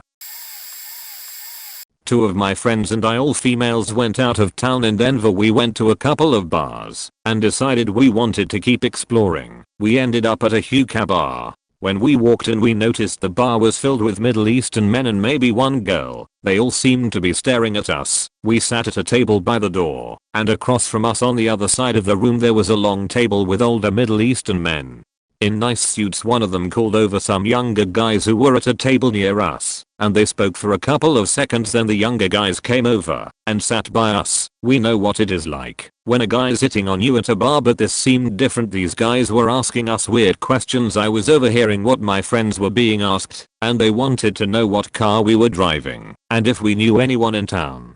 Something felt off to me, so I lied and said we were waiting for my cousin to join us, and they kept telling us they were having a big party at one of their houses and that they could take us, my friends, and I kept declining. They were so persistent. They kept trying to separate us, and I looked through the window and saw our car had been blocked in with another car straight behind ours. I texted my friends, and the look on their faces when they looked through the window gave me chills. A fight broke out, and the guys that were talking to us got up to break it up. We ran out and across the street, called an Uber, and went to a diner, picked up our car the next morning. I can't explain what we felt, but we all agreed something bad was going to happen to us if we didn't leave at the right time. When I was 13, I'd made a new friend at school. Let's call her Chelsea. We started on a group project and then quickly became inseparable. After a few weeks of hanging around at school and occasionally going to the skate park together, afterwards she invited me to spend the night at her house. I was very excited all week as I'd never slept over at someone's house before. That Friday after class, her and I met up at her locker, and she warned me about her brother, how he was very weird, and to just not talk to him, and definitely 100% to lock the door when I use the bathroom, which I always did anyway. I thought she was just goofing off. Typical lol, my brother is weird. Little sister stuff. At her house things went awesome. Her mom was so nice. She let us play PlayStation 2 and eat tons of chips and soda and whatever other junk we could come up with. For dinner we had pizza. Everything was great. Her brother got off work from his after school job and came home. He seemed nice enough and polite, but something about him was just off. He seemed almost too nice to me for some reason. I mean, when he shook my hand, he grabbed mine with both of his hands. He would find any reason to pat me on the back or shoulder or play with my hair. Just stuff you don't do to an almost total stranger. That night we went to bed, and as I lay there and pretended to be asleep, I heard Chelsea get up and lock her bedroom door. Now I knew something was wrong, so I asked why she did that. The only answer I got was, "Don't worry, I'll keep you safe. My brother likes you, but I'll lock the door." I called my mom at nearly 1 AM to come get me. She did. Chelsea and I grew apart after this, but that was fine because she quickly made friends with another girl. Towards the end of the school year though, Chelsea quit coming to school at all. I later found out it was because her brother had molested/raped a few of their neighbors and Chelsea's friends, and when people found out, her family moved away. Thank God I got a gut feeling and called my mom to go home, or I could have been one of them. On my 21st birthday, a guy I was taking culinary classes with invited me to a party. I'm not much for parties, never have been, and maybe had been to one or two when I was in middle school. So those weren't even parties. I found a babysitter for my son, got dressed and let him pick me up instead of taking an Uber. Even though I was only 21, I used to drink a lot when I was 17 and up, so I was pretty familiar with alcohol. I also decided to bring along my own bottle of birthday cake vodka to share, since it was my birthday, but the party wasn't for me, and also because that was the only bottle I planned to drink out of just to be safe. We get there, everything seems fine. It's pretty even on people. I remember there being something like 8 guys and 9 girls. Then things start getting flirty and pushy, and there's people playing strip pong, and I'm weirded out. I figured it was just how parties went, but I'm really shy, and decided to stay mostly to myself in the kitchen or patio, when the guy hosting the party comes out trying to get me to join the stripping game. I refuse, make some excuses, just had a baby, not comfy with my body, etc. And he kept saying I was the sexiest MILF he'd ever seen, not to worry, yada yada. Point I get up to go inside to use the bathroom and left my drink outside and realized that after I was done, but instead of drinking it, I poured it out and was making me another one when the same guy came in the kitchen and asked what I was doing. I told him there was a bug in my drink. There wasn't, and I was making another. He seemed really miffed, so I tried apologizing and explained that I had only drank out of the bottle I brought, so I wasn't wasting anyone else's alcohol. He shrugged and said it was no big deal, and I left the kitchen. Strip pong had ended, and it was a weird feeling I couldn't shake, and everyone was really flirty with each other. I'm standing next to the TV trying to get back outside when the guy who invited me offers me a shot of something. I figured since he was nice in class and I obviously felt comfortable enough to come with him, that I would drink it. I ended up staying inside instead of going outside, and we were laughing, and I was finally loosening up but also getting really fuzzy thinking and tired. Right when I was about to say something, the host came up behind me and pulled my dress down. It was a strapless black bandage bodycon dress, but it was slightly big, and I was wearing shapuya underneath back postpartum bod, and everyone started laughing and someone grabbed my ass. They were all making jokes that I was finally not so much of a priss, and this couple was patting their laps and inviting me in between them. I pretended that I was going to go smoke and the host decided to come with. While he was talking to me, I was trying to order an Uber to go home and couldn't really work my hands like I wanted. I guess he figured something was off because he asked me what I was doing, and I started crying saying I wanted to leave. He was trying to touch my face and stuff and was telling me I was too drunk to leave, to come inside and sleep it off in his bed and no one would bother me, and that he'd put my phone on a charger for me.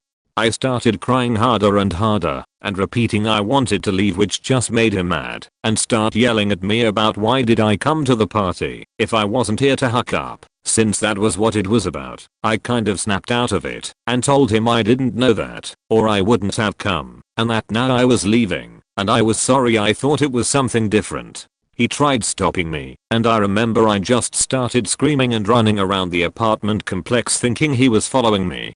Some people were on their patio or outside or something because they stopped me and asked me what was wrong, and after tearfully explaining the situation, they ordered me an Uber and helped me in it. I remember getting home barely because my babysitter has to help me inside after the Uber driver tried waking me up, and I wouldn't point I really believe I was roofied because I'd only had 1.5 drinks and a shot. There's no way I would have felt like that off of some Pinnacle vodka and Sprite.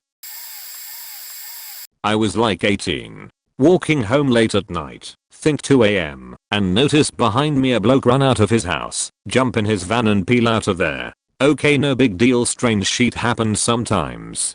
Bit creepy he did that just after I walked past his house, but still point he goes down the street then does a U-turn and comes up it again. Slowly past me. Then I see him about to do another and come back again, fuck that noise. I bail and jump down a side street that has pedestrian only access. Keep walking and eventually come to the main road. Yee, I got a waypoint, alas. This motherfucker was parked where the walkway met the main road, blocking it. Just sitting there.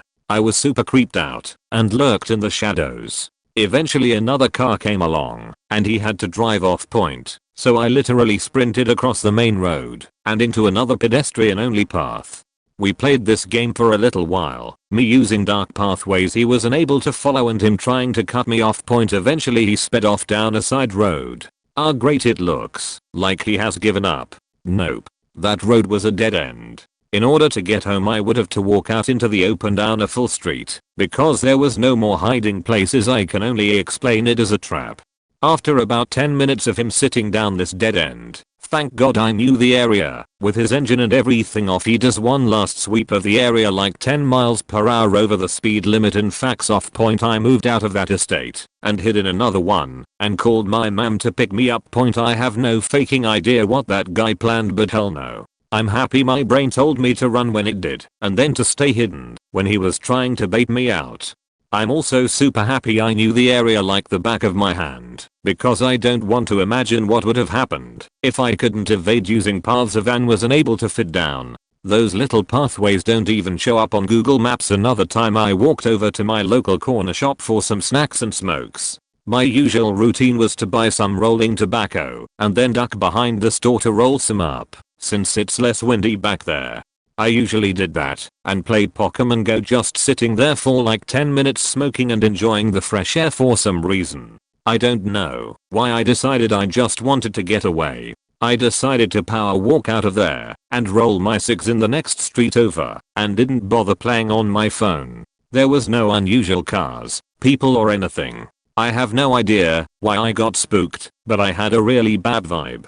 About 5 minutes after I left I heard some fireworks, but didn't see any in the sky. The newspaper the next day was that the bloke who worked at the takeaway next door was shot as he came out the back of the building. Suspected hitman style affair, and they were waiting for him back there in the dark. Exactly where I would have been. This one is my mom. She went to a pub and walked home. I was like 22 at the time, but still living at home. She was kinda late, so I text her, and she texts back something along the lines of "Don't call me, stop texting me." Some creepy guys began to follow me, so I'm hiding in a bush. I did as I was told. I didn't want the light giving up her position. About 5 minutes later I get a more detailed text, and about 25 minutes later she shows up home. I ask her some questions and find out the bush she was hiding in was the one on the opposite side of our garden fence. This spoon had such crappy spatial awareness she hid in a bush for like 45 minutes instead of hopping the fence the second she got a free moment and landing quite literally in our back garden. It's a funny story now. She didn't know where she was, so couldn't call the police easily and didn't want to talk on the phone either. She wasn't even drunk. She just sucks at directions. She was sore and cold but otherwise fine. It's a funny story nowadays. For people who don't wanna read, felt weird vibes from a group of men entering a train, made my group leave. These men ended up stabbing multiple people, trying to rob them. And for those who want more details, my best friend, with my partner and I, were going home after a massive night drinking. We scanned our cards and waited for the train. It was about 2-3 am. Everyone was mostly going home from the clubs. But there was this small group of men that was looking around really weird at people. So I just put it down to paranoid people on drugs we get in the train, and I watched these small group of men look my carriage up and down, kinda nod to each other, and they sat down separately. I don't know why, but I immediately panicked, and I think they picked up on it. So I acted as drunk as I could and said, "Shit, I forgot my license, we have to get it please."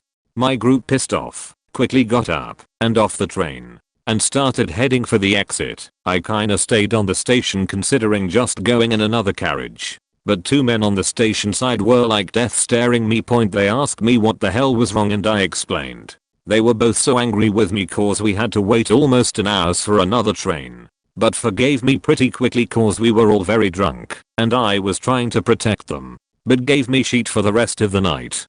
Until the next morning on the news, multiple people were stabbed and robbed on the train we were supposed to be on. The police caught a group of 4 men targeting drunks on the train, when unfortunately someone didn't give them what they wanted and ended in 3 innocent people getting stabbed multiple times with extremely serious injuries. The fact that it was 3 people almost made me throw up. My partner now refuses to go on a train due to this. Seriously, the craziest story I get to tell. Almost every year growing up, my dad's recreational league soccer team would have a tournament at a big park/campsite a couple hours away. We would always go, stay the weekend in a tent, and while he played soccer I hung out with the kids of the other dads playing, one of whom was my best friend growing up. One year when I was maybe 14 to 15, me and my friend were up late around a campfire with these 3 guys that were a couple years older than us. We decided to see if we could stay up all night. At one point, very late after everyone had gone to bed, these guys start telling us about how they threw tomatoes or some kind of food at cars driving in earlier that day, and that they wanted to show us where. We start walking across the soccer fields to the entrance of the park, which is fairly isolated and far from all the tents, and as we are walking I just get the oddest sensation deep in my stomach. It's almost like something was pulling my organs down to the ground, and by the time we were halfway there my adrenaline was going, and the urge to turn around and go back was insane. I grab my friend and I say we have to go back, that we are too tired, and it's too dark, and they can show us in the morning. The guys don't really argue, that I can remember, and we go back and stay up until the morning just hanging out around the fire. Nothing else happens, and the feeling doesn't come back. Looking back, it was definitely me unconsciously picking up on all the cues that I was seeing, specifically that as we were walking I remember one of the guys wrapping and unwrapping caution tape around his hands. Also we went back in the morning to see what they were talking about and there was no food thrown about like they were saying. My friend says she didn't think anything weird about it at the time, but looking back she was pretty glad that I had the sense to not listen to them. I've only felt that feeling once in my 25 years of life, and I hope to never feel it again. When I was in college, I used to have to drive through an extremely sketchy area of a major metropolitan area in order to visit my boyfriend, go to social events, etc. I didn't live in a great area of town. I also drove my grandma's old and kind of crappy car. Because it was grandma's, it was in great shape despite being old and looking ugly. One night as I was headed through that part of town, I stopped at a red light. I noticed something out of the corner of my eye. The person in the car next to me was gesturing to me to roll down the window. Because I'm an absolute idiot, I did so. The guy was trying to tell me that my wheel was shaking like it was going to come off, and that I had better pull over before something happens. He offered to take a look and gestured to the closest street, which was residential and pitch black. Thanks, I'll check it out at the next gas station up ahead. I said, not wanting to make him mad. Ma'am, he said, giving me a really forced look of some kind. I'm a mechanic. Oh, thanks. I'm just going to check it out at the gas station. I think the look was supposed to be patronizing honesty, but it's what sent all the alarm bells off, even more so than the extremely dark creepy street. He tried to argue with me, but the light turned green, and I hit the gas as fast as I could, and made it to the next very brightly lit gas station point. As soon as I got there I realized my tires were fine. I didn't need to even look at them. If they were going to come off my damn car, how? I would have absolutely felt it on the drive. And my car had never had a major problem of any kind. It was immaculately maintained. I'm just grateful the guy didn't have a gun. It was so stupid of me to roll down my window in a creepy part of town late at night. Most of my friends came from not so good conditions, or places that weren't high society. I live in a retirement town that has a drug issue. Because of this, I know a lot of shit can go wrong. Here I'm a month or so ago, and I just did some repairs to my car. I had the back seats taken out of it to make it lighter. My friend wanted me to put them back in, so we could bring one of his friends. I had a bad feeling, and told him I lost my boots to reinstall it. Once I get to his house, he says he wants to visit his friend. Anxiety is through the roof now, and I've got an awful feeling. I tell him I need gas first, and we go to the gas station point later. Me and him are going down the road, and he insists on visiting his friend. I start that way, when we see 5 police cars peel out of the local station. I turned around, and told him no, we are not going, and I drove to the local lake to have lunch with him. We eat and he wants to go there still. The feeling subsided, and we drive by that way, when we see police tape all over the apartments. I got him home, and his mom runs out to check on us. He told her we'd be at the apartments, a different discussion I had with him. I told her we didn't go to the apartments cause I had a bad feeling at the time. A guy broke into the apartment next door to my friend's friend. Lady who owned said apartment shot at the guy and the guy shot back. She was shot multiple times and murdered. Guy ran and no one has caught him yet. Cops haven't even made an official statement on the crime, yet I went, when he told me, we'd either A, be in the hall or stairwell and shot, or B, in his friend's apartment, when the gunfire started. One bullet went through the wall, and we could have been hit.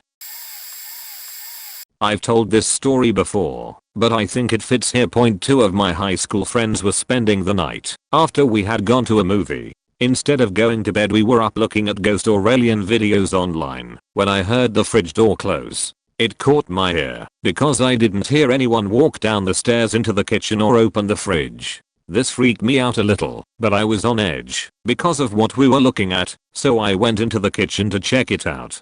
No one was in the kitchen at all, and no one went upstairs. I then noticed my basement door was open, and it literally never was. It was also always locked, albeit with the key in the lock. My friend got a knife and locked the door. We went back into my room, which was just off the kitchen. A couple hours later I heard the back door handle jiggle, like one of cats wanted to go outside.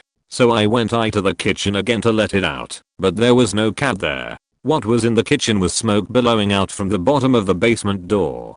A fire had started inside the furnace and the basement was filled with smoke. I woke my parents up, and we called the fire department.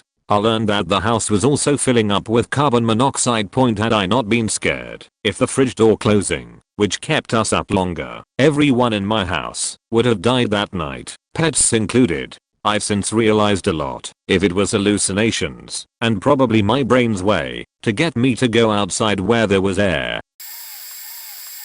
Disclaimer, I was a little shit as a teenager, so me and my friends used to go to a nearby track. It was virtually abandoned for 330 days a year, and being little sheets, we used to go there, get drunk, get high, and smash it up. It was never huge amounts of damage, but clearly bang out of order. One day there was a bigger group than usual, and we took our usual route via fields and farms. We got just past a barn full of hay, and I had this intense urge to flee. I made my excuses and went home. They got caught in the act, 1 AM wake-ups and arrests, and everyone there got an ASBO, a criminal record, and limitations on who they could see, where they could go etc. Another time we were shooting replica airsoft guns all through the town. Generally at each other, but also at people we didn't like. Got a similar sensation, so I threw my gun in a charity shop collection point, and convinced the others to do the same. Got all the insults, but no more than 2 minutes later, armed police showed up. We were told to go home immediately because of reports of a gun-toting gang in the area. A little older, I was living in a homeless shelter. It was a little rough, but it felt like home. One day I felt that need to leave again, so I walked around town. Came back to find my new flatmate had been beaten up and robbed at Niffer Point. They even cut his dreads off. All I lost was a loaf of bread and a bag of frozen sausages. I had the intense urge to flee just before a childhood car crash. I couldn't do anything that time, but I will always listen to it as a result. Bonus. To this day I don't know how it happened, but my old computer with a court monitor picked up a police radio with someone confirming my address. I was in possession, so jumped out of the ground floor window and hid in a nearby orchard. They were doing the rounds contacting friends of my friend who'd just been caught dealing. Everyone else was asked politely to come to the police station and make a statement if they objected to a patting down. I live in a small village with some abandoned / rundown houses on the outskirts and closer down by an old unused quarry. There's one house in particular that has a weird homemade cross above the entryway. It's got cracks in the windows, ivy, and plants growing like crazy all over it, and in the drain pipes, and the back garden is known to be humongous and overgrown, like it spans across 4 or 5 acres. My mates and I decided to explore this house, because at least it's got a massive outside space to explore. When we climbed over the broken back gate we saw in the window and the kitchen there was a recent medicine bottle on the side. There's been talk in the village there's possibly someone that occasionally sleeps in there, but generally it's idle village gossip, so we didn't think anything of it. The further we got in the garden we saw a broken down caravan with new fuel tanks and there were electricity lines running from a box into the house. We'd heard noises like twigs snapping coming from behind us as we walked along. So we cut off left instead of headed straight down and came into a small opening with a wooden block at knee level off center and what looked like blood seeped into the wood and an axe on the floor beside it. Safe to say, we faking legged it out of there. We ran away from the house, so we didn't come across anyone, and kept running all the way back to the village point. Good thing we didn't stale mayo. Turns out there was actually someone staying there, and they've been known all across our part of the country to squat in abandoned houses and attack anyone that entered the property they were on. They'd been following us from the house and was trying to corner us at the bottom part of the garden that led to a cliff drop off the old quarry. Pretty sure the blood was them killing chickens, but still, glad we didn't risk it. Point at it. The reason we went left instead of down is because it would have led down to the cliff edge and we all felt a bit off, like we were being watched, so we turned away from it just in case. This will sound fake as fuck, I know, but it's all true, and also only one of 2 accidents I've seen in 8+ years of daily driving. The other one was horrific in its own right, but this one was a big cliche. You'll see why. Point: driving on my motorcycle in heavy traffic. Lane splitting is legal here, and I've done that safely for 8+ years during my daily commute. I know what I'm doing, and there are tons of tricks to not get hurt.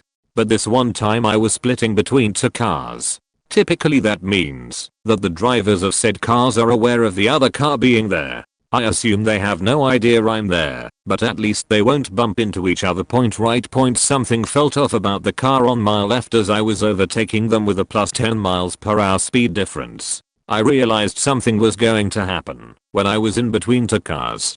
Behind me was another motorcyclist, way too close, and trying to push me, so I couldn't hit the brakes to safety. Point: luckily, I was driving a fast bike, Honda VFR 1200F. So I simply downshifted and stepped on it. Not a second too late. The car on my left, without looking or indicating, swerved to the right and slammed into the other motorcyclist and car. The car on the left overcorrected and hit the rails on the side, flipped over, ejected the driver, who died. The other motorcyclist also died, and 2 people in the other car were injured but otherwise fine. Seeing that all unfold in your rear view mirrors is unreal, to say the least. Point: the motorcyclist who died was driving a BMW and the car driver who died was also driving a BMW. It's like the biggest cliche. Point: I think I noticed the oncoming problem because the driver on the left had been pushing traffic to speed up. He was focused only on what happened in front of him and only trying to get ahead of the people slowing him down, completely unaware of his surroundings. After this happened, I looped back through 2 exits to give my story to the police. I was there before they arrived, and I tried to help out a few onlookers who were trying to help where they could. Point: my biggest surprise was actually how calm and collected some people, including myself, can be in the face of death. At that moment it was just, this is what it is, and we dealt with it. Even years later I don't have any lingering bad feelings about it. Point: it did, however, make me decide to sell the motorcycle. I miss it. My friend and I think we were 19 over 20, were on our way to a float trip with her family, but we had to take away. That was in an incredibly rural part of Missouri. There weren't any cars around. We saw a dog running on the side of the road who was starving to death. You could see its bones very clearly. We stopped and got out to approach the dog, slowly and safely, but it seemed very scared. We didn't have any food except trail mix, so I tried to lure him to us with that. He was starting to get closer after about 15 minutes when a beat up pickup truck came down the road and stopped and yelled at us. It was this redneck guy who was upset we were trying to help this dog and said the dog was his friend's property, and in so many words said there's a lot of hunters around here and that they abandon their dogs in the middle of the woods and starve them to be better hunting dogs.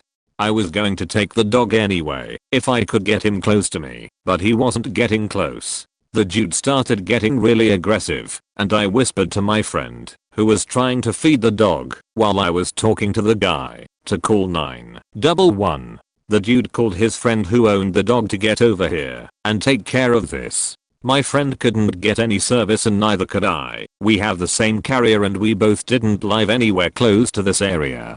I had a bad feeling, so I grabbed my friend and we got in the car and left. People out there always have guns and think they are above the law. In fact, the closest town didn't even have law enforcement because it wasn't big enough. I don't know what would have happened if his friend showed up, but I really regret leaving that dog to this day. I wish I could have got him in my car, but he wouldn't come near us and would run away. I know he wasn't my dog, but he was clearly being abused and looked like a literal skeleton. Anyway, rural Missouri is really scary. Was at a party one night and my friend says that a relative who just got out of jail was going to be there at some point for a few drinks. Apparently the dude was a former hardcore gangland type with some major reputation for being extremely violent. Seemed like BS, because I'd never heard of his gang in any way, and this friend always talked up how tough their family was. Guy turns up and he's old, like 50s. He did look kind of dodgy, but not this insanely tough murderer he had been made out to be. Well, I was wrong. A few drinks down, and he admits he was fresh out of jail after a 25-year sentence for a particularly brutal killing. According to him, the only one they could tie him to. Point also found out his actual name, different surname from my friend, but very much a relative. I left when he started looking kind of awkward. It was his first week out of jail after all, and it was plainly obvious he was uncomfortable with all these young folk crowding the small place we had the party in. Googled him when I got home, and turned out he was kind of infamous in his day. Decided I probably made the right choice. Next day I found out he stabbed someone minutes after I left for being disrespectful. I was on bail myself at the time with a no alcohol order, so I dodged both potentially getting stabbed and a certain jail sentence myself. He went back to jail, and the guy who got stabbed was mostly fine, just a lot less dickish after. Back in my teenage hoodlum days, some friends and I did some urban exploration in an abandoned medical facility. It was perched atop a steep hill with only one road in and out, surrounded by a small forest. From what we had heard, this place did some serious procedures, heart surgery and the like. But now it was totally left to rot, or so we thought. We imagined our expedition would be a creepy midnight jaunt through a haunted hospital that we could brag about to our lamer friends. So I drive up this hill and park behind the facility. The first thing we notice is that there are some ambient lights on. The place is not totally off the grid, like we were led to believe. No problem, they're probably there just to scare off troublemakers like us. The rest of the facade is dark. There are no cars in the lot. Then, as we're scoping out the exterior, we notice that there's a board over one of the windows. Sure enough, we peel it back, and the window is broken. A way in. We waste no time in vaulting up and over, avoiding the edges of the broken glass. Suddenly we are inside, and it's clear this place is certainly not abandoned. There are interior lights that come on as we wander around. There's some equipment scattered about. I start to get an uneasy feeling in the pit of my stomach. My friends are enjoying themselves, and I don't want to be the bussy who got scared. Yet I can't ignore the sense of pure dread that is getting stronger every second I'm in this place. Finally I tell them that we need to GTFO, and don't bother explaining why. I drove, so they have no choice but to follow me. We scramble back out the window we came in, climb in the car and peel off, turning off the only road that leads up the hill and stopping at a nearby gas station. A few of my friends went inside to get drinks, but a few of us stayed in the car. From the spot where we parked you can see up the hill to the outside of the facility, and we watched as a security car with flashing orange lights pulled up to the front, followed shortly by a cop car. We must have missed them by 2 minutes. Once my friends come back we point out the welcome wagon sitting outside the facility, and after a bout of nervous laughter we head back home and marvel at how lucky we are. If I hadn't listened to my gut, my hoodlum friends and I probably would have spent some time in juvie for breaking and entering. When I was younger, about 15, 16, I was just starting to drink with some friends from school. Obviously being so young I had no experience with alcohol, didn't know how to pace myself, or the dangerous situations that can happen because of it. At the time me and my friends would go drink with this guy Nathan. Nathan was 21 or 22 at the time, and being a young teenager I thought he was the coolest guy because he had his own place, smoked weed and let us drink at his house. Now that I'm 22 I see how messed up it is for a 22-year-old to be getting 15, 16-year-olds drunk, let alone give them a place to drink. This should have been my first red flag. Nathan was also a security guard and would often wrestle with us to show us some jujitsu moves. Being a bunch of young boys, we wrestled all the time, so it was no big deal at the time in my 16-year-old brain. One night when we were very drunk, we helped Nathan walk to the local Safeway to go buy drunk munches, and as a joke one of my friends asked, "What, are you gay?" And he said yes and came out of the closet to use. A lot of my friends slowly stopped talking to him after this because he was gay. I didn't see anything wrong with the fact he's gay, I really didn't care. However, immature teens will be immature teens, and a lot of my friends didn't like that about him. One night a few weeks after he came out, me and my friends decided to go drink, but had nowhere to do it besides a park or outside, possibly a construction site. The thing about drinking outside all night in Canada is that it gets cold. I mean, like possibly die of hypothermia because you're only wearing a single sweater cold. So we decided to go drink at Nathan's. We got to Nathan's, spent the whole night drinking, and slowly everyone started to leave and headed home if they could. The people who couldn't go home went to friends' places. I got the short end of the stick and had nowhere to go because I wouldn't be able to get into my house, lived on the 4th floor, and could go stay at a friend's because many people were going there too and they didn't want to get in trouble with their parents. I decided to stay the night at Nathan's. Once everyone was gone, Nathan immediately started talking about his favorite porn and invited me to masturbate with him to it. I said no, I'm going to go to sleep to try and avoid the situation, and laid on my back on his couch in the living room, only furniture in that place. He decided to come lay on the floor right beside the couch instead of his bed in his room. It was at this point I got the "you need to get out of here" feeling, but I knew he would try and talk me out of leaving his place. I said alright, I need to use the bathroom, took my pillow and blanket, locked the door behind me, and slept in his tube. Woke up in the morning, grabbed my stuff, took off, and never went back. Fast forward a week later, he had some of my friends go over to his place again, 15, 16-year-old kids, got them drunk, introduced them to blow for the first time, and rapped one of them after everyone was gone and passed out. Last I heard he went to jail, not sure for how long. Thought point. When I heard that, I made me realize just how close I was to that being me who got rapped, and how my gut feeling of get somewhere safe before you fall asleep saved me from a potentially horrible situation. Needed to buy some weed, but it was a long weekend and my regular guy was out of town. Called around, couldn't find any. Talked to a girlfriend of mine who's dating this new guy and she says we can probably get some from them. Drive her to the place. It's this sketchy rundown apartment complex. We knock on the door, hear scrambling and someone yells, "Who is it?" She answers, "It's me," and the door opens a crack. "What do you want?" "I'm here to see boyfriend," she replies. Dude eyes me suspiciously, then begrudgingly lets us in and escorts us down the hall to the living room. There's 4 dudes in the room plus the guy who opened the door. None of them are her boyfriend, but I guess these are his friends/roommates. They're all sitting on the edge of their seats, nervous as fuck, looking at us come in, all tweaked out to their minds. And there's a big bag of ice on the table. Leader dude tells us to sit down, so I do, and as I'm sitting I see the gun next to him on the couch.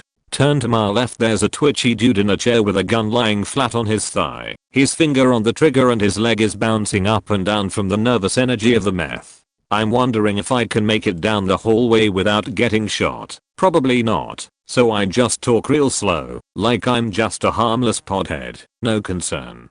We explain that we're just looking for some weed. Leader dude tells her that she shouldn't just bring people over like this, not when they got stuff going on. Not sure what he meant. Big deal going down maybe. They tell Muse they don't have any weed, but they'll sell us some meth. Everyone is staring daggers at me. I don't faking want any meth, but I'm terrified to say no in case they think I'm a narc or undercover or something. So I buy a dime bag just to get the fuck out to there. Still gives me the heebie-jeebies. My little brother got himself kicked out of our parents' house shortly after high school and was staying at a friend's place. I went over to hang out one night and it became immediately clear that this was some kind of crash house, and even though the friend's mom was present, she was pissed drunk around 7 o'clock on a Wednesday and clearly not a person in control of her life. I didn't think too much of It at first because hey, we all hang out with scumbags at some point and maybe this was his rebellious phase, but what tipped me off was some of the guys there talking about how so and so needed their ass kicked, and one suggested that they split a strip before going to do it. As in a 10 strip of acid points, so not only do we have some 18-year-old idiots planning an assault, but they plan to be railed on 5 tabs of acid each while they did it.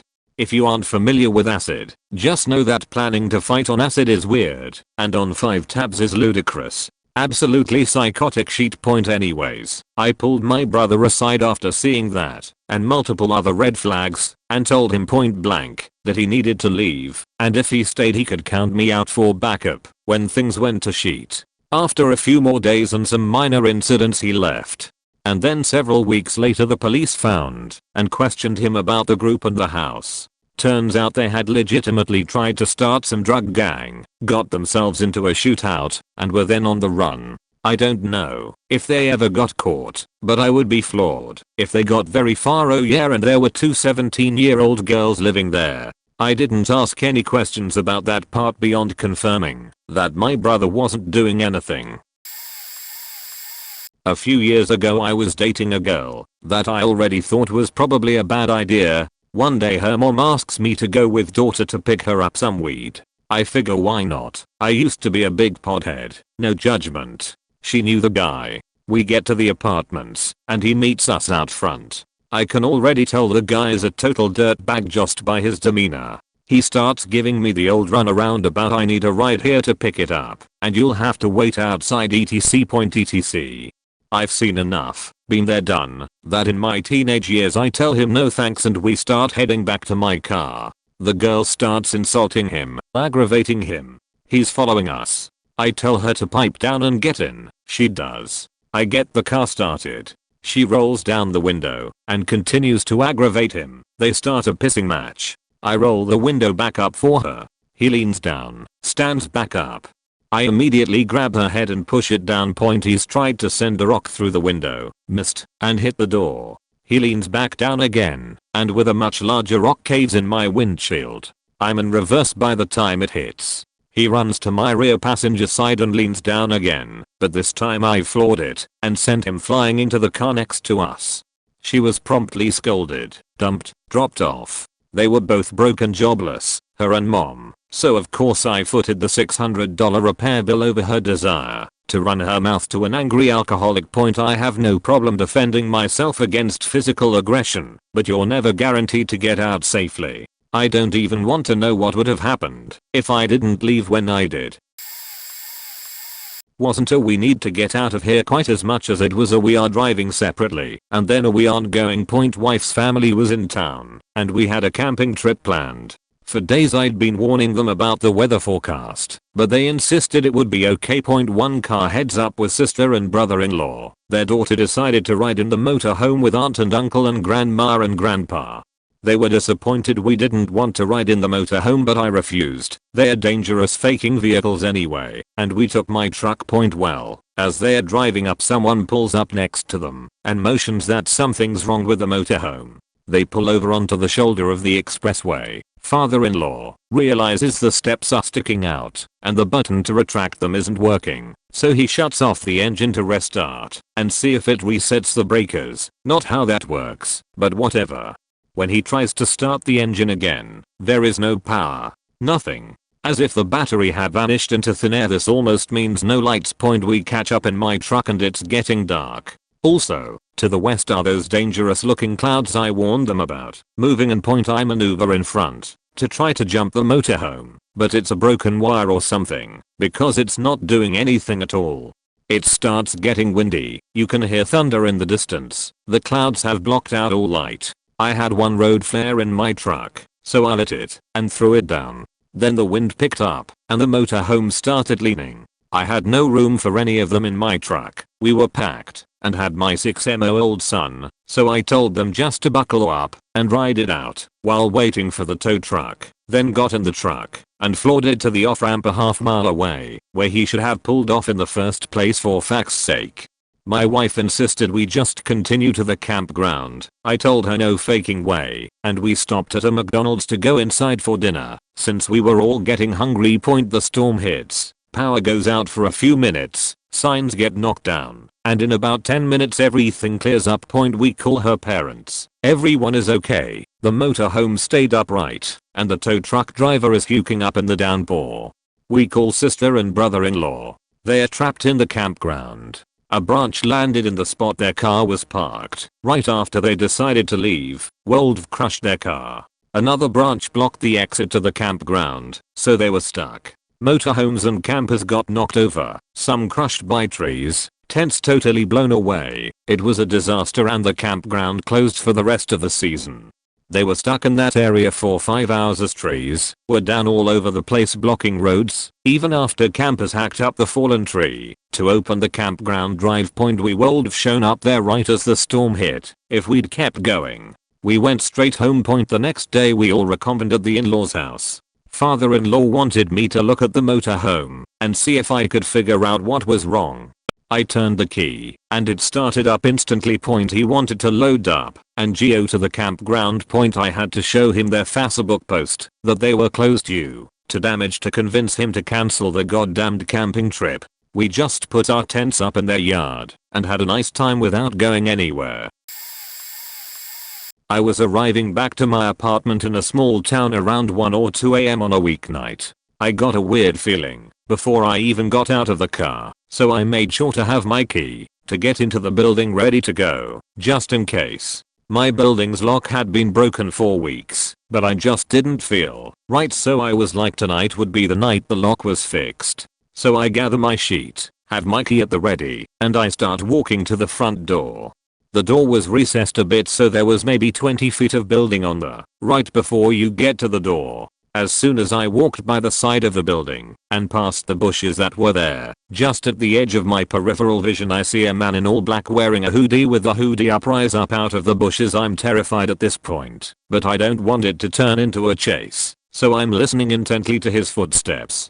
He's walking slightly faster than me. I can hear the dead leaves crunching under his feet. I pick up my pace, he does the same. I reach the steps to the door, and I'm praying to anything that the lock wasn't fixed, because I wouldn't have time to open the door, even though my key was out. The lock was still broken. Oh, thank God. I get inside and get out of eyeshot. The door was glass. Phew, I'm safe. Oh, shit. No, you idiot. The door is unlocked. Get the fuck out of there. So as soon as I'm out of eyeshot I run as fast as I've ever run up the stairs to my apartment door. Since my keys were already out I unlocked my door and opened it. Then because my door was at the top of the stairs I listened to see if he was going to come upstairs. I heard him enter the stairwell. Then I snuck back into my apartment and quietly shut the door and locked it. I don't know what he was going to do, but if the back of my neck wasn't tingling when I parked my car I truly feel like I wouldn't have been paying enough attention and something very different would have happened that night. For context, where I live, there's a long and thin artificial island, like 30 kilometers by 40 meters, and there are only 2 bridges to go there, separated by 15 kilometers, so it's a pretty isolated area. Also, there is a part of the island that is inside our indigenous territory and the access is restricted. You need authorization to go there. Anyways, a few weeks ago I was biking with my friend on the island and I wanted to show him the view from the reserve part. It was at the border between my city and the reserve and we wanted to stay only a few minutes. To access there, we needed to bike for 2 kilometers on a isolated rock road that has on one side a deep canal and the other a dense forest point. So we arrived at the intersection with a small dirty road we needed to take to go to our spot, and it was at the limit of the reserve. There was a big panel saying, "This is Mohawk territory, trespassers will be prosecuted." Under the panel there was a Ref 150 with a white guy in it looking at us. White people are not authorized on the reserve, so it was strange. We were stressed because we weren't sure where was the border and the guy was looking at us like for a long time, and we thought he might be police. We decided to take the path and not stay along, since I was pretty sure we were on the good side of the border. We went, looked at the view, and decided to come back. When we got back to the rock road, a blue car was just going away from the F-150 and the guy inside the F-150 had gotten out of his car and was getting back inside. Don't forget we were pretty faking isolated, and very few people know the spots we went at. At this moment we decided to head home, but the blue car was in front of us, and he was driving slow, almost at the same speed as us. I whispered to my friend that I thought this was some drug deal, or some she, and we were in the middle of it. The closest path was like 1,5 kilometers from where we were, and we couldn't go anywhere, because there was a canal at our right and the forest at our left. When we arrived next to the path, I turned left, and, stupid as I am, I did a fuck you to the blue car. He instantly stopped, and after that he was out of my sight. I was lucky that I knew extremely well that island, so we were able to hide for an hour before going out. It was a bit scary, but I'm happy I've lived that. It was badass. 1995. Two young manuscript kids on our honeymoon to Paris, and nice, the airline had a package deal for airfare, transfer and hotel. The directions for the bus had an error, and we got off one stop too late. This was before Google Maps and we were lost. Found a taxi stand, and two taxis tried to separate my new wife and I, saying we had too much luggage. We didn't, and I was arguing with them trying to get the bags into just one taxi. A nice German guy walked past and saw the exchange and asked if we spoke French. We didn't. He said, please don't get in the taxi. I overheard them plotting to separate you and take your wife somewhere else. Grab your bags and come with me. He helps us wrangle the bags from the angry taxi drivers, and we go a couple of blocks with him to get away, and he gives us walking directions to our hotel. On the flight to Nice, we were sitting next to a kind man, and I told him the story and asked if he would review the directions before landing. He read them, said I live 2 blocks from there, and the hotel manager is my best friend. If you trust me after your Paris experience, I will take you, as I need to drop off something to him anyways. My bride and I looked a little skeptical, but said yes, and thank you for your kindness. Upon arrival he spoke a few minutes with the manager as we were checking in, said our goodbye thank you pleasantries, and he left us to be. Got to the room, and he had the manager upgrade us to the nicest suite in the hotel, and had left us a nice candlelight dinner at a 5-star restaurant the next night, all on his tab. He even told the manager the wine he wanted served. We barely knew his name, and the manager refused to give us his address, so we could properly thank him for his kindness. He was famous in France, and suggested we buy him a small gift and he would get it to him. Needless to say, we planned to skip Paris and return to Nice on our 25th anniversary this year, but COVID has delayed the trip until next year. Often wondered who he really was to show such kindness without wanting anything in return. And thank you, German guy, too. I wouldn't call this intuition, maybe some ancient baseline human instinct that was triggered in this scenario. I like elephants. The year was 2010 or 2011, and I went to the fair with my boyfriend. The only thing I was looking forward to was the elephant ride. Looking back, I realize how wrong it was for me to be excited by an enslaved being for entertainment in the first place. Anyways, we finally get up to the front of the line and I realize the elephant looked like it was crying. I put my glasses on and realized that the wet stream of tears wasn't coming from its eyes, but from its temples. I looked into its eye, and when it looked back, I was hit by a wave of fear so sharp and powerful that I was suddenly close to peeing my pants, and I ran to the nearest bathroom to go sit and shake on the seat point. But I love elephants. They're gentle giants, and I was so confused by my body's fight/flight response being triggered because I didn't fully understand what my brain was seeing.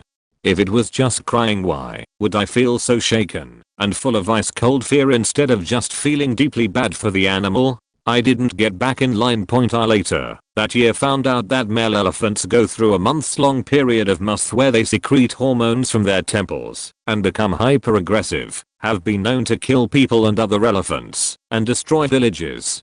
Dangerous or not, no idea why there was an animal experiencing must at the fair. Seems like a disaster waiting to happen. I don't think any kind of disaster happened, but the elephant ride was nixed from the fair not too long after, probably because the concept is faked up in the first place. The human brain has survival mechanisms that we are not consciously aware of or fully understand. I hope that poor elephant is somewhere safe and happy at a sanctuary now. I'll never forget what it felt like when it looked at me. Haven't experienced a sudden jolt of anything quite like it since. I had been left at a party in a suburban neighborhood and had no way to get home. I was about 20ish at this time. I was pretty drunk, so I wandered into the nearest gas station convenience store to try and call my friends to come get me. I kept trying to call them with no answer. It was about 3 in the morning, and so I was pretty upset and had no way home. The store worker asked me if I was okay, and I told him I was fine, but I stupidly told him I was stranded with no way home. He spoke to me in broken English, and so I wasn't totally understanding him, but he said something along the lines of "I'll call my friend to take you home." Because I was drunk and stupid, I felt like that was a bright idea, so why not? He calls his friend and says he's coming to pick me up. The entire time I was waiting in the store, he kept eyeing me up and down, which I told him made me uncomfortable and to stop. At one point, he came up and tried to touch me. I cussed him out and ran outside into the parking lot right as the most sketchiest, dingiest death machine of a van pulled up. The guy who was driving it got out and was easily the most disgusting looking human being I'd ever seen. He looked like Bin Laden when he was living in the pipe underground or something. The convenience store clerk comes out and points at me and says, "Get in, my friend will take you home." They both started to circle me like vultures. I suddenly snapped to my senses and became more sober than a judge in that moment, and took one look at the van and proceeded to turn around and leap across 4 lanes of traffic and run like a bat out of hell across 3 neighborhoods and into an empty shopping center, and trying to make sure I wasn't followed. A bartender who was closing up one of the bars saw me and asked if I was okay, and I proceeded to tell him what went on, and he nice enough to call me an Uber and wait with me just in case. He was cool. I don't know what would have happened, but my adrenaline was so high that I wasn't going to be caught dead getting into that death mobile with some of the worst degenerates of society. It's been about 10 years since, but I still think of that incident in the back of my mind anytime I go to the store by my house late at night. I'm much more vigilant and way more of an asshole now whenever creeps approach me, but I wonder what the hell 20-year-old me was thinking. Me and my family took a religious trip to Saudi Arabia, and my parents thought it was a good idea to stop in Istanbul on the way back for a couple of days. In all honesty, the whole trip was amazing except for one instance which me and my siblings experienced. We were exploring the Grand Bazaar and my sister stumbled upon a place that sold nice handbags. She was browsing and looking around while I waited patiently. She came to the conclusion that these bags were no good and asked the man about a specific purse. This is when I got sketched out, because he paused after the question and looked me and her up and down.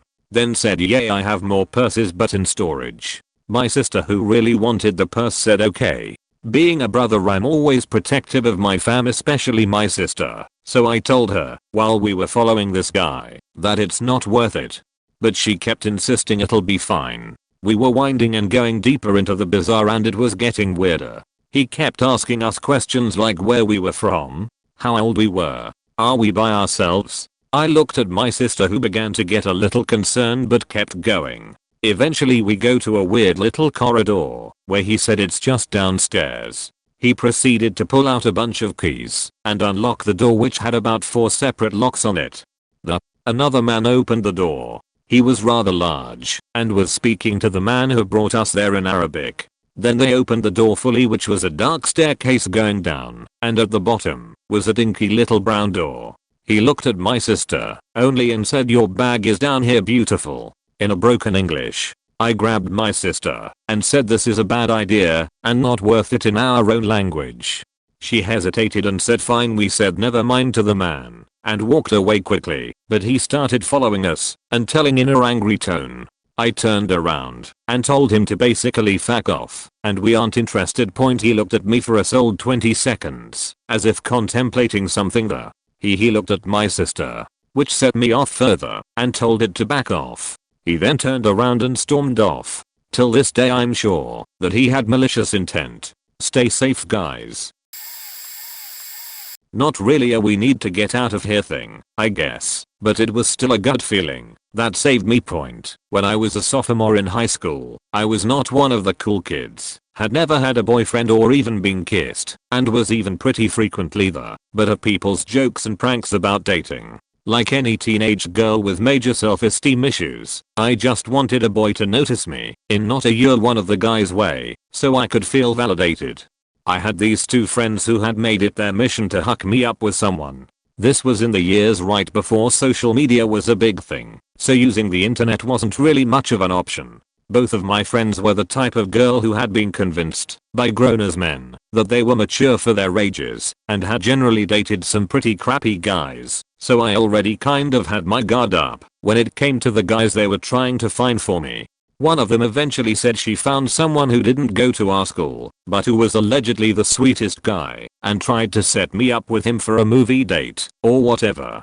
But eventually, she let it slip that the reason he didn't go to our school was that he was 19. We were only 15 at the time, and the age difference seemed huge to me. I noped out of that one. Both of my friends kept trying to pressure me into it, though they eventually dropped it. Ironically, after this, I stopped hanging out with those girls in the mornings and started spending time with another friend group, where I met my wonderful current boyfriend. We are in our 30s now and about to spend our 15th anniversary together next month. One day, during the summer break between junior and senior year, one of my best friends and I were hanging out and somehow the topic of sex offenders and rapists came up. He mentioned that one of his other female friends had actually been raped in the Walmart parking lot. He said the name of the rapist, and he was the same guy my two friends had been trying too hard to get me to date. The friend/victim was even younger than us, maybe a year or two younger, so not only was she raped, she was also underage. Had I not had more sense than my friends, and gone on a date with that scumbag, it easily could have been me. I was 12. I was walking by the side of the highway and this silver car literally stopped dead as in front of that red ramp that goes down the sidewalk into the street. It literally stopped there. ABD then these two white males in their late 20s stepped out and started walking towards me. There were no other people or cars around, and these guys were wearing black from head to toe, and sunglasses, and black hats. Fortunately for me, these dudes were the biggest idiots I have ever seen in my life. Probably wanting to kidnap me for some gang initiation. They literally were looking up and around everywhere but at me. They looked like cartoon characters pretending trying not to be suspicious. Like, if they needed to go anywhere, they would have just drove. I kept walking, but I knew that I had to do something. Eventually, one of the new literally points at a leaf and is like, "Bro, look straight this leaf," and they started looking at it. Even 11-year me would have laughed at that, but I was still in shock. While they were looking at the leaf, I jumped over the fence and into some random person's yard. I hid between a tree and a fence. The fence was super thick, so they couldn't see me through it. I looked through a tiny hole to see if they would pass, and they didn't, obviously.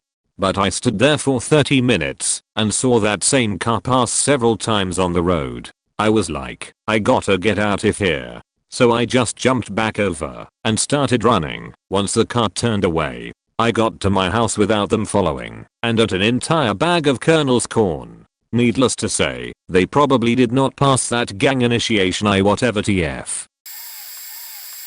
Was walking home one night, around 1 AM. I was coming from the ghetto, if you can call it that, as I'm from a small town, and was already in a nice neighborhood point about 1 kilometer away from my grandma's. I was walking with headphones on, and enjoying the walk, when I see a car at the end of the street, on a perpendicular street. It looked like it was going straight, but then upon seeing me it slowed down, and turned in my direction. Now, I was a bit confused and paranoid since they did not put their turn light on, and I got a weird feeling. I was a bit high, so it might have been what saved me. I was walking on the right curb, and they drove on the right side, so they were on the opposite side of me. I instantly removed a headphone. When they arrived at my height, they suddenly crossed the street with full-on light and parked just in front of me. I was maybe 1.5 meters away from the car. Then a guy opened the door, and it got the light inside the car on. The morons forgot about that, I guess. And there were 4 guys with hoods, like full-on hoods, like in the police. One of them had a long stick with what looked like electricity at the edge point. I froze for a second and screamed putain d-murd holy fuck. and ran, mind you, not in the opposite direction, but instead passing them by the left, crossing the street, and kept running. Two of them chased me and kept shouting stop point stop. Like I would have stopped.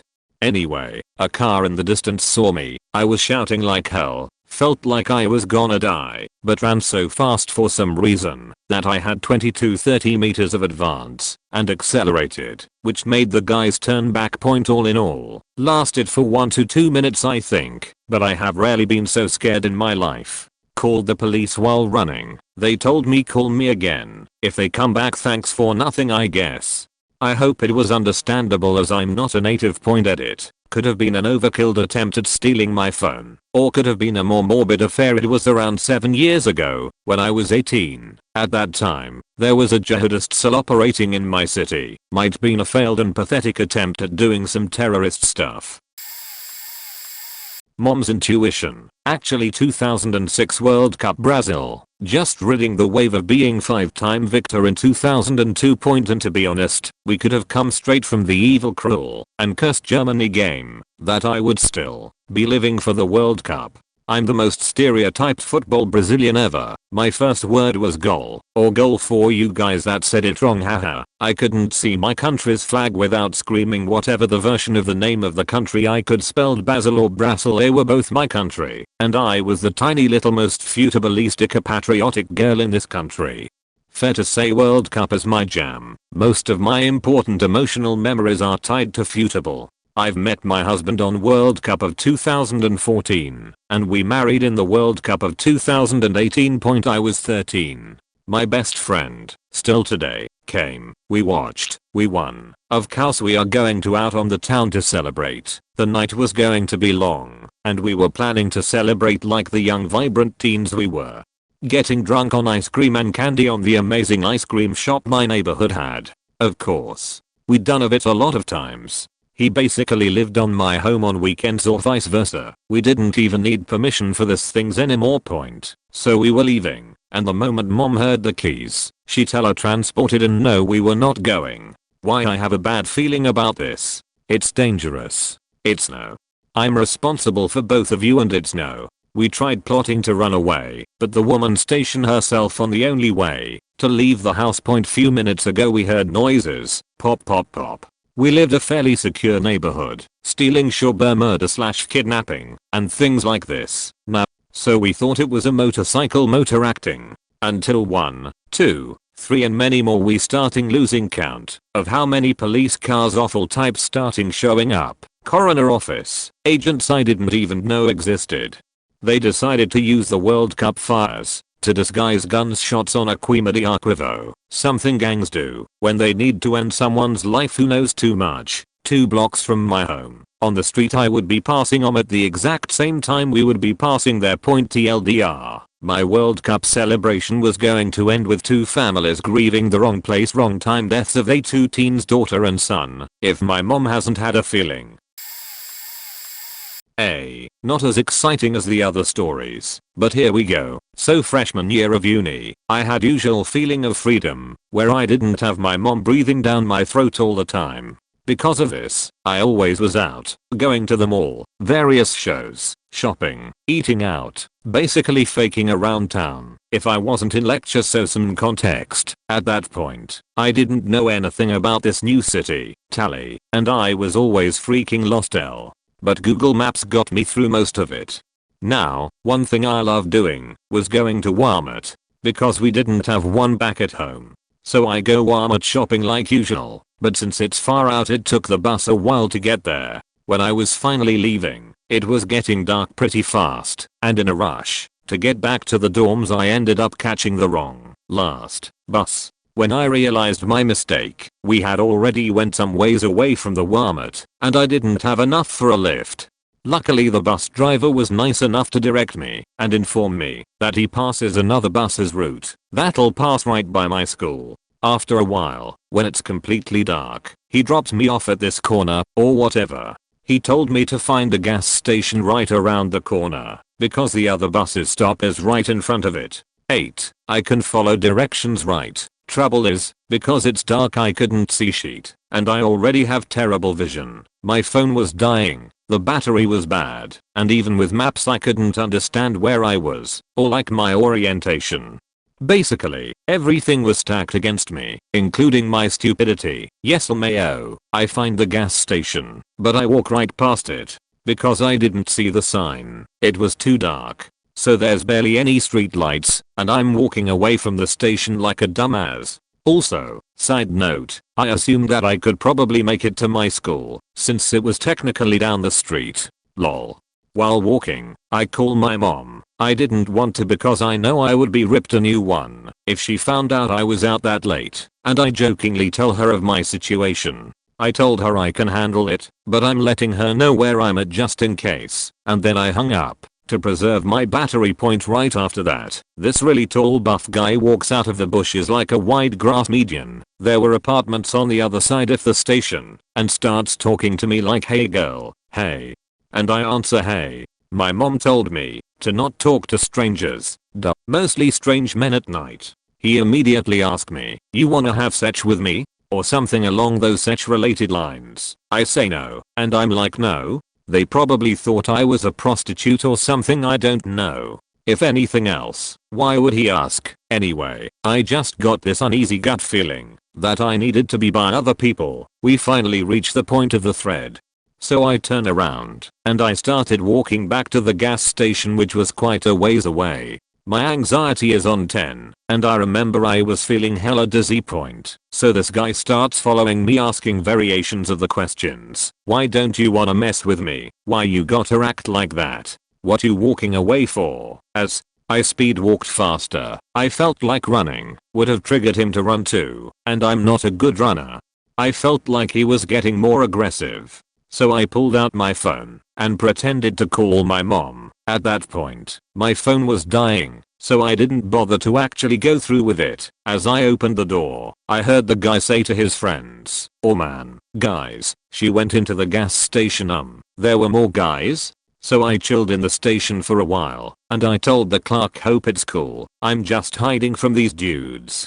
He even went out to scope the area, and he came out there and told me no one was there. Lol. Eventually I got on the bus that passed my school, and I called my mom when I got home to let her know that I was alright. So was like minutes away from calling the Unis PD. So yeah, that's the story on how I almost got kidnapped, maybe by being a dumbass. I was 11 when this happened. I was hanging out with a few friends. For the sake of this not getting traced back to anyone, we'll call them S, L, and B. We were hanging around at the park on those little bridges when a lady comes up to us with a child that looked nothing like her. She started talking to us in a whole different language, pretty sure it was German, and tried to take L's phone out of her hand. I think she was asking for the time, but we told her we didn't speak whatever language she was speaking, and she left us alone. After a while she went and sat down at the bench while her kids started playing in the park. She kept her eyes fixed on us and wouldn't stop staring. Maybe 5 minutes later, L whispers something to B, and he whispers it to S and she to me. L says she has a bad feeling. She thinks we should leave, was what she said. I was really tired that day and was trying to take a nap, so I waved it off and went back to attempting to sleep. Elle keeps saying she felt unsafe, but stopped after I started getting mad at her. Everything was silent for about 3 minutes, until I suddenly jumped up and said in French to the others, we all went to a French school, and I don't know why I didn't say it in English. I didn't even think about it, I just said it.